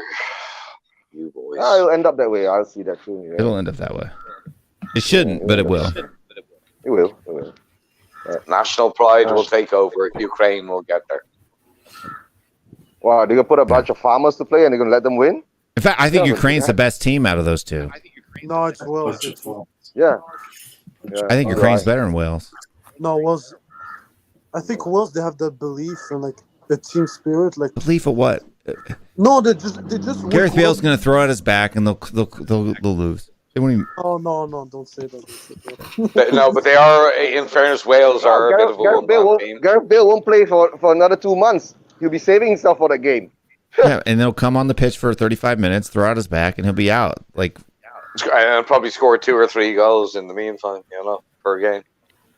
Lads, look, Wales are a very limited team. I'll give them that, but they do have Gareth Bale. If he's fit, he's always going to be a danger. Same as Ronaldo was for Man United against Like Tottenham. Gareth Bale by himself can beat the U.S. national team. Wait, is That's it how real? good he is. Yes, he can. Are you kidding me? Is it me or there's a big? Who do you have? Okay, hold on. Who do you have in defense that can stop Gareth Bale? who do we have in defense? Gareth Yeah, Bale who do plays on. Oh, Anthony Robinson can stop Gareth Bale all day. No. Cameron Carter-Vickers and Zimmerman. Or Zimmer frame, or whatever you call him. Oh my God, Robinson! Yeah. Oh my God! Oh my God! Dude, Gareth Bale will put that guy on a Hot Wheels, man. No way. Will, who's better, Canada or America? Canada. America, for sure. Canada's better. You guys are out of your mind. You reckon Wales and Scotland and Ukraine are going to be scared if Canada are better? Well, sorry, lads. I might be arrogant. Maybe Bro, we you're- just you're- beat USA 2-0, and this guy saying it's gonna be Wales. What a fuck. Yeah, what was but the score? Hold on. Canada- What was the score of the game previous to that? It was Was it a draw? 2-0. It was a draw, It was a right? draw. And what was the score of the game previous to that? We won. 2-0. And what was the score previous to that? Yeah, but you gotta talk about You guys form, have beat. This is the first time you've beaten us in like form. 20 years. Form is Form is temporary. Hold on. Form is temporary. Class is permanent. Hold on, Will. What class? What class? Well, hold on, Will. Fifth Hold on, class, junior grade. Hold on, Will. Says the guy from Ireland. Yeah, 3 World Cups, 2 quarterfinals, beat Italy. Hold on. A semi-final, 11 World Cups. Go away, Ireland. Yeah, semi-final Go when? away. Semi-final when? 1930. Yeah, Invitational World Cup. You didn't And we've even had have to 2 qualify. quarterfinals since the last time you Hang qualified, on, my friend. Hang on. We've had 2 Invitational quarterfinals World since the Cup, last. mate. We've had 2 quarterfinals since the last time you won. Invitational. You didn't have to qualify. 1930, teams were invited. There was no qualification. Okay, was So don't Ireland be bragging invited? about that. But wait. We didn't have a national team then. We weren't an established even nation. We didn't have a republic. Jesus. Learn your history, Will. Can someone remove? I know the my apple? history. Please. It was a World Cup. Somebody remove. FIFA didn't exist in 1930, by the way. Yeah, and you got You an lot invitation. fucking up. Hey, America, fuck yeah. Didn't U.S. lose to Panama? No, we beat them 5-1. I just don't know what you're talking about. Manpy's still scarred from the Bayern Munich game. Yeah, he's scarred from Bayern Munich. But no, I'm telling you right now. Like, this is like people who think Poland's going to outdo Mexico. It's not happening. Mexico has qualified for the round of 16 like 7 World Cups in a row. Mexico's dog shit. Listen, Mexico, U.S., it don't matter when the 5-time world Argentina's champions taking you out come this year, bro. knocking. No, Argentina. Argentina, who, bro? They only have 2 World Cups. Pele is bigger than their whole entire nation. Respect. I respect the 5. But what I'm saying is this year is not happening. I don't think. It's happening. Stell, what's this question mean? Mampy Swift said, no. I remember Ireland at the World Cup with their Cockney accents. Maybe. What's that mean, Sel? Ireland at the World Cup. Marcelo, be honest. I remember With Ireland. their Cockney accents? Will What? still remembers You have to 1966. agree. Brazil's team isn't good. Hold on. I just want to put this out there. Oh, The is United that saying Kingdom or England has Ireland never, ever beaten the United States in a World Cup match. But they won the World Cup. How many games, Will? How many games? Aaron? I think he's saying that Ireland It's always like the first time, Will. England, Don't forget, England, it's always the first Ireland, time. the England B team. I think that's what. Let me see. You mean the Irish B team that beat England in '98 in the Euros and drew with them in 1990? And Okay, hold Ireland on. qualified for the '94 World Cup and England didn't? Dietrich, what were you gonna ask me? Yeah, No, those I Cockney said accents. you have to admit Brazil's team isn't that good compared to Argentina. No, What are you Brazil's talking team is about? good. Are you crazy? What are you talking about? A lot of people are saying this is the best Brazil team since like Brazil the just did 80s. historic. Brazil just did historic numbers in the No, World Cup qualifiers. Yeah, but Marcelo, you've got Richarlison, an average player for Everton, as doesn't your start new for Rabaudio. They got Rafinha. You know, We got Rafinha. We got Rafinha now. In terms Bro, of you Brazil, used to have Bebeto, you used to have Romario, you used to have Exactly. Ronaldinho. You don't have them players Yeah. anymore. Anthony's the only one. Anthony from hold on, Ajax. hold on a second. Zico, Socrates, Pele. No. Yeah. Hold on a second. This is what Rivaldo, this is what I hate. Marcelo, Ronaldo. I tell you, Hold on. Brazil's No. downfall. Hold on. Marcelo, Hold on. No. Stop. It's stop, okay. stop, You've got Rafinha. He plays for Leeds and Richarlison. what I see with Brazil's problem is right. They've got Neymar. No. Look. Neymar's the problem. That spoiled little child. Let me talk about Brazil. Richarlison's good. That team, those players you mentioned, that squad you mentioned, no other national team is ever gonna have a 2002 squad that Brazil had. We had 4 Ballon d'Or winners. Name another national team that's gonna ever had that. Yeah, but we're 20 years later now, Marcelo. 20 years later. That German team that won the World Cup in Brazil was quality, man. No, we're quality, but they didn't have 4 Ballon d'Or winners that day. They didn't have 4 Ballon d'Or winners, and arguably, and also here's the thing, Stel. We also had Ballon d'Or's fixed. The Ballon d'Or's fixed. No. You're telling me R9 didn't deserve a Ballon d'Or? You're telling me Rivaldo didn't deserve a Ballon d'Or? You're telling me Ronaldinho didn't deserve a Ballon d'Or? Kaká didn't deserve a Ballon d'Or? All those guys deserved it. Marcelo, how many of those guys are playing for you in the World Cup this year? No. But you keep saying, "Oh, Brazil, look at the past. Look at the past." Bro, there is no other national team that will have that 2002. We had also When's the last not to time a mention Brazilian won Ballon d'Or? Roberto Carlos. I think it was Kaká. It was Roberto Carlos. We had Cafu, man. I mean, those are arguably the 2 best left back and right back in the history of football. Like, arguably. I don't disagree with you on that. No. Dennis Irwin was pretty good. Paolo Maldini. You can, but Roberto Carlos is there in the conversation. There's Walker's. Yeah, but like Marcelo, the point being, none of them are playing this year. No, but that's what I'm saying. People keep comparing this squad to the past Brazilian squad. Hurtinho, Cafu Hurti. Listen, people keep comparing that to diminish this Brazilian squad. This Brazilian squad is good enough to win the World Cup. No, it's not good enough. Like, yes, we are. No, it's good enough. Hold on. Stop. Stop, Dietrich. You're waffling. It's waffle. They're good enough. They are good enough. I just think, right? If you look at the bracket, and if you go subscribe, shameless plug on my own channel to USMNT Rants, we're going to be doing group by group breakouts and actually predicting scores. It's early. It's stupid, I know, but we're going to be doing that. Teams, players, scores, all of that stuff. When you look at the whole table and who they will have to play once they make it out, it's not easy for them, right? They're gonna have tough fixtures in the quarter and semifinal. But I will say this about Brazil, though, is that you don't have a striker. No, yeah, that's the one thing that we are missing. And you don't have the mentality.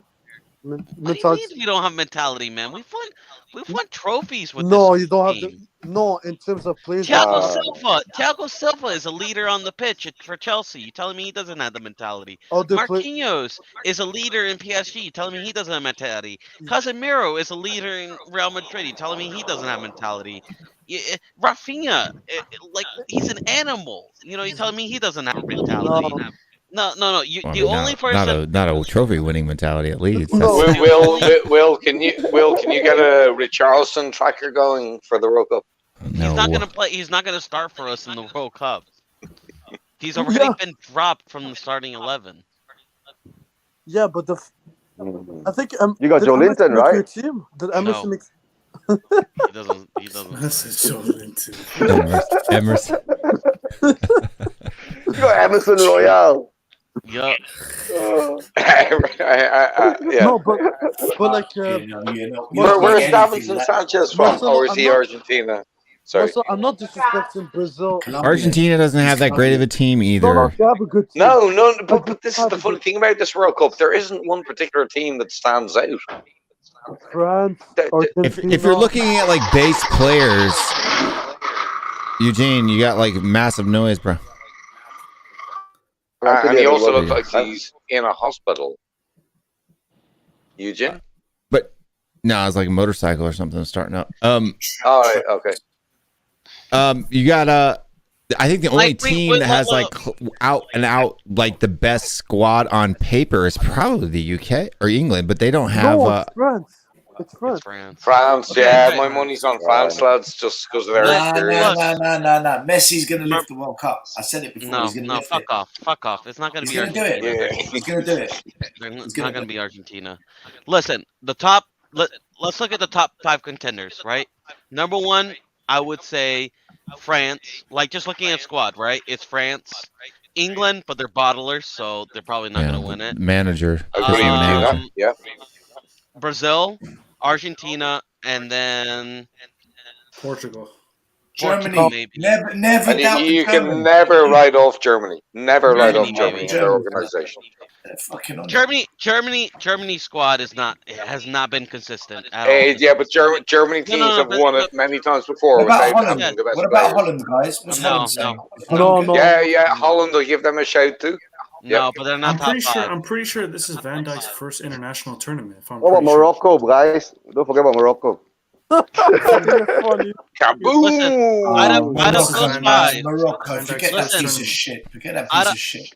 out of those 5s, out of those 5s, Brazil is the only one that has been consistent. No. We have only lost one game in Copa America, and it was against Argentina in the final, and it was like a fucking flaky goal. We should have, But Marcelo, my main issue with your team, like compared to Brazil, like they have dogs, they have people that are gonna bleed. Unlike Brazil, like I don't We see have that. players like that. What are No, you I don't- talking about? No, You- no. you have not seen us play, man. Marcelo, or the Hold on. Argentina I just want to ask. in with a chance. Do you I think just want they're to good? ask who is Argentina's team, right? Because I don't even think they have that great of a team. They have a good team, bro. They have a good team. No, I'm telling No, you. Argentina is. Listen, They have you're good center looking- backs, Martinez and Romero. Good forwards, good midfield. Okay, Messi, Alvarez. Who's aging, by the way? Okay, Nicolas Gonzalez is what? He's garbage, man. Nico Gonzalez. The midfield is pretty. Paul, Paredes, that's pretty good, bro. 2 guys, that's pretty good. Yeah, but Paul is good. But what? Paredes? is good. Listen. He's look, okay. No, he's good. People are looking at that Brazil lost Argentina a little bit. way too Alistair's much. good. Come on now. Argentina's No, always Mar- gonna. No, Argentina. Marcelo, always, Marcelo, my only question is: are Argentina? Where would you rank them? Do you think they have a chance? No, I don't think they do. Okay, Because, who won the look- Cup of America? No, yeah, that's what I'm saying though. Brazil against Argentina is a different game. You can't compare. Like it's like Tottenham versus Arsenal, right? You know. Remember when even though we had bad form, whenever we played Arsenal, we would beat, we would, sometimes get a result against them, despite them being better than us. It's Brazil and Argentina. We're better than Argentina, but We lost the. it's a rivalry. It's a rivalry. So anything I can understand. happen. It's a derby, mate. It's a It's a derby. derby. Yeah. Anything can happen. So we lost, but it doesn't mean they're a better team. We have been way more consistent than Argentina. Argentina in this World Cup qualifier didn't even look that great. They Well, I mean, to be fair to them, they were missing a lot of players. But I would say, like, if you're looking at a match that would probably represent Argentina's starting 11 in the World Cup, it would probably be against the team that they played against, that 3-0 win against Uruguay, which was Martinez in goal, Molina at right back, Romero, Otamendi, Tagliafico, which is he's just blah. Anyway. Good. Okay. Paul, Paredes in midfield, and then in a 4-2-3-1 with Messi, Lo Celso, Gonzalez, and Martinez. Who's going to surprise a lot of people, and I'm not Morocco? Morocco is a good team, but I think Ecuador is going to surprise a lot of people. Wait, you just said Morocco's a good team? Nah, man. They're shit. No. They're okay. Morocco's not passing the group stage. They're not passing the group stage. Dietrich, No, come on, national pride. Ecuador's in Group A, right? No, the last group with. Yeah, but Ecuador has scored like the most goals or something like that in World Cup qualifying or something like that. Yeah, Thiago. In fairness, Thiago. They're going to be Thiago like said that a also. black horse. I think Ecuador is. Ecuador's in Uruguay and South Korea. Yeah. No, No, Uruguay. Ecuador's in Group A, I think. Group A. Who's in Group A? A, right? Okay. Qatar. Here's my Group A is Qatar, the Netherlands. Tunisia, France, Qatar, innit? No, not France, not And France. Holland. It's Senegal. Qatar, Holland. Netherlands. Holland. No. Yeah. Qatar, No, Senegal. Qatar, Netherlands, Ecuador, and Senegal. Senegal. Yeah. Holland, Netherlands. Senegal sorry, and I call Holland it are getting out of Holland, there. Senegal and Holland are getting out of that group. No, I'm telling you, Ecuador is going to get out of that group. I'm telling you. Who are they knocking out? I'm telling you, They're knocking Qatar out is getting out of the group. Senegal? It's going to be They're gonna knock another out Senegal. They're a better team than 2002 World Cup like in South Korea. It's going to be Korea all over again. I hope mate. so, because that means America's going to the it's gonna be quarterfinals, Korea. bitches. Yeah. Let me ask you this question: who's your dark horse in this World Cup? Your I dark. think United States is a dark horse. Japan. Stop it, Will. Sugoi, Japan. 100%. Oichi. Man, We have 12 Champions League players. Wait. Do you consider US a dark horse? 12 Champions League players in our 23-man squad. Yeah. Oh, but come on. You guys play on plastic pitches, man. Come on. Not our international team. What are you talking about? I'm just taking the piss, Will. Myself and John Fitzpatrick have a pact, by the way, Will. We're going to be taking the piss out of America. And I hope you understand it's all tongue in cheek. You and who? John Fitzpatrick. Not you. Yeah, we Look, decided to try Aaron, and like wind I'm you up not as much used as to it. possible. It's called Take banter, the piss Will, out of yeah, Americans. Like that's something novel.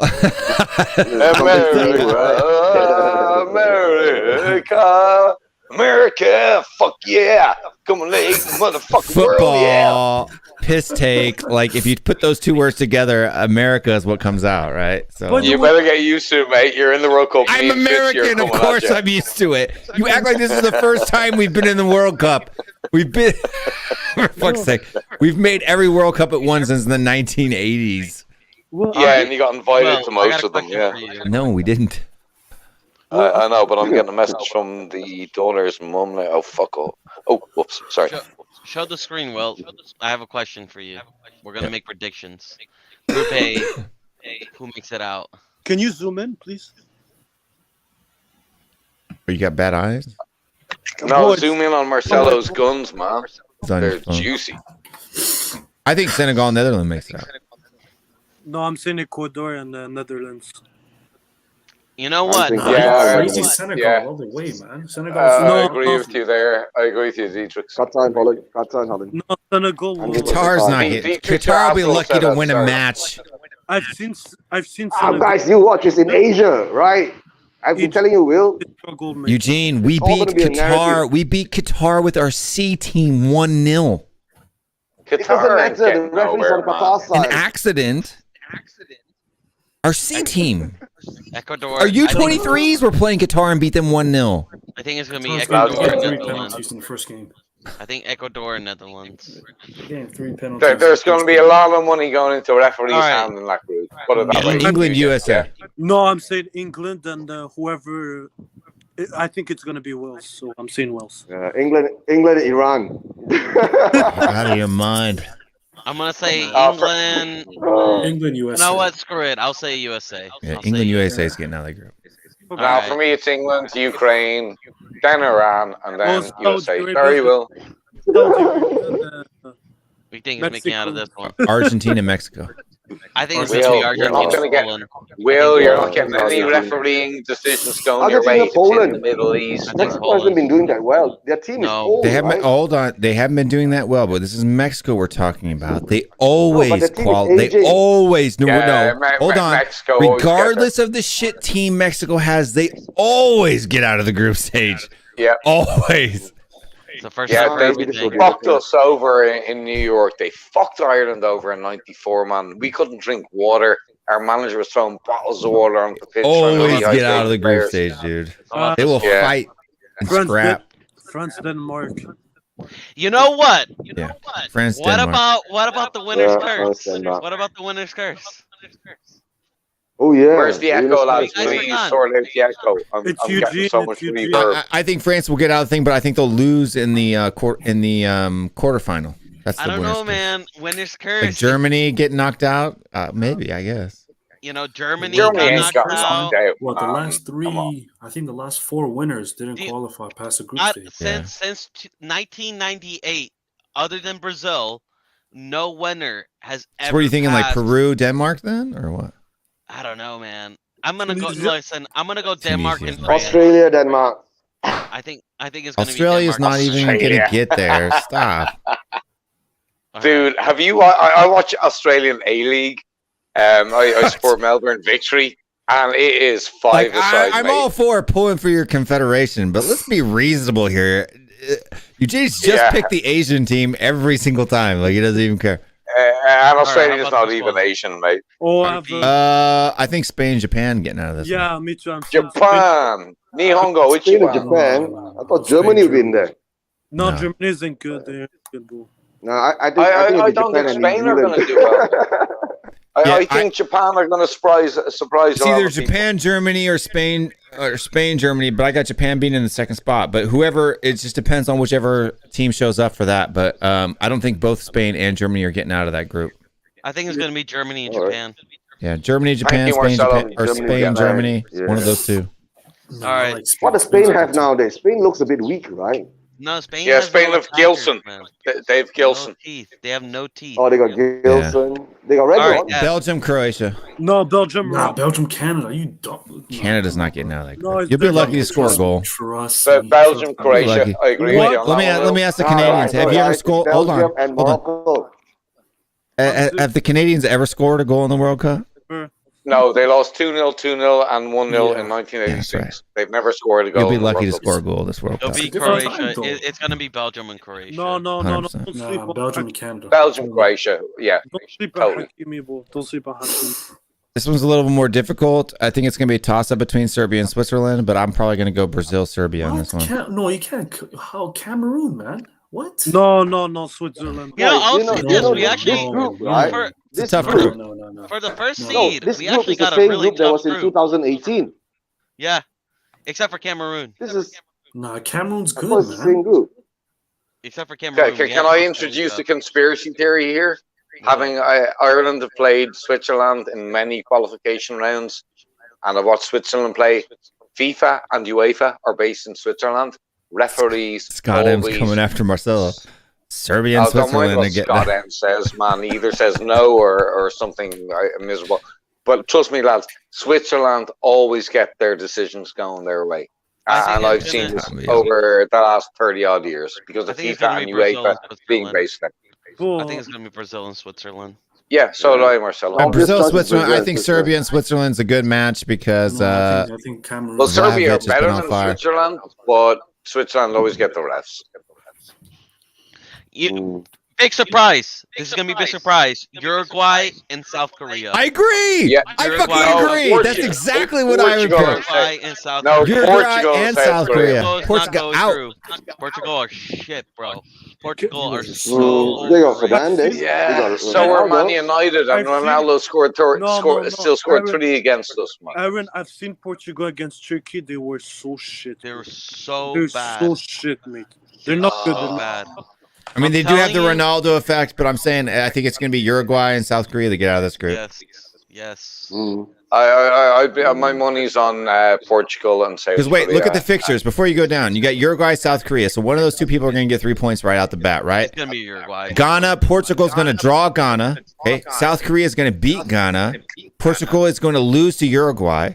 South Korea is going to draw with Portugal, and Ghana is going to lose to Uruguay, which puts Uruguay and South Korea in the group.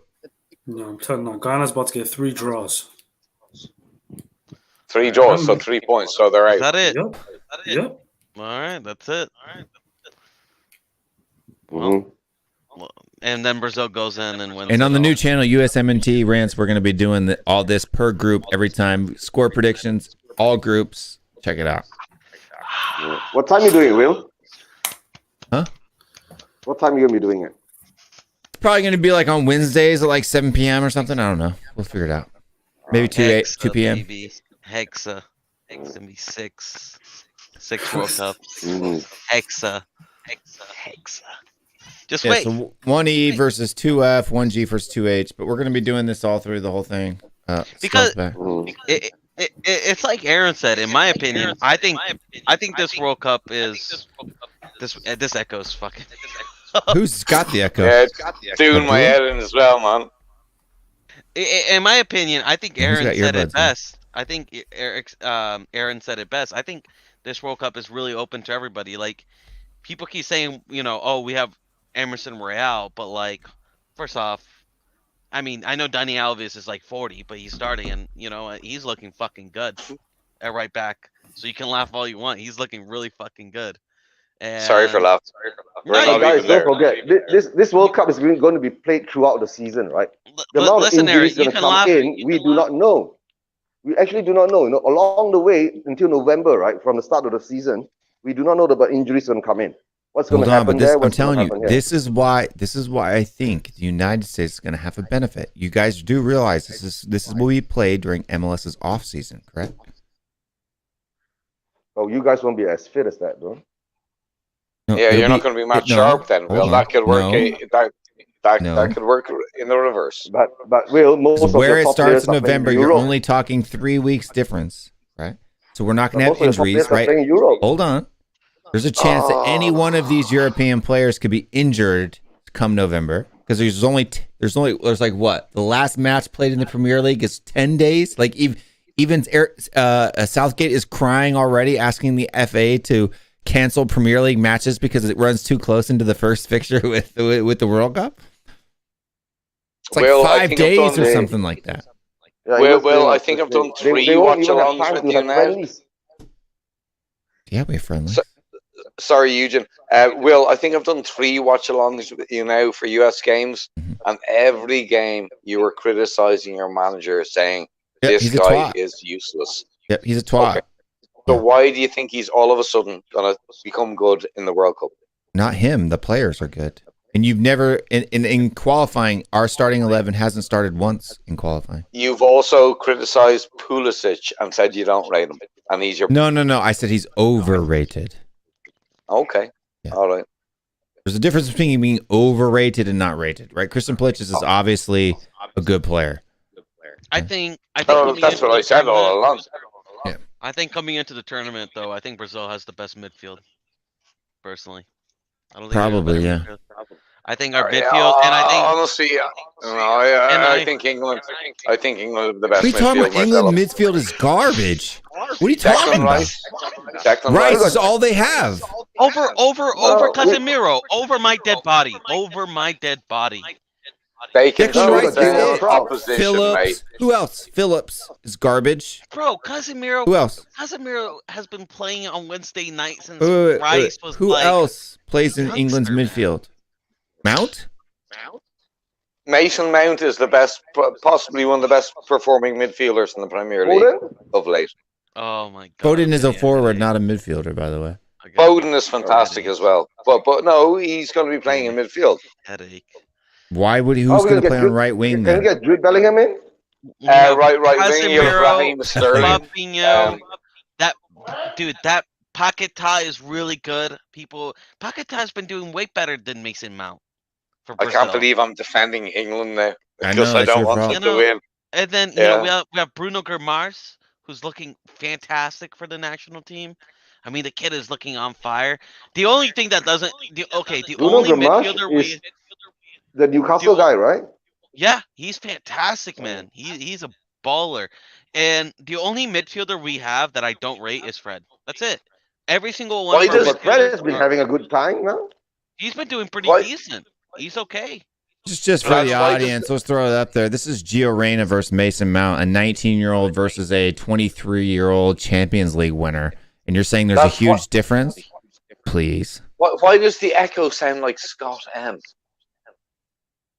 Like the echo's coming back to me in Scott M's voice. It's obviously way too late. In my You're opinion, drunk, right?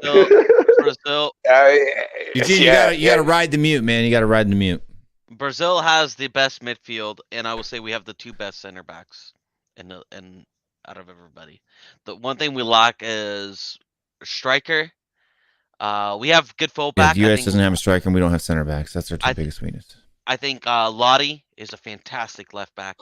He can play both left back, left wing back. He's fantastic.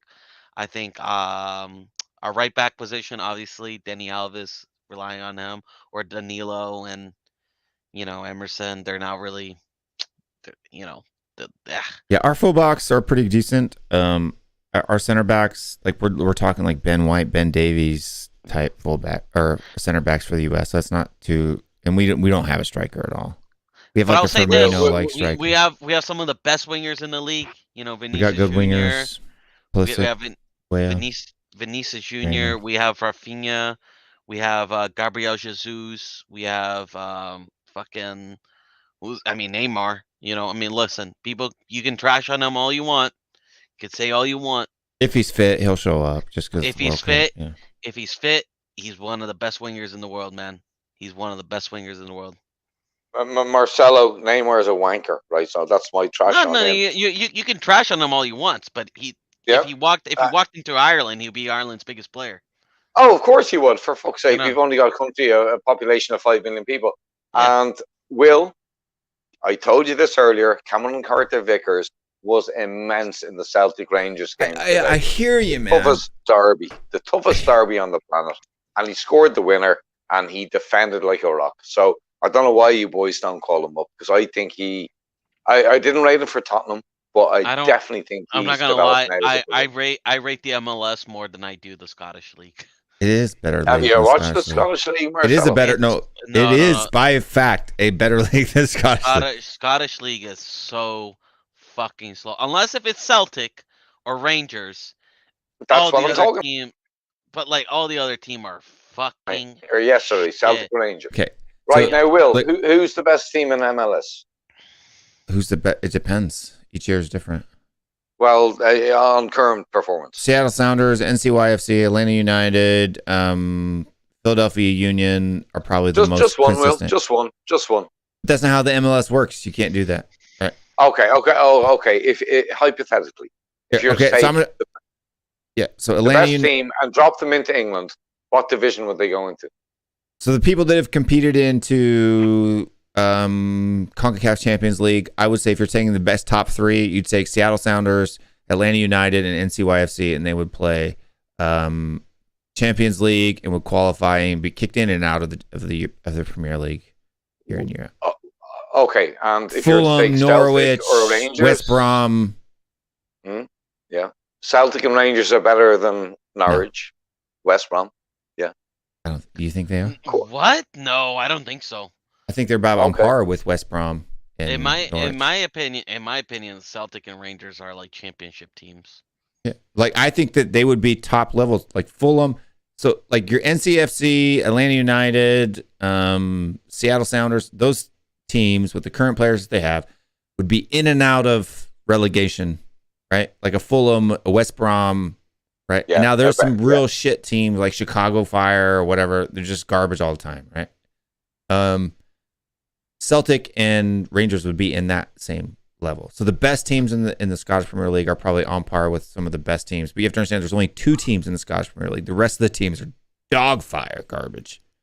Yeah, I agree with you on that. Yeah, but Celtic and Rangers have. So that means out of 38 matches a season, you're only playing a good team twice. Whereas Premier League or three MLS, times they play the Glasgow Derbies 3 times this year, not twice. Yeah, so MLS teams are playing good teams 10 to 12 times a season, right? So here's an example. Our worst center back for the U.S. men's national team is Miles Robinson. Okay, he's our worst center back. He is better in every attribute than Cameron Carter-Vickers. That's why he's not getting called up. I test today, Will, or yesterday. I watched Celtic play Rangers. I don't care. Watch it, mate. Watch the highlights, brother. He swiveled, he scored, he fucking defended like a rock. Watch Miles Robinson against Panama. Right. Will, you know I'm trying to do you a favor by saying he should be in your team, mate. Like that's all I'm saying. He was in our team, and he no longer is because his performances are not consistent. And yet DeAndre Yedlin is in your team, and Carter Vickers. Yeah, as our 4th-string right back. Who's going to the World Cup? No, he probably won't make the 23-man squad. If there's 23 men, we don't even know how many people they were allowed to pick I think yet. It's 25, possibly. Probably 27. Is what they're going to say. Yeah, they're going to do 5 subs. Yeah. They're going to introduce more subs, I think. Like Hearts, Dundee United, Motherwell, Hibernian. I'm just saying. I mean, these other Scottish teams. Hibernian, Hibs, and Hearts are very historic teams. Aberdeen won the European Cup when Alex Ferguson was their manager. Celtic and Rangers have competed endlessly in Europe, right? And both won. I'm pretty sure they've won European competitions over the past, obviously not in recent years, but in their history. So yeah, I mean, never disrespect Celtic and Rangers or Aberdeen, man. Like, yeah. So see, Jacob backs me up. Seattle, NCYFC, Atlanta United. Out of the last 3 years, those have been the teams that have been the most consistent in MLS. LAFC, you could say, has a pretty good team. They're a 3-year-old team, mate, but I love their kit, by the way. That but they bought a lot of good players, though. They kind of took over that LA Raiders mantle with the black jerseys, you know, the LA I like Raiders. black kits, dude. I love black kits. Me too, mate. Me too. Because they were forbidden for years because refs used to wear black kits. Is this our last year with Nike? Question. Probably not.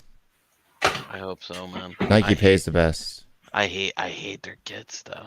They're so ass. Adidas make the best kits, mate. Adidas, they make the best kits. Material wise, Nike makes the best kits. Looks wise, Adidas is probably better.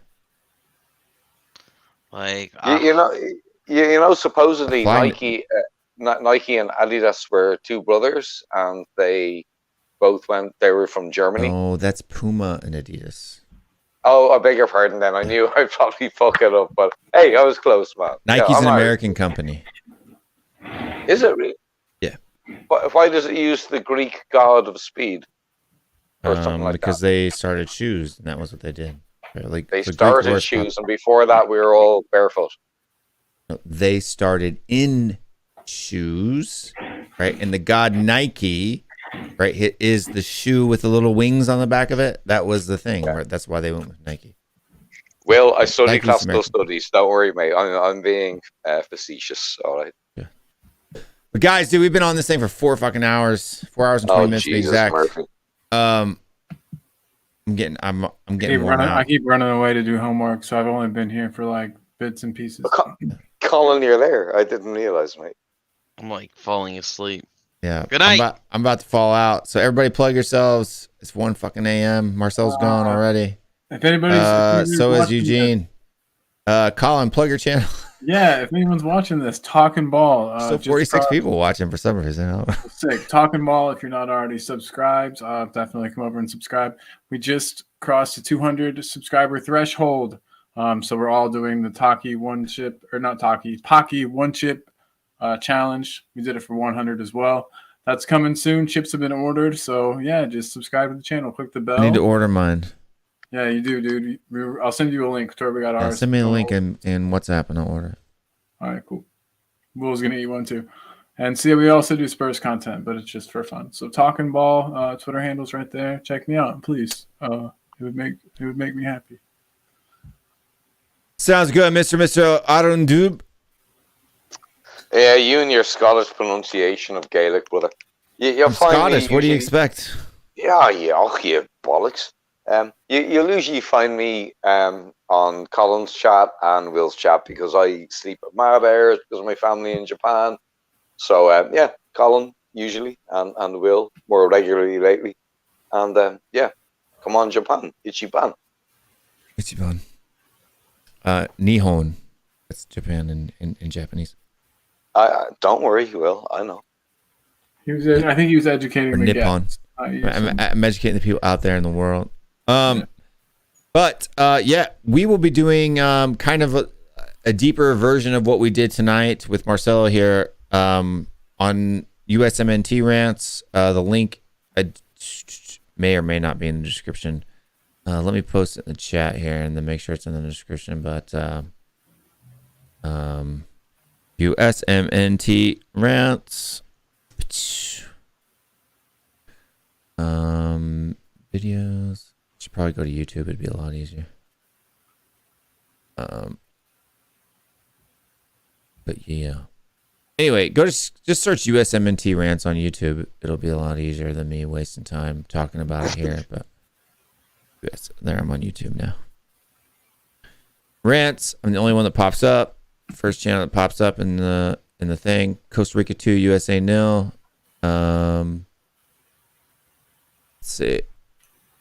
Here's the link. Oh, hey, my cat's being a dick. I gotta run. Talk to you guys soon. Bye, Dick Cat. Yeah. Fuck you, Cat. And Will, pleasure as always. And Colin, I love you, my Love you too, Colin. So yeah, take care, boys. And yeah. See you soon. And talk to you later. All right. See you soon. Night. So there's the link to the new channel, USMNT Rants. Tuesday or Wednesday, we'll be doing a show mid-afternoon. We'll be going through all of the group stages one by one. So we'll start with Group A. Then we'll start with Group B, and we'll predict everyone's scores and everything.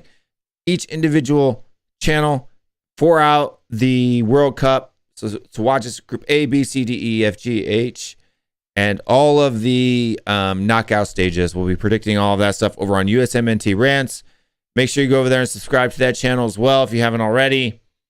We won't be doing it on the THFC Rants channel, so if you want to catch our USMNT content, that's the place to go. World Cup content, that's the place to go.